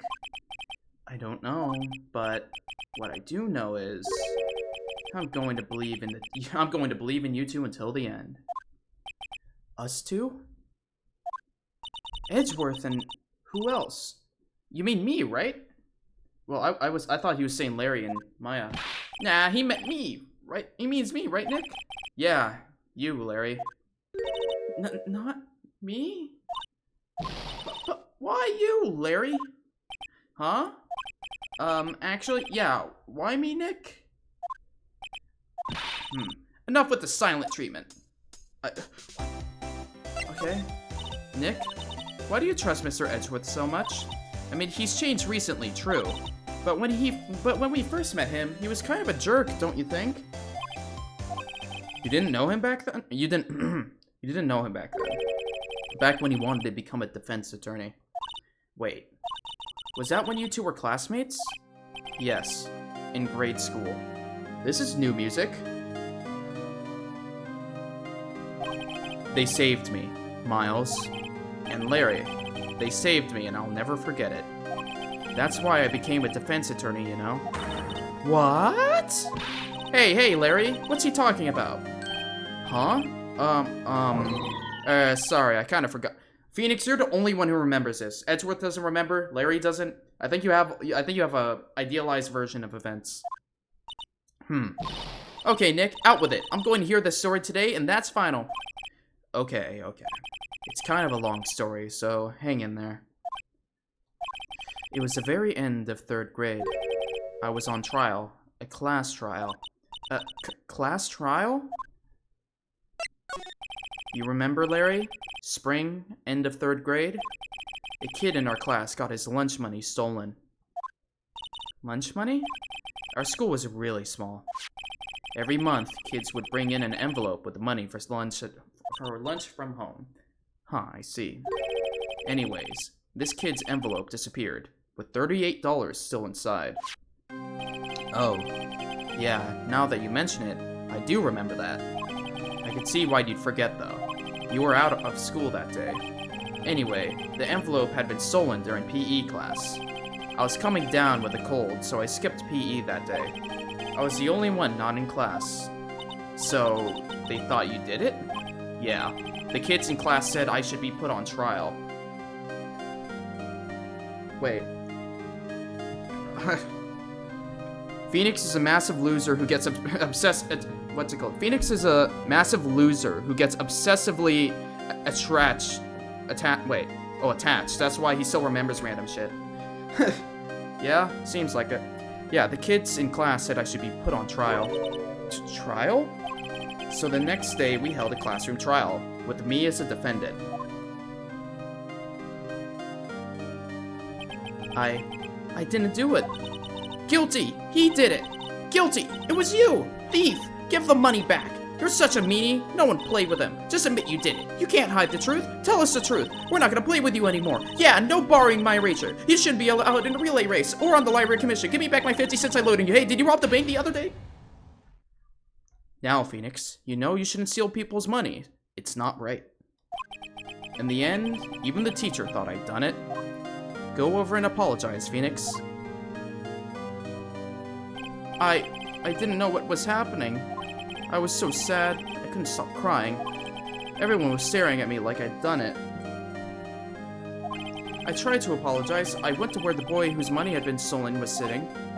That's when it happened. He shouldn't have to apologize. The only thing that belongs in a trial is evidence. Anything else has no place. You should all be ashamed. Amateurs. Miles? Aw, look at him. It wasn't you who stole my money, was it? No. Then you shouldn't apologize. Everyone's been shouting you did it, but no one has any proof. That is why, Your Honor, this boy is innocent. But Miles, it was your money that was stolen. Yeah, he did it. He's the one. We don't need proof. Make him say he's sorry. Why don't you all just shut up? Larry? This is how it always is. Everyone ganging up and picking on one person. Just think how he feels. He said he didn't do it, so he didn't do it.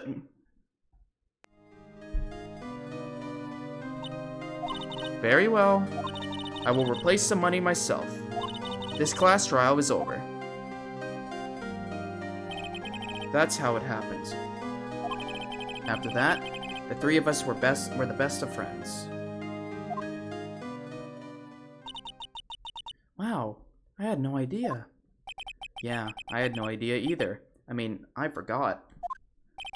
That's when I learned what it meant to be alone. Totally alone, without a friend in the world. You did a good thing, Larry. Yeah, well, I was just lucky that I took the day off from school. If I had been there, they would have thought I'd done it. So I took it kind of personally, see?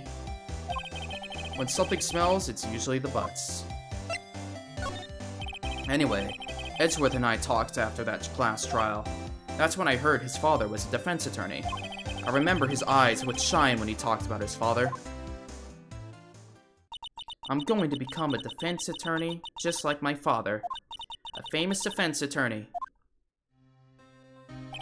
Then, a few months later, he suddenly transferred to another school. The DL6 incident. Right. I'm not sure, but the transfer probably had to do with his father's death. That's so sad. It was several years later when I heard Edgeworth's name again. There was an article about him in the newspaper. The headline was something like, "Dark Suspicions of a Demon Attorney." Fabricating evidence, manipulating testimonies, covering up facts. The article said he'd do anything to get a guilty verdict. Anything. But why? What happened? I mean, that's not the Edgy I used to know at all. That's what I thought too. I tried to get in touch with him. I don't know how many times. He never replied. I guess he didn't want to see his old friends. I couldn't just drop it though. I wanted to meet him, to learn why he had become who he'd become. I wanted to meet him, to learn why he had become who he became. English. That's when I decided. Wait, you don't mean... That's why? That's why you became a defense attorney? To meet Edgeworth? If I was a defense attorney, I knew he'd have to meet me, whether he wanted to or not. Oh my god, they're so gay for each other, holy shit. In court, Edgeworth believed in me, and I believed in him. He's in pain, and no one's on his side. I'm the only one who knows the real Edgeworth. I'm the only one who can help him. Whoa, Nick. So is that why you helped me out for free? Yes. I helped you because I believed in you. Except I don't remember saying I'd do it for free. Aw, Nick? Nick? Wait, we did that for free? What the fuck, Larry? Nick! We have to save Mr. Edgeworth. It's the last thing we do, okay? Right. It very well may be. First, there's that rental boat shop caretaker. We need to find out who or what he is. I'd settle for who. I guess I could clean out some of this evidence I no longer need. Okay, let's go. Okay, I'm gonna go visit here first. Maybe Gumshoe can let me take the dog. Man went through law school because his childhood crush didn't reply to his email. That's crazy. That is crazy. Bro left him on red, and he's like, "Nah, I'm gonna become a lawyer just so he could see me." Oh, really? He shouted something about catching him if it's the last thing I do, pal. Okay, never mind. Let's go to the detention center. Oh, Edgeworth. You look as grim as always. True. He takes clients because Maya paid him. I mean, not paid him. Told him he had to. I really, really, really, really hope, though, that, the last case, the samurai, he better have gotten paid for that. That was a famous actor. Surely that guy has money to pay him with. Mr. Edgeworth, I heard the story about the class trial. Class trial? What do you mean? You don't remember? No, I don't. Your lunch money was stolen, wasn't it? In 3rd grade? Lunch money? Oh, alright. Yes, I seem to remember something like that. Nick, I think you're the only one who really remembers. Well, it's probably Well, probably only really mattered to me anyways. Powers definitely paid him. Edgeworth as well. I doubt he would pay Edgeworth. I mean, maybe. No. I mean, I think Edgeworth did it because it was morally right, but I doubt Powers would pay Edgeworth, considering, you know, Edgeworth was trying to get him guiltied and locked up forever. I'd be very shocked if he did that. I don't know. I feel like Maya's freeloading right now. I don't know how old Maya is. I think 17? So I doubt she's, like, paying for a lot of stuff. That trial was the reason Nick became a defense attorney. Ridiculous. Gee, thanks. That said, it does sound like the kind of thing you'd do. You haven't changed a bit, have you, right? Ah, I see. So, simple to a fault. Well, maybe, yeah, but I think you changed too much, Edgeworth. Perhaps. Hey, Edgeworth. Why did you become a prosecutor anyways? You used to look up to your dad. You said you wanted to be a defense attorney, right? I couldn't let myself deny reality like you. What do you mean? My father was taken from me, and you want me to defend criminals? I'm sorry, Wright, but I'm not that good of a person. One suspect was apprehended in your father's murder, right? Yes, the man trapped in the elevator with my father. His name was Yanni Yogi. He had to be the shooter, any way you look at it. Yet, he was found innocent. That defense attorney got him off the hook. That would be Robert Hammond. On that day, 15 years ago, the three of us were trapped in that elevator for 5 hours. When we were rescued, we all suffered oxygen deprivation. I had lost all memory of the murder. Lost your memory? Even now, I can't recall what happened in that elevator. That was the crux of Yogi's attorney argument in court. He claimed Yanni Yogi had been not of sound mind due to the oxygen deprivation. Yogi was released due to a lack of evidence. Innocent. That defense attorney got him off the hook. That's why I shot his ass.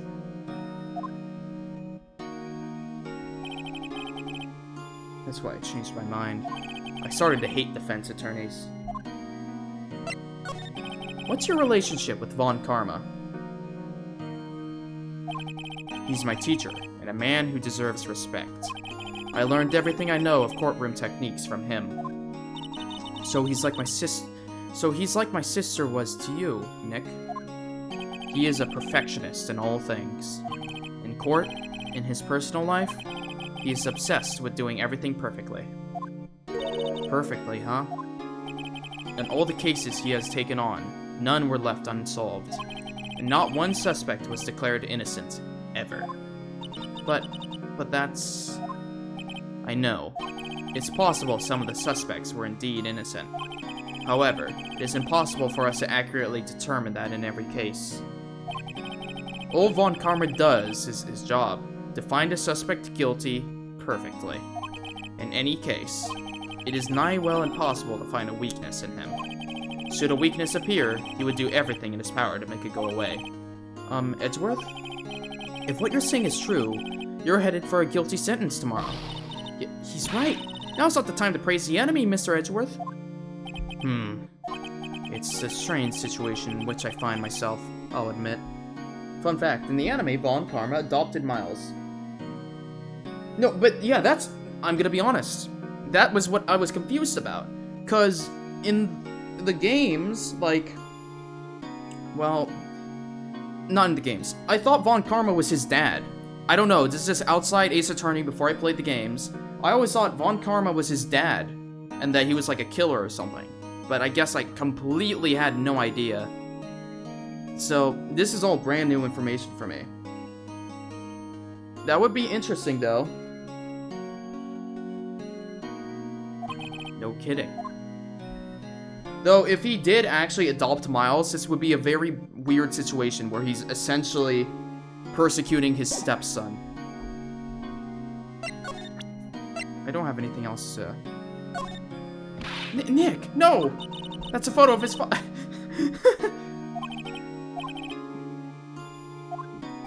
What is it? Nothing. Huh? Dude, that's so funny. Hey, Edgeworth, here's this photo of your dead dad. How's that make you feel, Edgeworth? Alright, let's go to Grossberg. Maybe he's here. December 27th. Grossberg Law Offices. He's out. Again. When does he work anyway? Now, don't be harsh. Guess we'll have to come back later. It's like an adoptive dad, so that's... I see.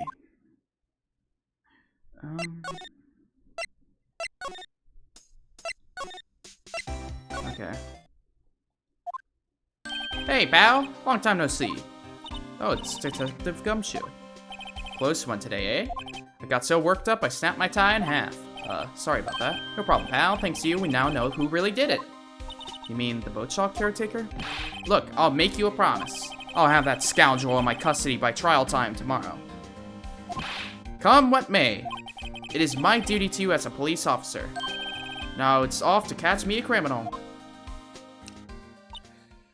Man, I still don't know. If they don't find him, will the judge just be like, lol, we couldn't find the guy, therefore clearly Edgeworth is the guilty one who killed him, even though we literally know who the guy is and he's currently running from the police.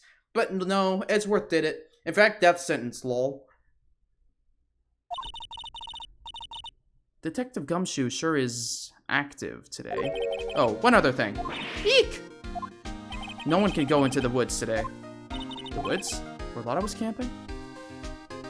The woods are off limits to camping, and apparently the park rangers found out. He got pretty mad. No one can go in for a while. Guess Lotta's in a lot of trouble. I miss Gumshoe. He isn't in the 5th and 6th games. What the hell? Why? Anyways, I'll be seeing you tomorrow. I love Gumshoe. I'm gonna be honest, there is a certain Phoenix Wright character that is a certain coffee-loving individual that I'm very excited in seeing. Just because, from what I saw, he looks very interesting. Objection. Coffee. Right, anyways. I don't know what game he appears in, though. Or the Whip Lady, for that matter. Let's see. Huh? Steel eyesore is missing. Eyesore?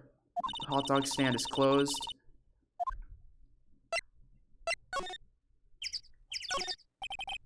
Yeah. Okay. Well, let's go to the rental shop. December 27th. Both rent... Phoenix, this happens every 3rd day. Please, please, please do not get shot. Or have a gun pointed at you. I'm begging you. Yep. I never... We're gonna find the bird. Ah, uh-oh. Oh, okay, okay. Phew. I thought it was gonna be like, turn around slowly. I've got a gun pointed at the back of your head. Aha, hello. What might you be doing here? Out for a walk, hmm? Ah, the days of my youth. Like the scent of fresh lemon, you see. The Whip Lady is the 2nd game, and I love her dearly. She's overhated. Mr. Grossberg, this is no time for idle reminiscing. Mr. Edgeworth's trial ends tomorrow. That is true, yes. But from what I saw at today's trial, Edgeworth should be fine, right? Man, Grossberg, you are such a lazy lawyer. Man. Well, I'm not so sure about that. Oh, what do you mean by that? Well, I'm not sure. If you find anything out, come by my office at once. I may be able to offer you some assistance. Oh, wait. I didn't even read that message where you said he's in the 3rd game. Aw. What do you think Mr. Grossberg was doing here anyways?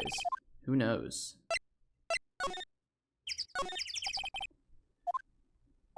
Yeah. Okay. Let's get in here. We need to collect the bird at once. December 27th, Caretaker Shack. Nobody's home. Hello! Hello! Ah! Hey, it's Polly. Wonder where your owner's gone, Polly. Hello! Hello! Quack! I can't believe he'd run off and leave his poor parrot to fend for herself. Hello! Hello! Ah! Well, can I take you with me? Maybe I should take care of Polly, Nick. Probably shouldn't just kidnap her. Great, now the bird's going to hate me. Yeah, look at him, he's so mad. What the heck, Phoenix? Doesn't look like he used the kitchen much. whole pasta thing was probably a lie. Yeah. Groisberg is busy grieving his lover Blanco Nino. Ah. Everything's cold. Looks like he didn't turn his heater on. Okay. Ah! What happened? What? Huh? Oh, never mind. What? Tell me! Just, when I saw the TV, I remembered they're showing a- oh. Okay, don't care. That reminds me, Nick. Polly here we can look at the safe! Yeah, that's right. Polly, what's the number to the safe? 1228! Huh? Let's open it, Nick. Come on. I'm sure there isn't any money in there. Aw. But hey. He keeps it locked, right? So there must be something of value in there. I'm not so sure. Okay, Nick, let's see what's in there. Guess there might be a clue or two. The only thing in here is a letter. A letter? Aw, boring. There's no name or signature on this thing. It's handwritten in very precise, clear letters. Get your revenge on Miles What?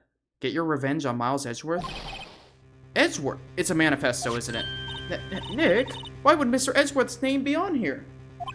How should I know? I'm going to read the whole thing. Get your revenge on Miles Edgeworth. It also says this is your last chance. Now is the time to get revenge on the two men who ruined your life. The rest of the letter goes on to describe the murder plot in detail. How to kill Robert Hammond and frame Edgeworth. Calling Edgeworth out onto the lake, getting the boat, firing twice. Well, then we won. Unless I'm gonna get shot in the back of the skull now. This is literally a confession.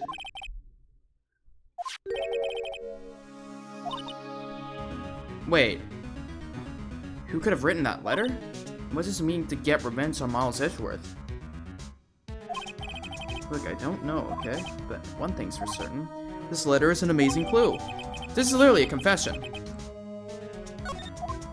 Okay. Is there anything else? Huh.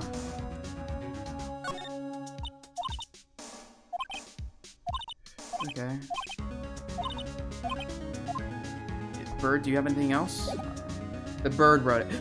The bird is actually framing him. Could you believe it? Polly's evil, I tell you. Anyways, Gumshoe is probably gonna want to see this. Or...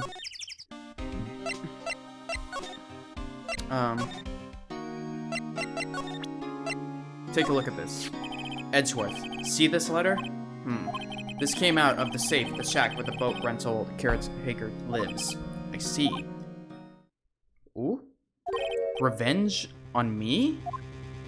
Who is that old guy anyway? I don't know.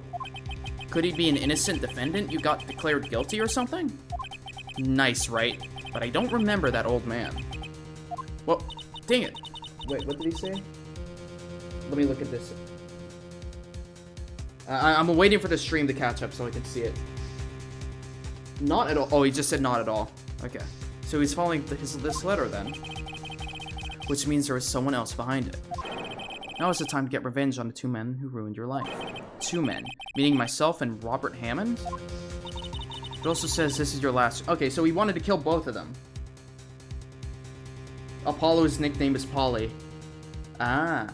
Clearly he's a bird. Last chance. Wait, maybe. Maybe he's talking about the... Maybe he's talking about the statute of limitations on the DL6 incident. Wait, that old man. Wait, what is it? Do you know who he is? Oh, of course we know. Yogi. Could he be Yogi? Of course he's Yogi. I thought this was obvious. Come on, guys.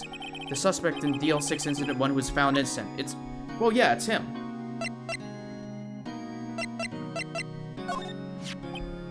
It was the case that changed my life. Tomorrow, yep.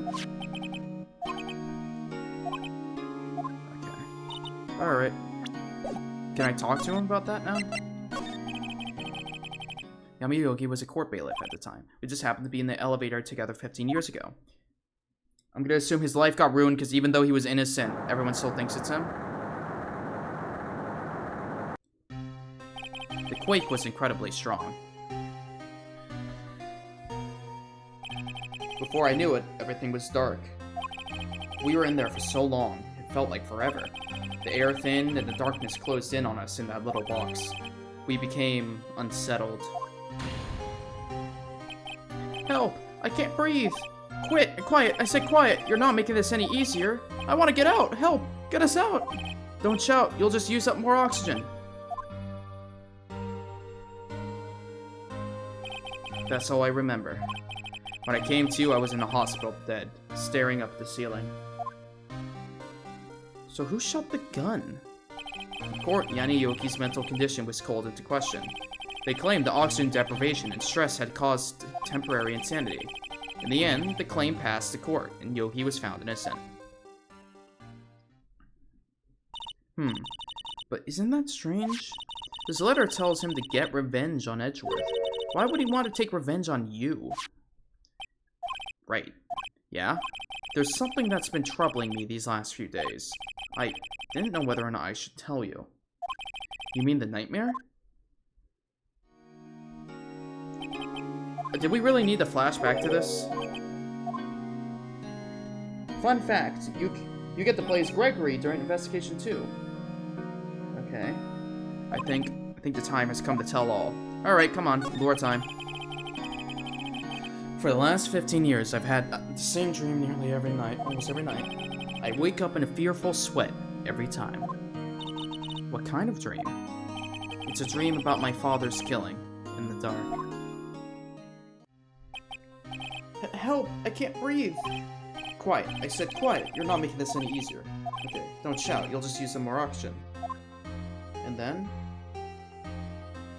I can't breathe. You're using up my air. What? Stop breathing my air. I'll stop you. What? What are you? Stop breathing my air. No, Father. He's attacking Father. Then I see the pistol lying by my feet. I don't know if it was evidence from that day in court or the bailiffs. In a daze, I picked up the pistol. Get away! Get away from my father! Ah! Wait, are you saying you shot? With that scream, I wake. It's a bone-chilling scream. A scream that has rung in my ears for the past 15 years. But that's just a dream, right? Right? That thought is the only thing that has kept me sane for the last 15 years. But what if I'm wrong? What if it's real? They say that sometimes people shut out memories in self-defense. Maybe it was I who killed my father. What? If you think about it that way, this letter makes sense. Get your revenge on Miles Edgeworth? Think about it. Yogi was really innocent. That's why he wanted revenge against me. Wait, Edgeworth, you mean... It was me. I was the true criminal of DL6. I shot my father. This is bad. What are we going to do, Nick? What can we do? I don't know. I don't think there is anything we can do, like it or not. If there is someone else who knows a lot about the DL6 incident, maybe. Oh, yeah. There is, Nick. There is someone else who knows about DL6. The other, I know exactly who. Grossberg. Mr. Grossberg. Hello. What's wrong? You look troubled. No kidding. I can't believe you're not. My. Just calm down and tell me what happened, It's Mr. Edgeworth. He... I hate these damn Twitch emojis. You get used to them. I see. So Edgeworth dreamt he shot his own father? It's only a dream. Only a dream. I wonder. What? If that's the case, then why do you two look so troubled, Well, also, consider this. Yogi quite certainly holds a deep grudge against Miles Edgeworth. So deep, he'd want to frame him for murder. This leads me to surmise that Mr. Edgeworth's dream was not a dream, it was real, as you imagined. Miles Edgeworth threw the pistol to save his father. The pistol fired, and the deed was done.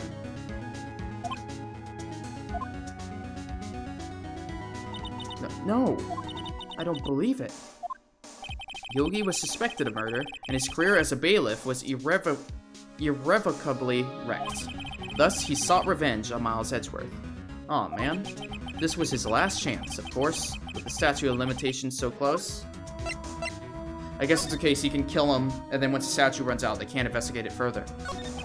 What do you know about Edgeworth's father? He was a defense attorney without peer. It sounds trite, but it's true.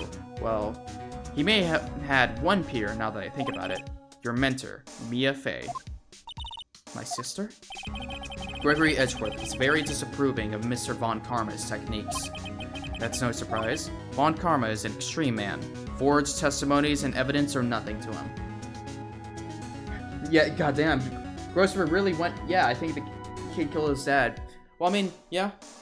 I feel like that's the first time we've seen Grossberg actually use lawyer skills.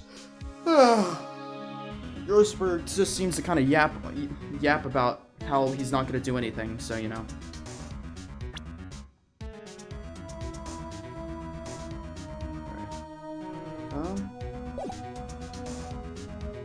Okay. The result, he had a perfect win record in court. To beat him, Gregory Edgeworth tried to call attention to his methods. And he lost, and died in despair, as it were. I see. When Gregory Edgeworth was killed, the police called on a spirit medium. That was your mother, Misty Fey. Oh! And I'm gonna guess, when he was brought back, he didn't answer honestly. That's the final piece of the puzzle. Okay. The one who shot me was the bailiff. Man, that's messed up. Or maybe, this is gonna be big brain here. He knew the true person was Edgeworth. He, however, said he was Yanni Yogi, knowing he was innocent, because he had the hope that the defense attorney who would take the case would figure out he is innocent and prove him to be, you know, safe. That way, everyone gets off fine. What's it called? Edgeworth isn't arrested on any crimes. Yanni Yogi isn't arrested on false charges. All's well end well. That's my guess. Yet Yogi was found innocent. That's when my mother left us. Okay, that's right. Everyone touched. Yeah. Seems the one who lied was great. Yep. Okay, I already figured it out. They're just gonna re-explain it to me. Yep. No. The fates are genuinely so tragic and under-talked about. I mean, yeah. I already get the idea that it's pretty messed up what happened to him. Oh ho. But why? Hammond was a skill. But he defended clients not for their sake, but his own. Huh? His own sake?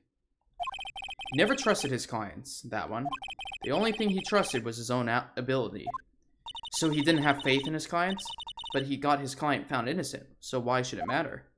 Actually, my dear, it's quite different. He won that innocent verdict for no one but himself. Yogi was a free man, but socially, he was ruined. Huh? You'll understand soon enough. Wait, what is it? This letter. I've seen this handwriting somewhere before, a long time ago. Whose handwriting was this? Do you have any idea who wrote this? Was it Karma? Could it be Manfred von Karma? I'm not sure. Oh. Wait, you're right, my boy. This is von Karma's handwriting. Oh my god. I used to see it all the time on court reports. Wait, so what? But that means the fact that Mia died at 27 Maya's older than Mia got to be so wild. The one who told Mr. Yogi to kill was... correct. Manfred von Karma himself. What does this mean then? Why would von Karma want to frame Edgeworth?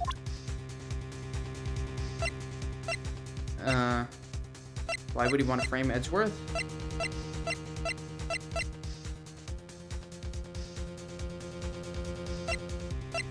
I mean, it's still the... Yeah, because the reason why they want to frame Edgeworth is because, I don't know, they called out his methods?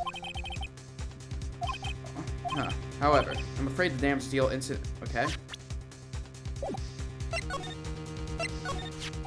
If it's truly Von Karma who wrote this letter, then he would know the truth.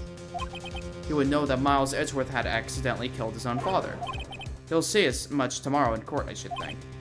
He'll press the point until the court finds Miles guilty. I see. He knows now, and he's gonna use it as a case to find him guilty. Is he just farming guilty verdicts? Oh no. But how could Von Karma know about Mr. Edgeworth's past like that? Even Mr. Edgeworth thought it was just a nightmare. That I do not know. Yet I do know that Von Karma is both persistent and a perfectionist. He may be seeking to satisfy a grudge against Gregory Edgeworth by hurting his son. What do you mean? It was 15 years ago. Von Karma and Von Karma did win. But he didn't make it through the trial unscarred. What happened in the trial between him? Von Karma got the guilty verdict he wanted. He won the trial. But Gregory Edgeworth accused Von Karma of faulty evidence. And though he lost the trial, Mr. Edgeworth's accusations stood. Faulty evidence? It was the only penalty Von Karma has ever received in his career as a prosecutor. He's farming 2-1, but he is literally farming guilty verdicts. He wants to get his KD up, or his win-loss. Man, bro is so good. Gregory Edgeworth dealt a blow to his perfect trial record. Wow. It must have been quite a shock for Von Karma. He took a vacation for several months after that, you see. Vacation? Yes, an unusual event for the man. That was the first and last vacation he's taken in his many years as prosecutor. Really? He doesn't take vacations? Like go to the sea or the mountains? Don't tell me he's never been to Europe. Okay, so Europe exists. That is crazy. In any case, that was the only time he took a vacation from work. I believe the penalty upset him quite a lot. Why would he take such a long vacation? I won't let him. Yes, Mr. Wright. I hate to say this, but even accidental murder is murder, you know. I know that. I just believe in Edgeworth's innocence. I can't believe he killed someone. But Nick, Mr. Edgeworth admits to it himself. His father must have lied to protect him from beyond the grave. I don't care. I know he's not guilty. My boyfriend would never. Mr. Wright, if you say so, I suppose I could go check again. The police files might hold something of interest. Mr. Grossberg, thank you. I can't promise anything, in fact. I think the chances of finding something are slim. I understand. Police materials, I mean, it would be self-defense. He was going to shoot his dad. One day left, Nick. Okay. Let's go to the criminal. Is Gumshoe gonna be here? Ah, it's you. I don't think Gumshoe... Okay. Yeah, Gumshoe is out. What? Mr. Von Karma is in there now anyway. Huh. You can go in as long as he's there. Von Karma? He's just arrived, actually. Uh-oh. That's not good. That's very not good. December 27th, Police Department Records Room. Dusty as always. What's wrong, Nick? Nothing, I was just noticing that he isn't here. Oh, no. Huh? Oh, god damn it. Unresolved case is evidence. The file for DL6 is completely empty. What? What are you doing in here? Eek! Oh. Caught you red-handed, Von Karma. Aha! Von Karma? You... How do you know my name? Huh? Have we met? What are you saying? We see each other every day, don't we? We're Miles Edgeworth's defense team. Defense team? Ahem. I beg your pardon, you see. I rarely remember defense attorneys. They are like bugs to me. Needless things to be crushed. I can see how this guy was Edgeworth's mentor. Mr. Edgeworth is your student, right? A romantist who still can't shed that veneer of amateurism. Just like his father, always second-rate. Mr. Von Karma, you had an axe to grind with Mr. Gregory Edgeworth, didn't you? Me? A grudge against a mere defense attorney? Why? because he had dealt a blow to your otherwise perfect trial record. So you did. But what I don't get is, why did you take his son under your wing afterwards? The son of your most bitter rival? That, my dear attorney, is none of your business. Tomorrow will be the last day of this trial. It's been a while since I've had a defense attorney last this long. Still, you will lose in the end. Miles Edgeworth will admit his own guilt. His guilt of 15 years ago, you mean? You're quite the researcher. If you've done your homework so well, then certainly you must understand. You know what Miles Edgeworth will tell the court tomorrow. We were right. So Von Karma is going to bring up DL6 in court tomorrow. Okay. Well, are we not gonna point out that? Are we not gonna point out the fact he's holding all the documents? Alright. Mr. Von Karma, have a look at this. This was you, wasn't it? You instructed Yanni Yogi to commit murder. Yanni Yogi. How many years has it been since I've heard him called by that name? He's a fool. I told him to burn it after he read it. Uh-oh. So you admit it? You wrote Mr. Yogi this letter? Yes, my dear defense attorney. Thank you for taking the trouble to bring it to me. Oh, no. You saved me from a lot of needless hassle. What? Nick! What is that thing? Oh, fuck. A stun gun for self-defense. We're in a police station. Can't we just scream? What the fuck, guys? That's it. I present to you the pistol. Yeah. Uh-oh. 60,000 volts. I think that'd kill me. 600,000? Oh, don't worry. People don't die from it, usually. Now, give me the letter. No! No! Whoa, what are you? Nick, run! Ah! Oh my god. Maya! Out of my way! Wah!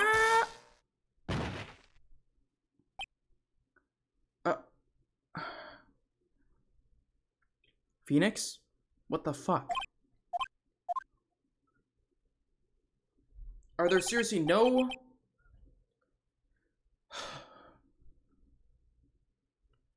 What the fuck? This is a police station! How?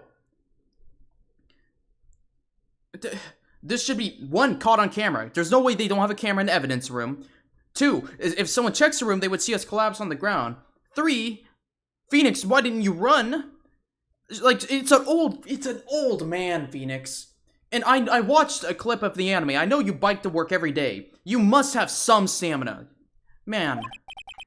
The letter's gone, of course. And you took the DL6 evidence, all of it. Back to having no clues. Wait, Maya jumped first. Maya, is she okay? Maya! Maya, open your eyes! Uh-oh. Maya! There literally is a camera if I roll. There better be, or this is like actually just a massive plot hole. You can't get away with...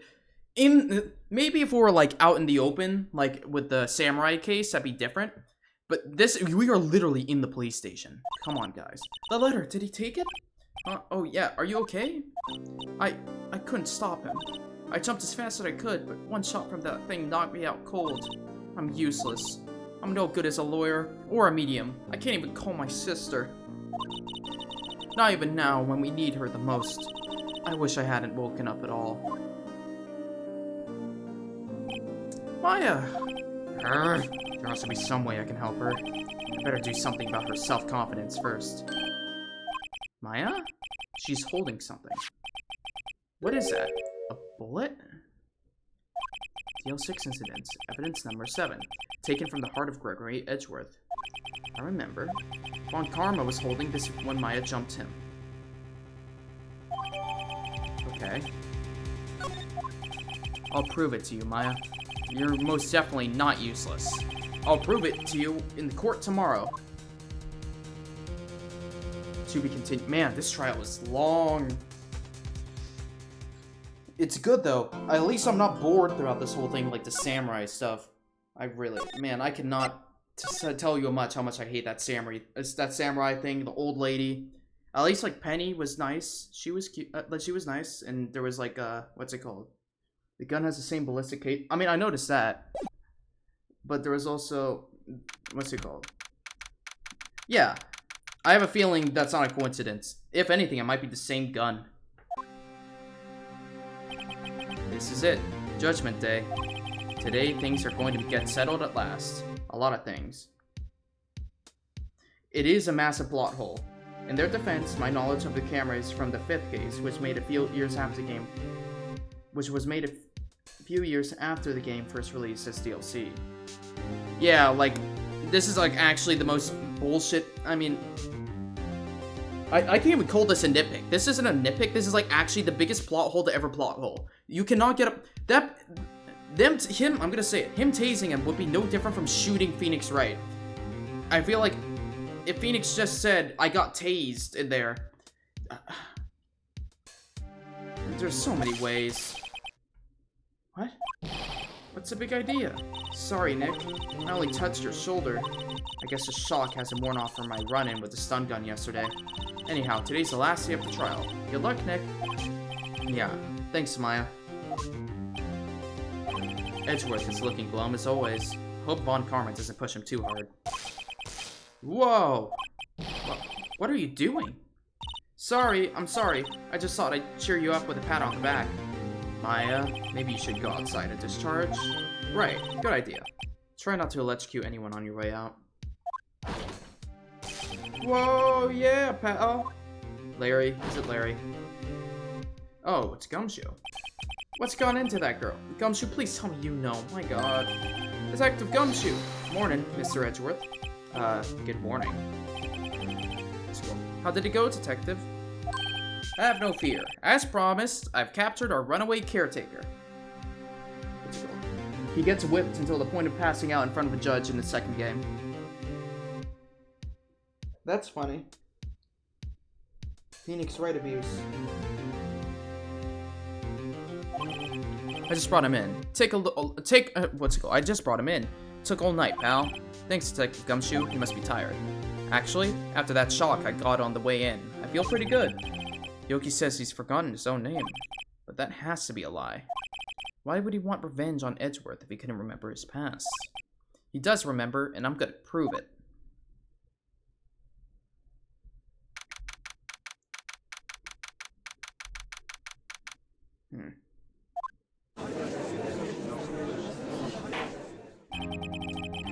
Court is now in session for the trial of Miles Edgeworth.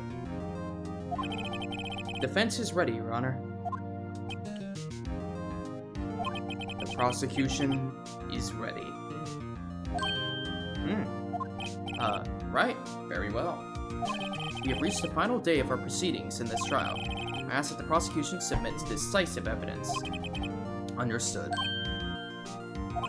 Come on, don't be awed and silenced by every little thing he says. Very well, Mr. Von Karma. Your opening statement. Great. Thanks to Detective Gumshoe's efforts, the boat rental shop caretaker has been arrested. In yesterday's trial, the defense asserted that the caretaker was the murderer. However, the caretaker has yet to confirm this. I would like to ask the defense to cross-examine him as much as necessary. Very well. Okay. Yamayoki says what?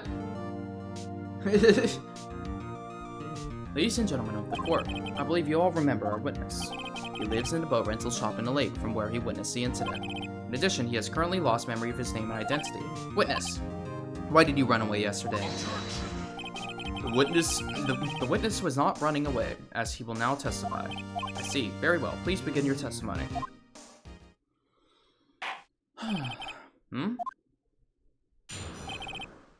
Why I left court. I'm really sorry about just leaving yesterday like I did. But I wasn't running away or nothing.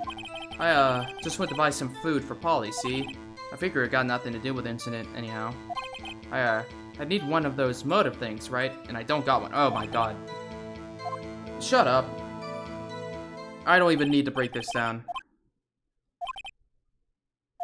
No, I don't need to prove anything. Well, here's what I'm gonna prove. Here's the motive right here, idiot. Oh my god, they took the paper. Shit!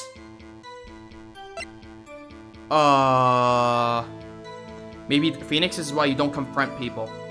Oh my god, what do I have now?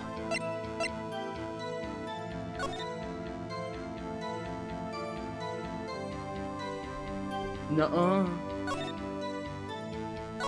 Yanni Yogi. There we go. Okay, then I'm still gonna present you this. Oh, god damn it. Bro didn't read a single thing when he got tased. No, I did! I know he took it. But I forgot about that. Ah, god damn it, okay. How can you say you had no motives? I say you do. You had a grudge against Edgeworth and the victim, Robert Hammond. That's why you took revenge on them, right? Please don't make me repeat myself, right? This witness has no memory of anything beyond... Okay. I need to prove he's lying. Okay. So first, I need to prove he is the man. Okay. Oh, yeah, that one. He's looking away when he says that. Food? Well, Polly's a bit of a gourmet, you see. She only eats these high-quality bird pellets from France. They only have them in a big pet shop downtown. But you weren't arrested until this morning. Why didn't you go back to the caretaker shack? Well, I kinda got lost, you see. The witness has trouble remembering.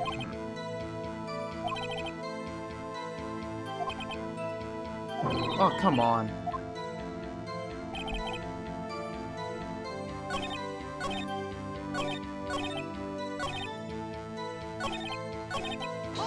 I'm just gonna go through everything.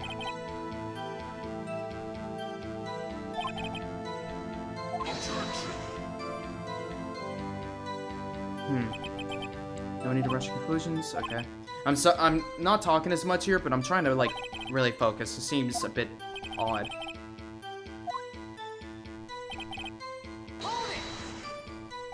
Then why did you leave? Okay. Blah blah blah blah blah.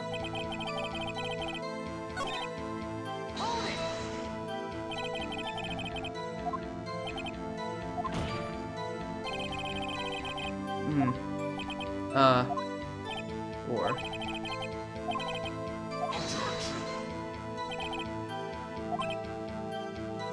and show the court proof.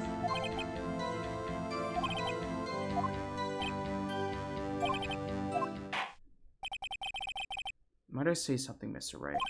Yes? Yes, Your Honor? You've been saying the same thing now over and over. You've been calling the witness's memory of the past or lack thereof into question. But does this really have anything to do with the current case? Of course, Your Honor. The witness has said he has nothing to do with this case and no motive. Both of these statements are lies. Order, order. Mr. Wright, there is a serious problem with your claim. Or are you saying you know who this witness is? Of course, Your Honor. Ho ho ho. Now this is interesting. Yeah. Yanni Yogi. A former court bailiff. Yogi? That name seems familiar. Oh! Yanni Yogi? From the DL6 incident? Figures the judge would have heard of it. It was such a famous case. But what does this mean? Your Honor, if this man is Mr. Yogi, then he has a clear motive.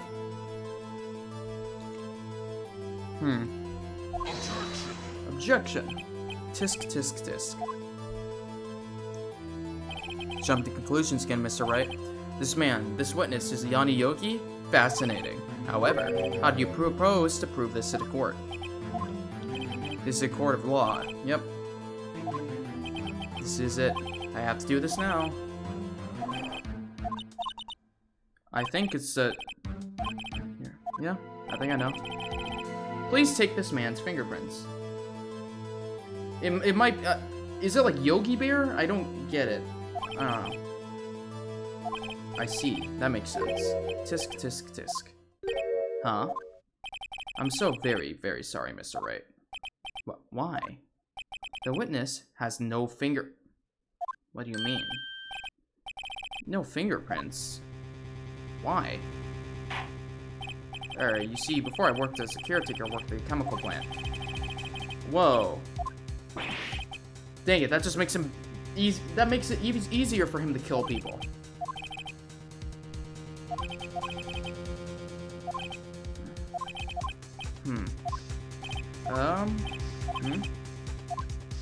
No. I know what happened, I know everything. Well, I just can't prove it, because he stole the evidence. But no, I can't let it end like this. I can't lose, so there has to be another way. There is no one who can testify as who his witnesses. No one. Nick, what are we gonna do?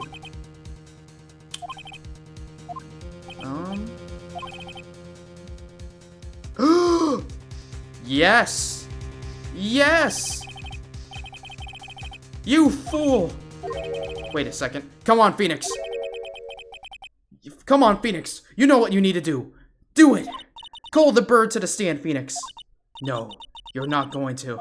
Your Honor, I have an idea. The defense would like to take Mr. Von Karma up on his proposal. Take Mr. Von Karma up? Oh my. Proposal? Exactly, Your Honor. I would like to cross-examine the witness's pet parrot.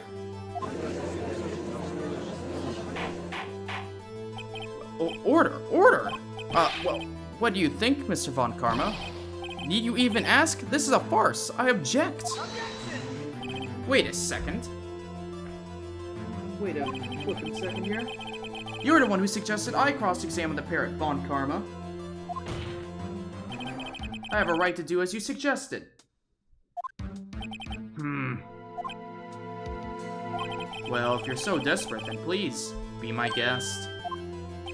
Of course, should you go through with this and nothing comes of it, then I hope you're ready for the consequences.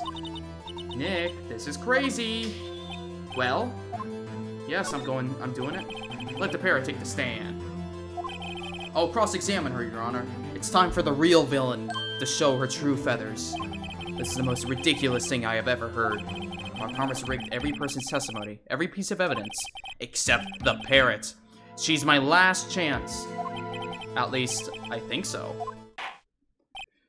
Bailiff, bring in the parrot. Watch the parrot come in, and the parrot has crackers. The parrot's been bribed. Dear God. It's literally a bird. It's literally just a bird. Okay. That's quite a bird. Please tell us your name? I don't know. Oh, wait, you have to say name! It's... The witness is ignoring me. It must hurt to be ignored by a bird. Ahem. Very well, witness. Who is Your Honor? Please, testify for us. Who is Your Honor? Hello. Huh?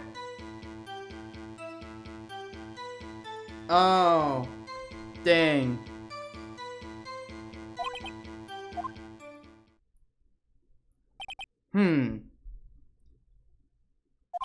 Certainly the most concise testimony we've had so far. Very well, begin your cross-examination. Right. What are you going to do, Nick? I don't know. What do we do, Maya? Alright, bird. Hello? That's it? Okay. Hold it?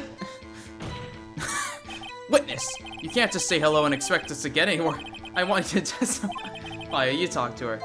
Right, what do I say? Say, what's your name? You guys should get her to say her name. Polly, what's your name? Polly. Mr. Wright, I think we've established that this parrot's named Polly. Does this have anything to do with her owner's identity? Yes. Yes, it does. Ha! Fascinating. You claim that the parrot's name will prove her owner's identity? Then show us this proof. Nick, don't you think you're taking the bluffing a little too far? Listen, we're not here to answer the question of who is the caretaker. We're here to prove he is Yanni Yogi. All we have to do is tie the name Polly to Yogi. Your Honor, the proof is that the parrot's name reveals the caretaker's identity is... Oh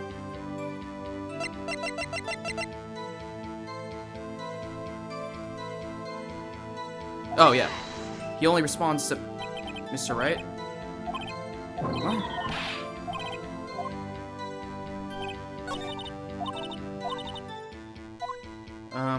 Do I have to go through all that again?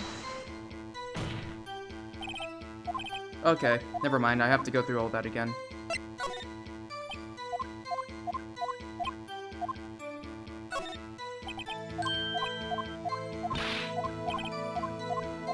Okay.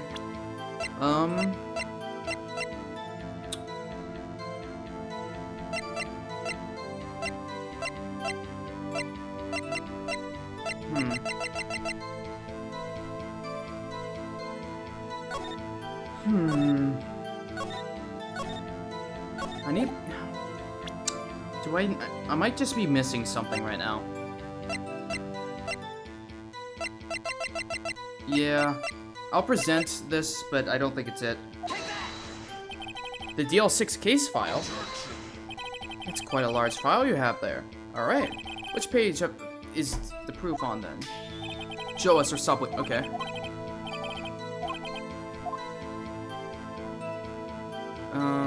It's suspect data. It's on the suspect data page. This page has all of the information about Yanni Yogi. Right here, after he was arrested, his fiancée committed suicide, see? Indeed, it does say that, yes. What was his fiancée's name? Polly Jenkins. Polly! Aha! Exactly, Your Honor. He wanted to remember the name of his fiancée who had committed suicide. That's why he named his parrot after her. I see. I guess that is possible. Bah! A mere coincidence. That's all. My granddaughter has a dog she calls Phoenix. Well, Mr. Phoenix Wright, does this make you my great-granddaughter's fiancé? She's only 7 years old. She's only 7 years old. Indeed. Oh my god, he married the bird. Alone is a little weak for evidence in a murder trial. We would need some other corroborating evidence. Where am I going to find that? Nick, we're getting closer. One more. If we could just get one more piece of evidence. Right. But what? Very well, witness. You may continue.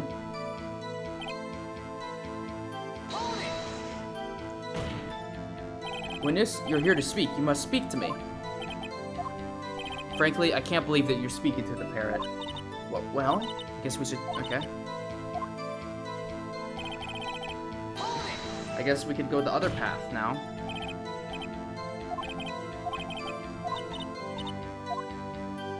Have we forgotten something? Polly. Don't forget DL6. Oh, yeah, right. That's a good question. Polly, have we forgotten something? Hello, hello. What? Oh. They bribed the bird. That's not what you were supposed to say. Forgot. Something we forgot. Hello, hello.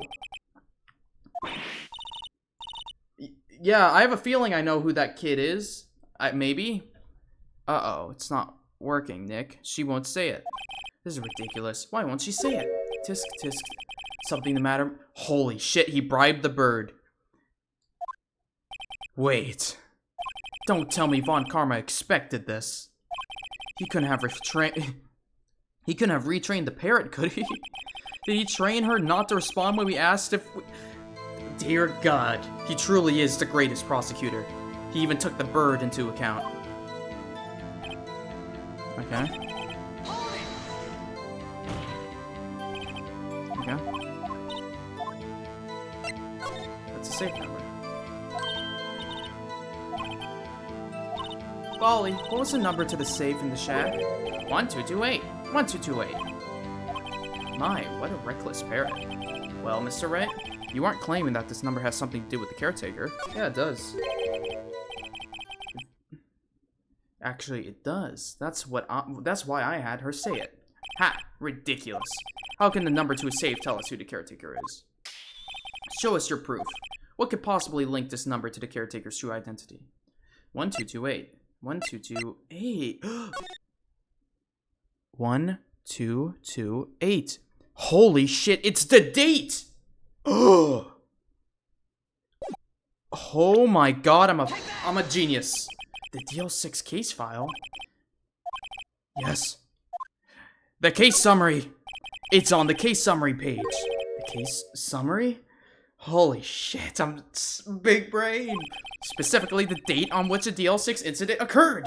The date of the incident, December 28th. Why, that's today's date, 15 years ago. And the number on that safe is 1228. Ah!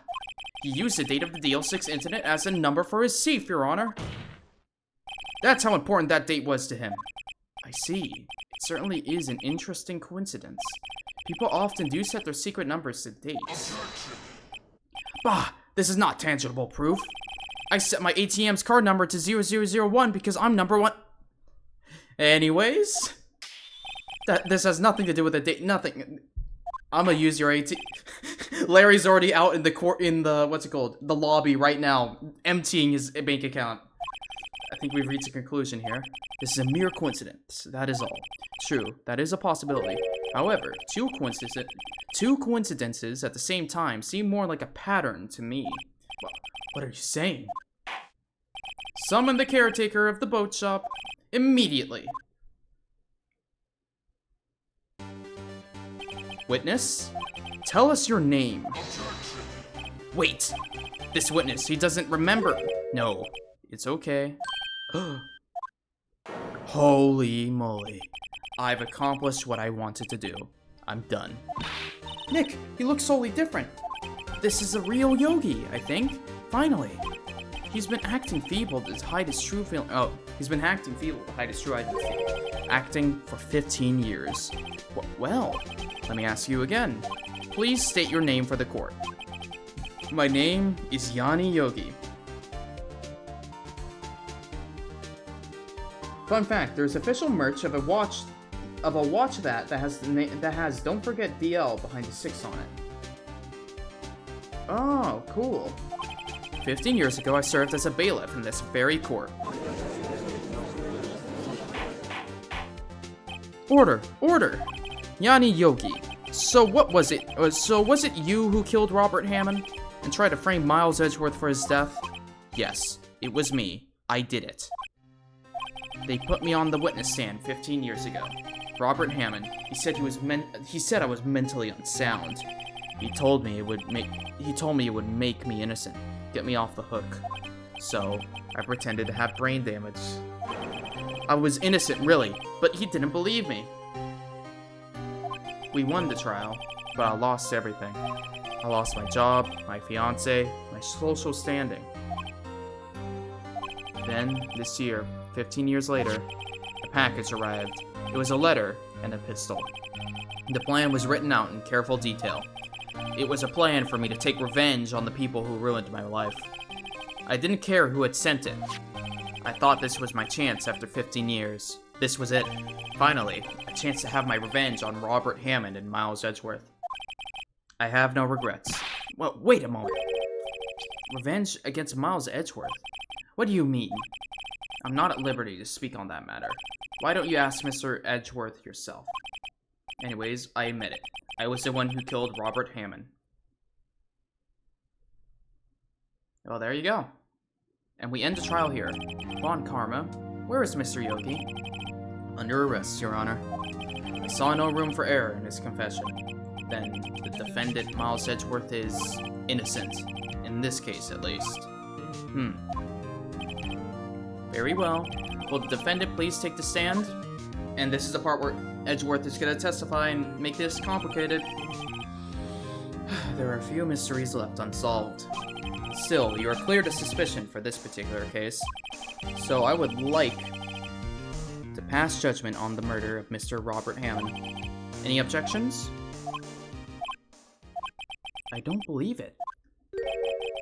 Why isn't Von Karma saying anything? Because he knows he doesn't need to.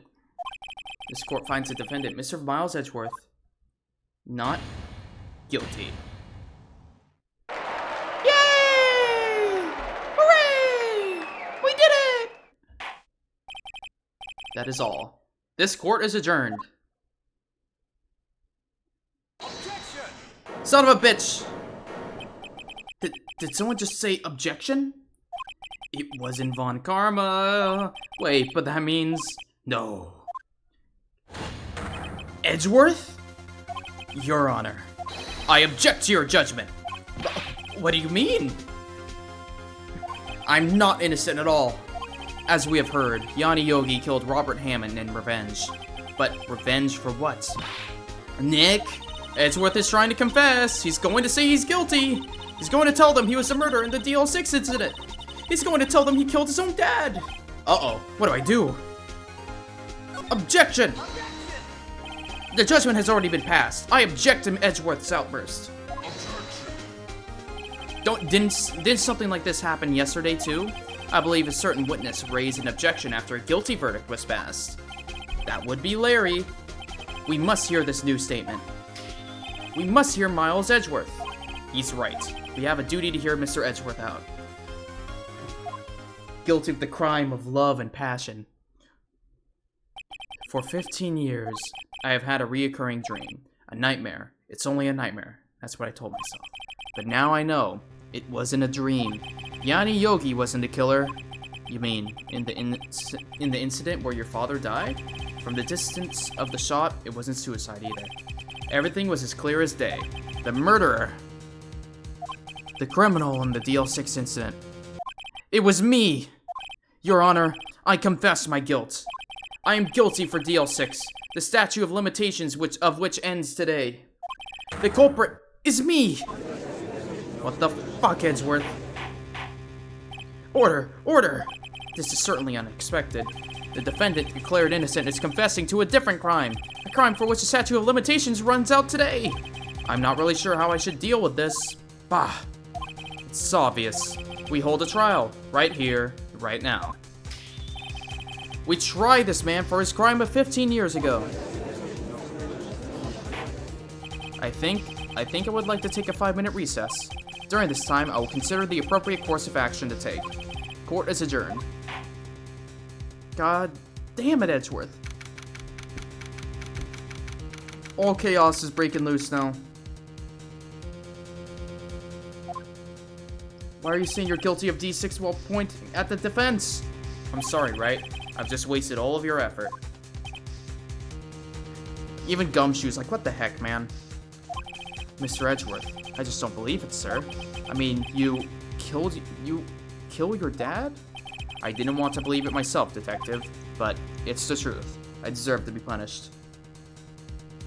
Man, murder is murder, no matter what the circumstances. This is crazy! Just crazy! Nick? What are you doing? I'm making out with Miles Edgeworth. Maybe this'll get him to change his mind. Look away, Maya, for this may be too much for you. Huh? I was just reading through the court records once more. I'm getting my case ready. Your case for what? Huh? Isn't it obvious? I'm going to prove that Miles Edgeworth is innocent. What are you talking about, pal? He just admitted it. He confessed that he did it. In court. I'm sorry, Edgeworth. But I don't believe your nightmare. What? It's just a dream. It's not real. The truth is right here in this court record. In any case, tighten your belt. The real fight is just beginning. I'll prove you're innocent. Trust me. Right. If we make it out of this... Ugh. December? Okay. Straight back into it. Now then, I would like to resume our trial. Judge. Miles Edgeworth has admitted his own guilt. He has confessed his crime. Let us begin hearing his testimony. Then, though pointless, let's the defense do the cross-examination. The statute of limitations on DL6 runs out today, though it's unconventional for me. I'd like to run this one by the book. I see. Okay, let's do this. Okay. Tighten your belt later, it's obviously. Tighten your belt for now, and then once we win, untighten that belt. Will Miles Edgeworth take the stand?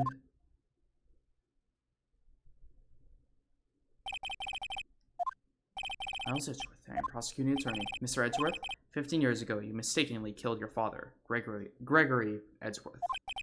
Is this correct? It is correct. Then testify about this matter in the court. Oh yeah, the bullet. And finally, the bullet will help me.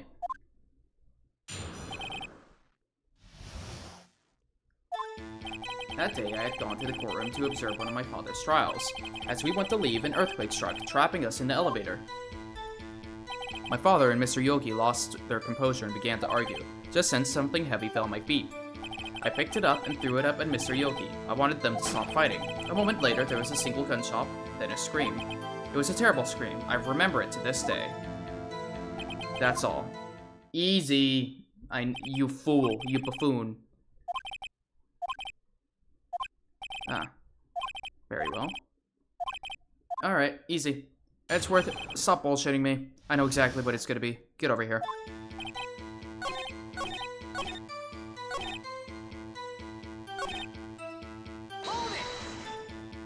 The gunshot fired once? Yes, I think. I threw it after. Okay. Scream! How the fuck did he scream, you idiot? If he died instantly. Wait, do we have a autopsy report? How would he have screamed? Who screamed? I find that hard to believe. So there was only one gunshot? Oh yeah, and there's also 2 gunshots there. And the scream. Then everything faded. I was unconscious until the rescuers came. I see. Bullshit. No, Your Honor. Unfortunately, you don't. Take a look at this. See that? It went straight to his heart. And this is a photograph of the scene of the crime 15 years ago. And in it lies a clear contradiction to Mr. Edgeworth's testimony. Well, I can see the victim, Gregory Edgeworth, lying there. But what do you mean a contradiction? Just as I thought, the judge is clueless, as always. Easy. Easy, easy, easy. This, Your Honor. As should be obvious, the contradiction is here. See, a bullet hole in the door. Wait, how would oxygen have been going out? Wait, sorry, that's unrelated. Never mind. They could still be trapped under rubble. However, according to this, yeah, 2 shots were fired. 1 shot hit the victim, the other hit the elevator door. I ask you then, why did Miles Edgeworth only hear 1 gunshot? This photograph does seem to confirm a 2nd shot. Hey Edgeworth, come look at this photo of your dead father. However, when was the hole in the elevator made? It might have been there before the incident occurred. If it was there before, it has nothing to do with this. Mr. Wright, do you have proof that? Yeah. Sure. Your Honor, I think I will be able to show you the proof. What? Impossible. Now, Mr. Von Karma, save your surprise for after you've seen the evidence. What do you have to prove that the bullet hole in the door was related to the incident? Well.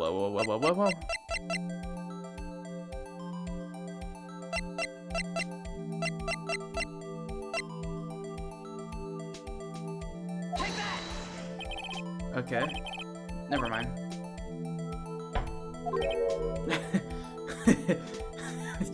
My bad. Ow! My health. The bullet hole was related to the incident. I mean, would it not be the pistol? Wait, no. Bullet hole.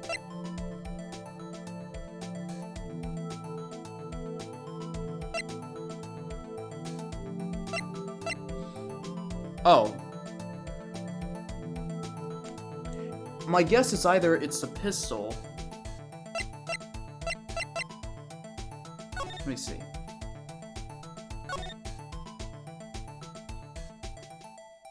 Oh, here we go. The murder weapon was fired twice. There we go.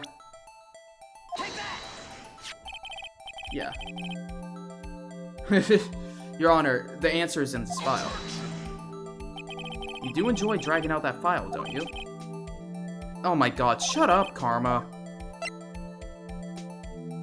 it was, let me verify it here before I put the wrong thing. I can't afford losing health. Yeah, victim data.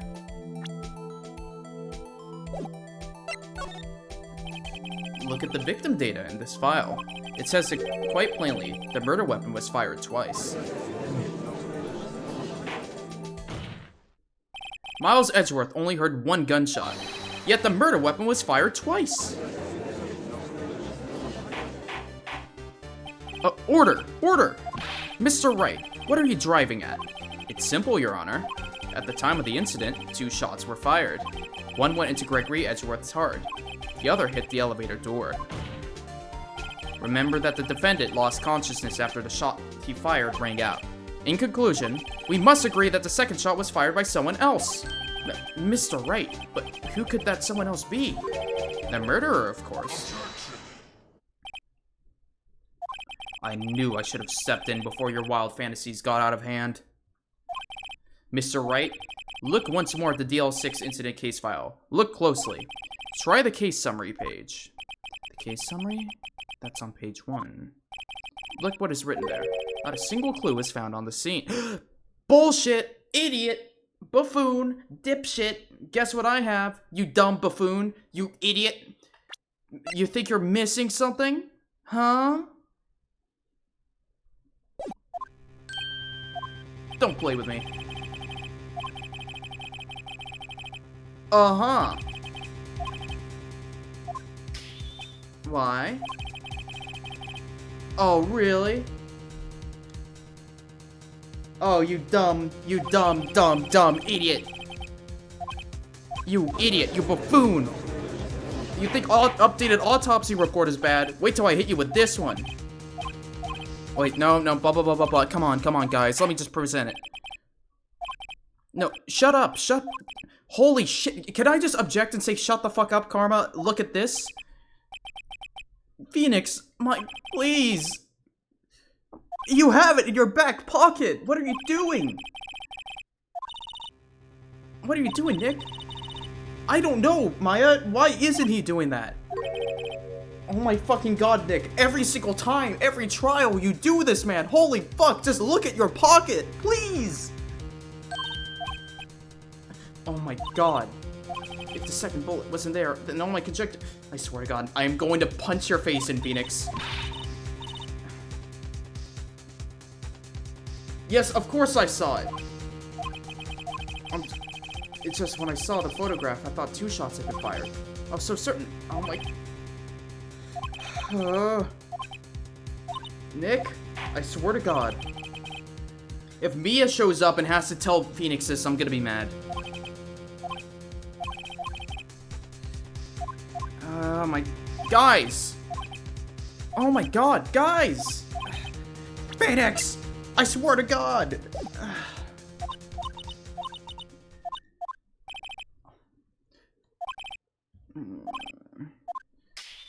Wait. Yes, I have an objection! I have an objection, dipshit! Your Honor. I object! Tisk, tisk, tisk. Mr. Wright, on what grounds do you object, Oof. Nick? I don't know. Oh no. Oh my god. Oh my god, it's in your pocket!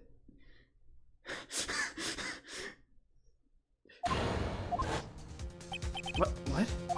What did you just say? Nothing.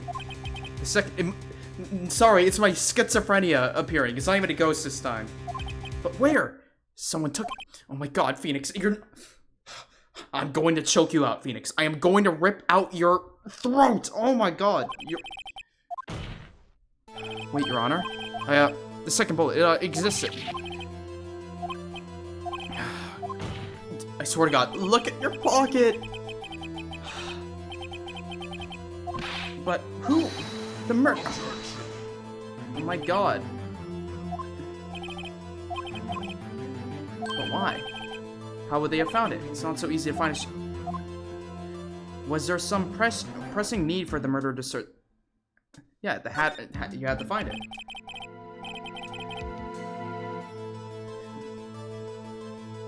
That is the only one that exists, is the one in your No, not that one.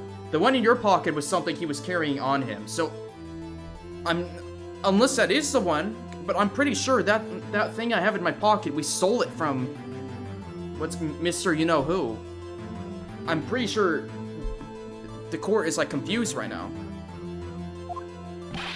Yeah, I stole it from Karma. Well, the reason the murderer took the bullet away from the scene with them is the bullet would be proof. Duh. Proof? It was a special... Yeah, because that bullet is the same one from the gun! Oh my god, guys! Huh? Why would they only take one of the 2 shots fired? Oh, right. What? What? Okay, am I, like, too confident? The murderer didn't need it. Why would the murderer have spent the time to look for the stray bullet? I haven't got a clue. The murderer had no reason to...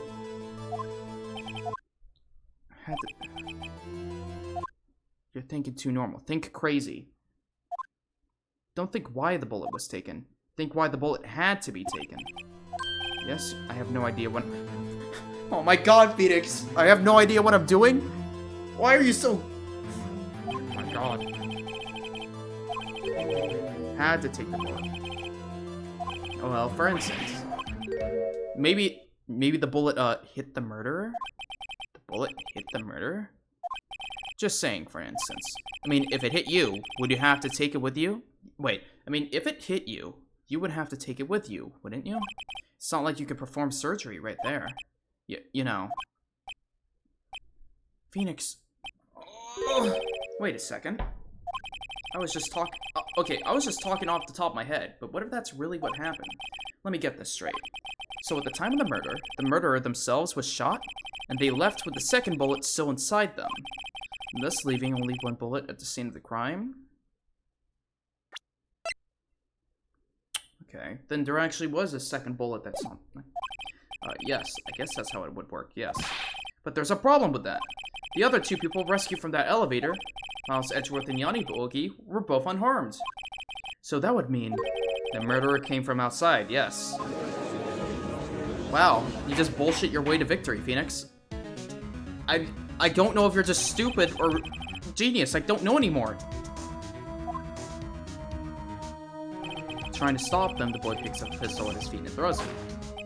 The pistol discharges and the bullet hits...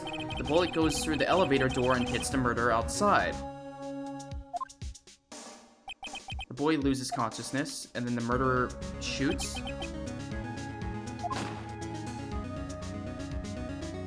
Huh. I should have known. Mr. Wright, you are truly the most unpredictable defense attorney I've ever known. I can tell you're grasping, yet I cannot deny the possibility of what you say. What are you saying? Deny it! Deny it! No one involved with the innocent... Oh my god. I've been talking for so long that my mouth is beginning to give up on me. No one involved with the incident was wounded. There was no murderer. No one was wounded at the time of the incident. He's right. I can't think of anyone. Hey, Nick? Huh? I just thought of something really crazy. Crazy? Remember what Mr. Grossberg said yesterday? Miles throws it, it fires, Yogi picks it up and kills him. Easy. Well, I don't think it's Yogi who did it. I think it was, what's it called? Mr. Evil Man was on the outside. He got hit, he walked in, he shot him, and then he walked out. And that's why he, like, later reached out to the Yogi Man.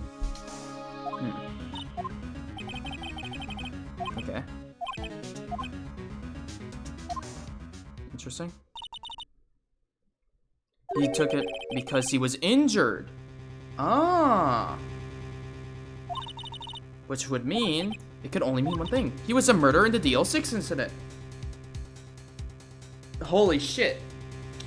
That's why he had to take a vacation, because he was recovering from the bullet wound. Holy shit.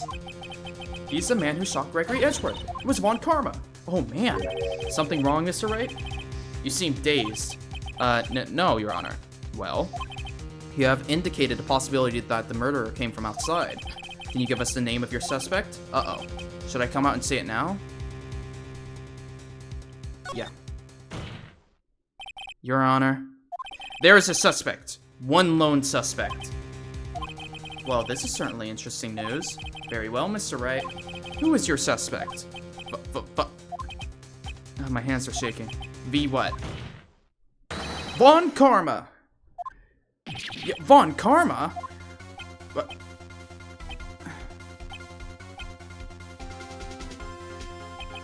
You mean the Von Karma? The prosecutor? The one standing right over there? Ah, you don't object? I see no need. Why honor this ridiculous outburst with my objection? Because you took a vacation for several months starting the day after the incident. Yet you pride yourself on a perfect record. Why would you take such a long vacation without any reason? So you're claiming that I took a vacation to heal my injury from the incident? Fascinating. Prove it. I would have needed surgery, no? Where did I go under a knife at, Mr. Wright? Bring the doctor that operated on me. Have him testify. Nick? Let's find out who his doctor is. It's no use. Not enough time. Edgeworth? I know Von Karma. Perhaps too well. He's perfect. He wouldn't leave clues. He probably didn't undergo surgery. That would leave a doctor as a witness. Grr, nobody's that perfect. So what, Nick? Did Von Karma pull the bullet out by himself? That's insane! No, he couldn't have. You can't just pull bullets out of yourself. Wait, what does that mean? That bullet has to be somewhere, but what? The bullet is still in him! It's still in him! It's still inside him! Oh my... Tisk. Well, someone get this man, we need an x-ray on him, now!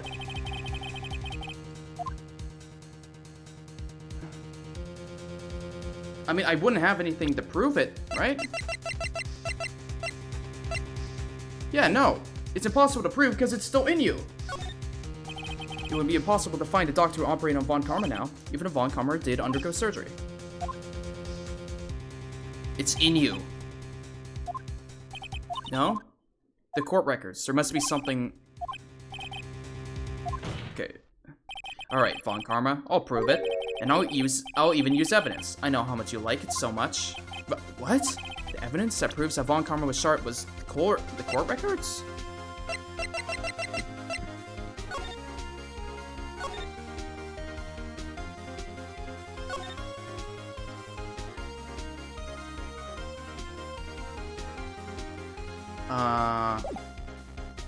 Not that one, right?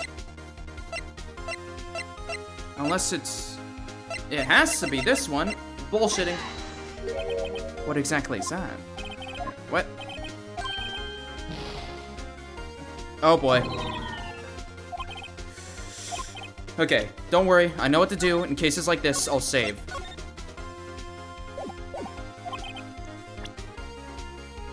Okay. Yeah, I saved. Don't worry. Don't worry. Okay.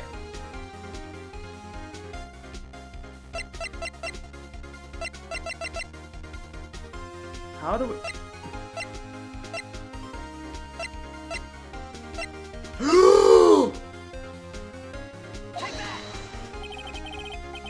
Oh my god.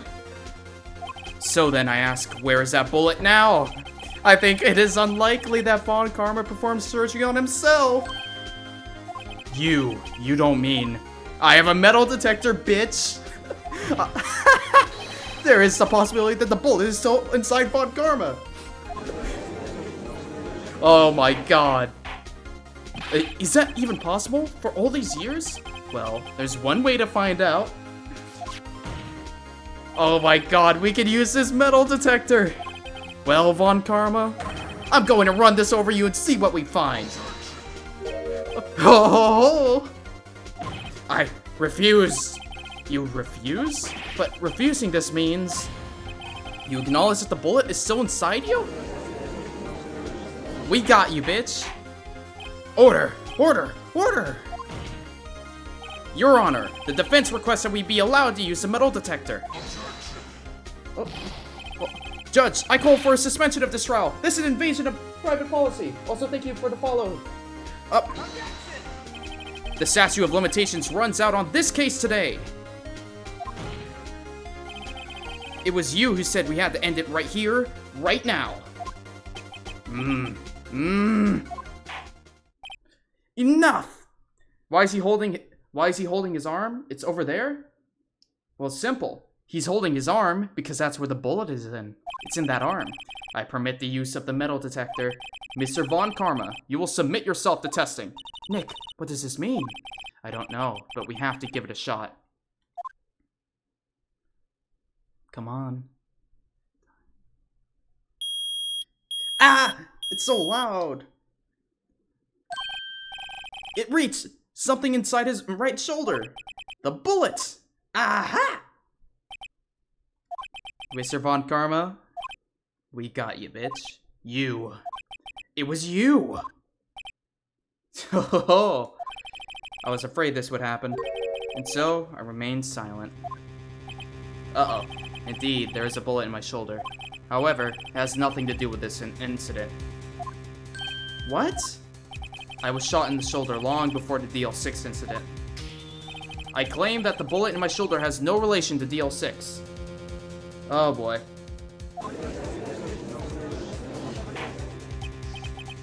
But, Mr. Von Karma, can you prove that? He's about to have some random doctor pull up and be like, yup, that happened. Prove? Uh-oh. I have no obligation to prove any... Bullshit, Karma! That is the most hypocritical thing you have ever said in this entire trial. What? Mr. Wright? Oh, come on. I mean, I can. You don't have any DL6 evidence? Yes, I do. No. Finally, I have the bullet. With no proof, you cannot... Okay. No. Shut the fuck up. Shut the fuck up. No, I'm the one who's sorry, Mr. Von Karma. What? You were close. One day away from freedom. But you see, I have proof. What? Who would have thought you would dig your own grave trying to convict Edgeworth?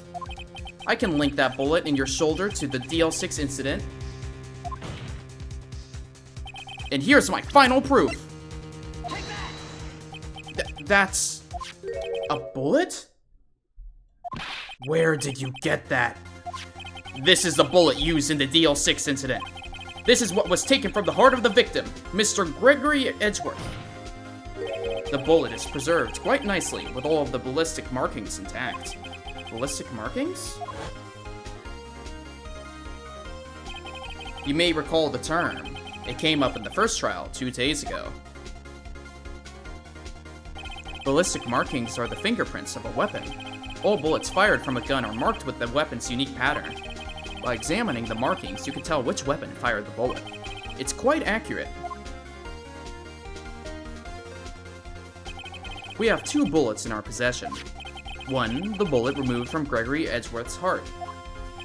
The other, Mr. Von Karma, is the bullet buried in your shoulder. We could analyze both bullets. Then, if the markings matched, we would know that both bullets had been fired from the same gun.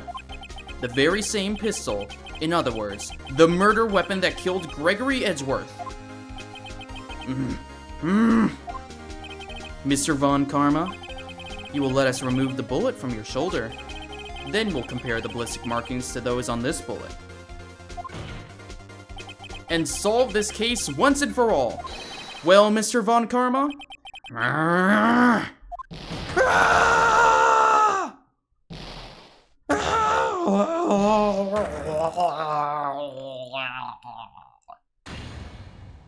That scream. I've heard that scream before. Wait, I know.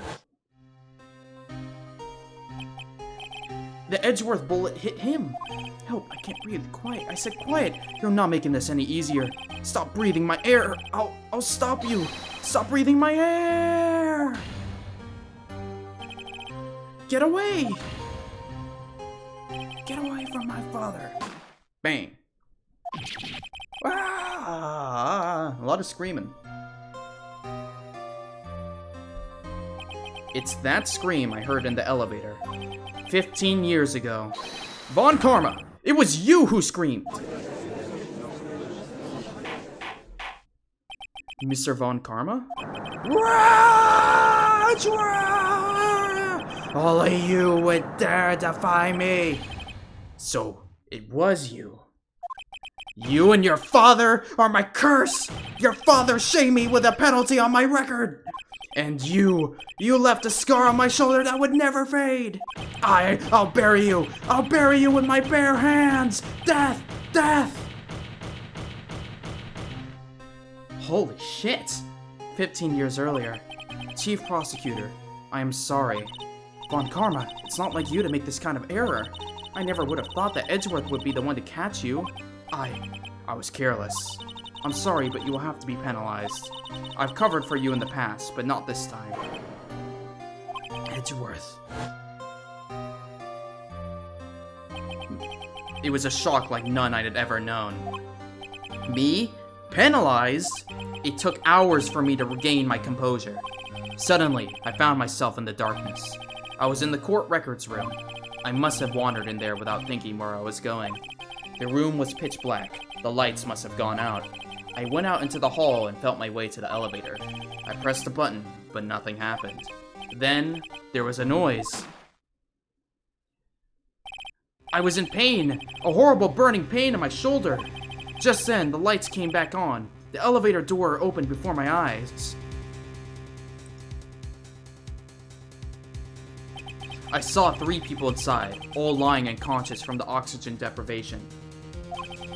Much to my surprise, a pistol lay at my feet. I knew then it was destiny.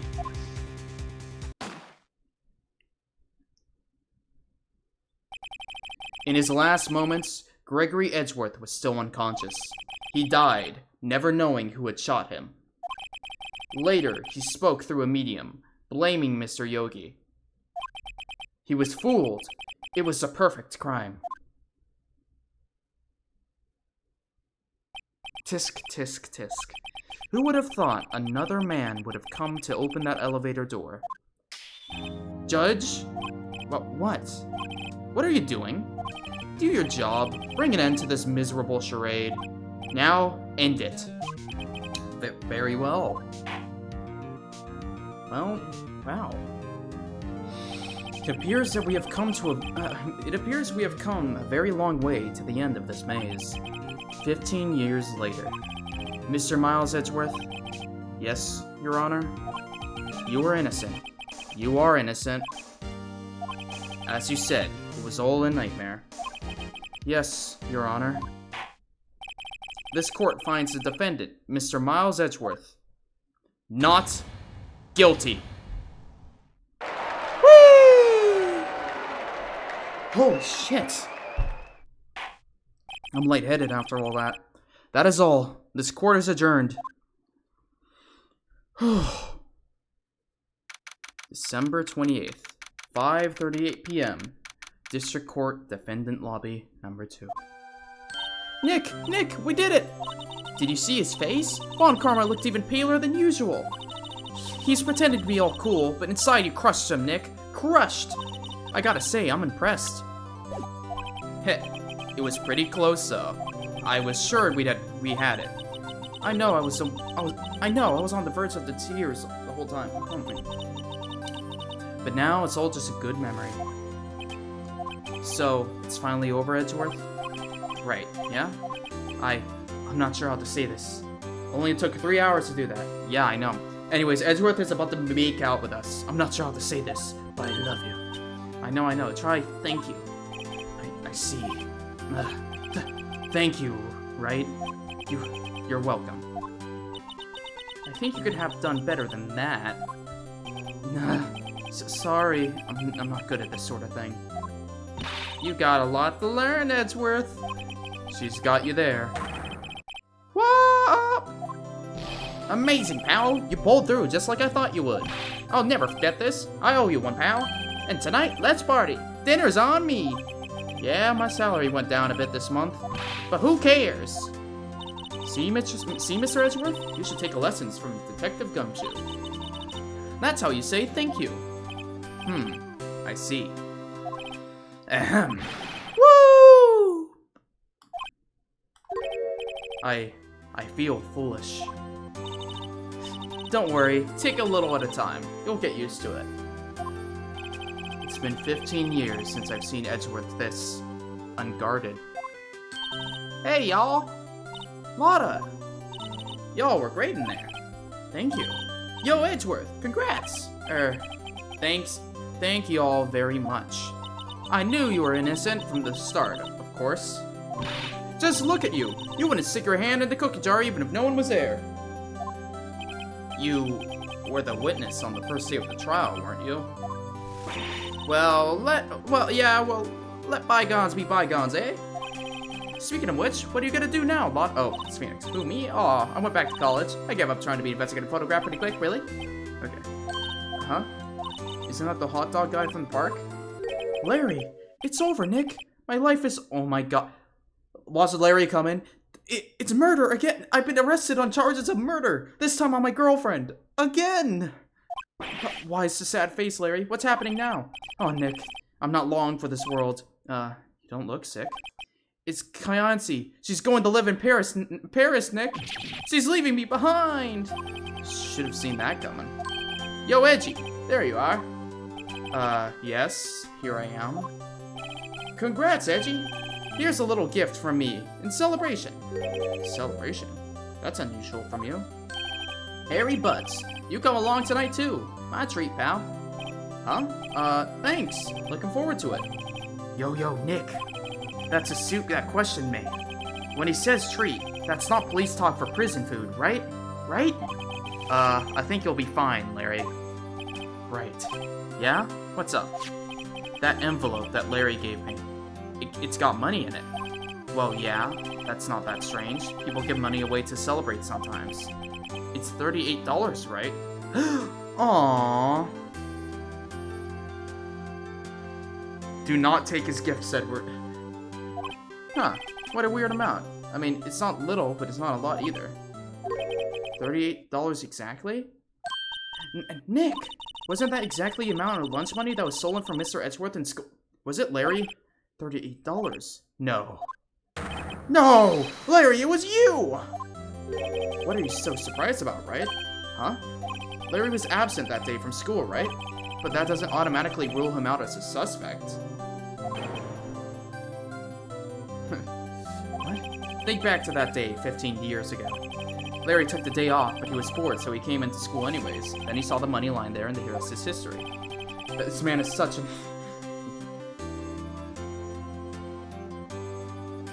a loser for remembering the exact amount. You didn't know, did you? I suspected, I just couldn't picture protecting Larry protecting you like he did that day. Minus 200 aura, Phoenix. Everyone else was saying you did it. The whole class was against you, remember? Yeah, too well. Right. You may not know this, but we used to have a saying back in school. When something smells, it's usually the butts. Oh, we know that saying. I know. Really, right? I'm surprised you didn't figure it out. Well, this sure is an unexpected turn of events, eh? Edgeworth. You should have told me. Now, Nick, it was 15 years ago. Don't you think the statute of limitations has run out on Mr. Edgeworth? I'd say so, yes. There you have it. Grr. Where does that leave me? I became a defense attorney because of what you two did. Well, you've always been something of an insufferable emotionalist. Yeah, and you get worked up too easily, too. The death sentence for both of you. Man, if only I'd known, I'd have become a prosecutor. What the fuck, Phoenix? The same goes for me, only the other way around. For the longest time, I thought I might have killed my own father. I thought I might be a criminal. I became a prosecution in part to punish myself. If I had known the truth, I might have become a defense attorney after all. Edgeworth, want to switch, right? Hey, y'all, line up, I'll take a photo. Hey, photo time, let's go. And after all that, dinner's on me. Photo time. Detective Gumshoe took us out to town that night. We celebrated Edgeworth's newfound freedom, even though Edgeworth himself was still in detention. December 29th, 5:02 a.m. Wright and Co. 5:02 a.m. Early in the morning. No one better die. Whoa, I went a little overboard, huh? Oh, my head hurts. Huh? It's still only 5. Maybe I should go back to sleep. Huh? What's this? A letter? Good morning, Nick. You were really impressive yesterday. Seeing you, it made me think about what I'm doing here. I'm a spirit medium, in training, of course. I wanted to help Mr. Edgeworth, too. I wanted to help you, but I couldn't. I was useless. So I've decided to go back to my training. I'll become a full-fledged spirit medium for starters. I couldn't say it to your face, so I left this letter. Goodbye, Nick. I'll see you again. Goodbye? What time is it? Gah! The first trains for the mountains have already left. To the station. Ooh. Train station. The classic ending place of every visual novel. I guess I'm too late. Hey! Nick? Maya! So, you're leaving? Yeah. It's hard being a spirit medium who can't talk to spirits. And I think you'll do fine without me, Nick. Be good, okay? Hold it! Wait! What? I never could have saved Edgeworth without your help. Huh? On the last day of the trial, I heard her. I heard Mia's voice. You heard my sister? Yes, only her voice, but still. It was at the very end when I thought we'd lost everything. Well, that's my sister for you. Detective Gumshoe helped, and Mr. Grossberg, and even Larry. I'm the only one who couldn't help. I was useless, Nick. But you were the only one who solved Von Karma, Maya. Huh? I didn't do anything. All I did was wander around in a daze. Sorry, but I have evidence that you helped. Evidence? Yeah. A bullet? Von Karma was convinced he had taken all of the evidence pertaining to DL6. But you were the one who rescued the last piece of evidence we needed. This was the bullet that put an end to Von Karma. And you were the one who gave it to me. Nick, thanks, Maya. I couldn't have done it without you. I'll be back soon. Huh? I'm going to complete my training and come back. Okay, I'll be waiting. Of course you will. You can't run that office by yourself. You're hopeless. I don't know about that.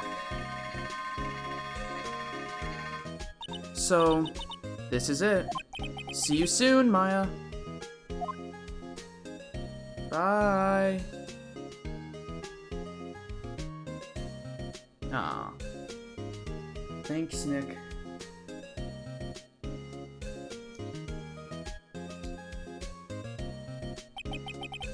And so my story ends. Time to turn a new page and say goodbye to the novice defense attorney that I once was. Now, a new story begins, with the same old crazy cast of characters. Ha! Don't think you've graduated yet, amateur. Mr. Wright, perhaps you'd like to rethink that claim? Yes, Your Honor. Uh-oh, I got a bad feeling about this.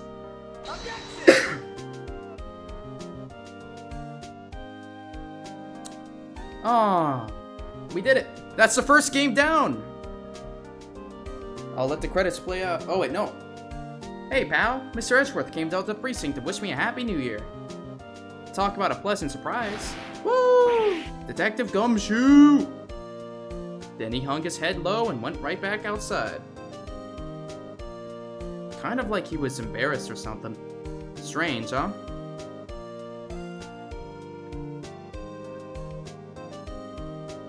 Wow. 6 hours for that last trial. Crazy, huh?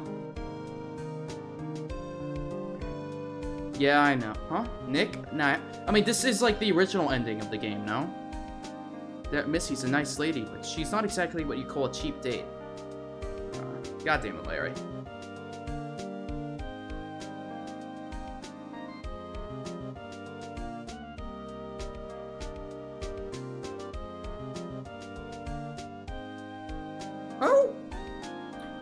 Remember him?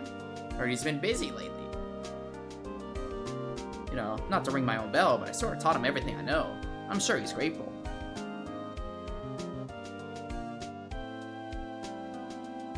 This is cute, though.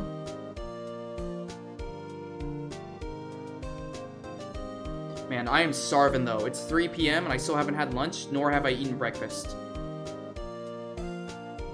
I'm planning on air frying some food. Yum, yum, yum. I don't want to skip the credits, though.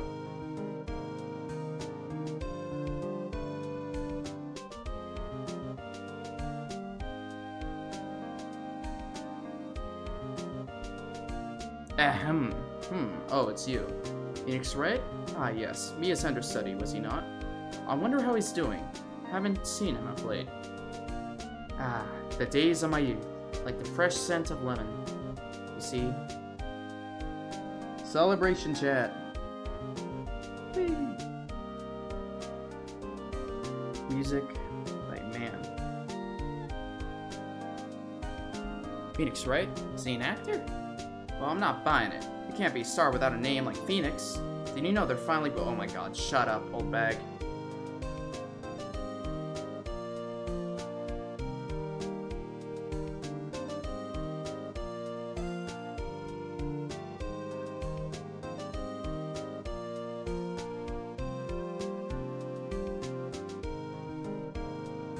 Of course. Only the most legal means. Wink, wink, nudge, nudge.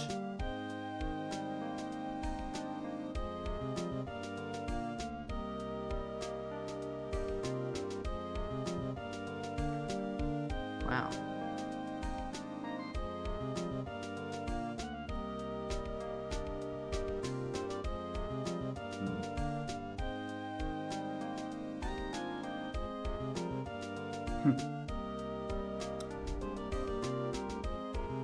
Hey. Celebration. I gotta send my own little message as well. It is funny, they say how I'm subscribed to my own channel. I don't know how that works, but sure.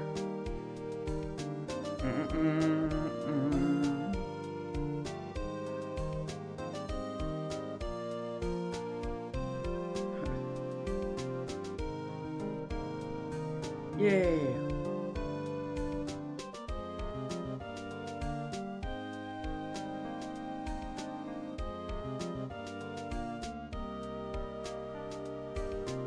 I remember, right? Yeah. Dude, I want to get a version of that yeah. What's it called? I want to get the yeah emote, but I also want a negative version of that. I don't know if it already exists. If it doesn't, I'm gonna have to make a custom one. I don't know. Either later today I'm gonna be playing Terraria with friends, and I'll be streaming that, or...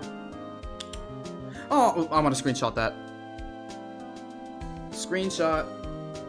Yay! Honestly, I'm kind of this between you and me, chat, and I'm keeping this a secret from what? What the fuck? It's just I'll look closer to who is this lady? Rise from the ash. I was gonna say. I'm gonna save here. I'm gonna end this Phoenix Wright thing, but I kind of pretty. This is a very, very minor thing, but I wants to maybe not play Terraria tonight so I can finish editing the Phoenix Wright stuff. I still haven't even finished editing down my first stream, and I'm still kind of hard stuck on which place to upload it on. I don't think I want to upload it on my main channel. I might just have my VOD channel be where I put it. You guys don't gotta worry about that either, but I guess that is essentially the end here. I want to thank all of you guys for sticking through here. I'm sad that my friend Rulin could not be here through all of it, especially because that trial, I could tell, was a very special one. This would have been the end of the original game. But it seems like we have one more game in this trilogy, or at least this first Ace Attorney game to play through.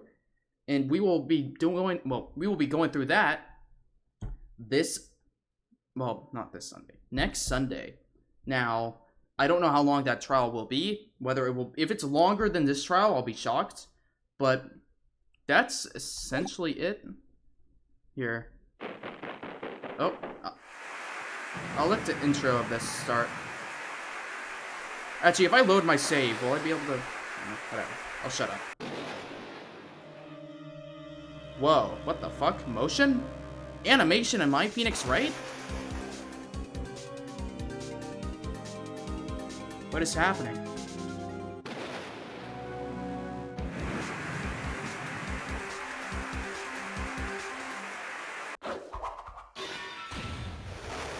Why is this so high quality? What?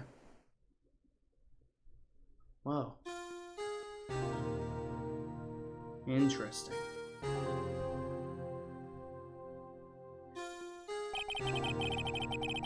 Okay.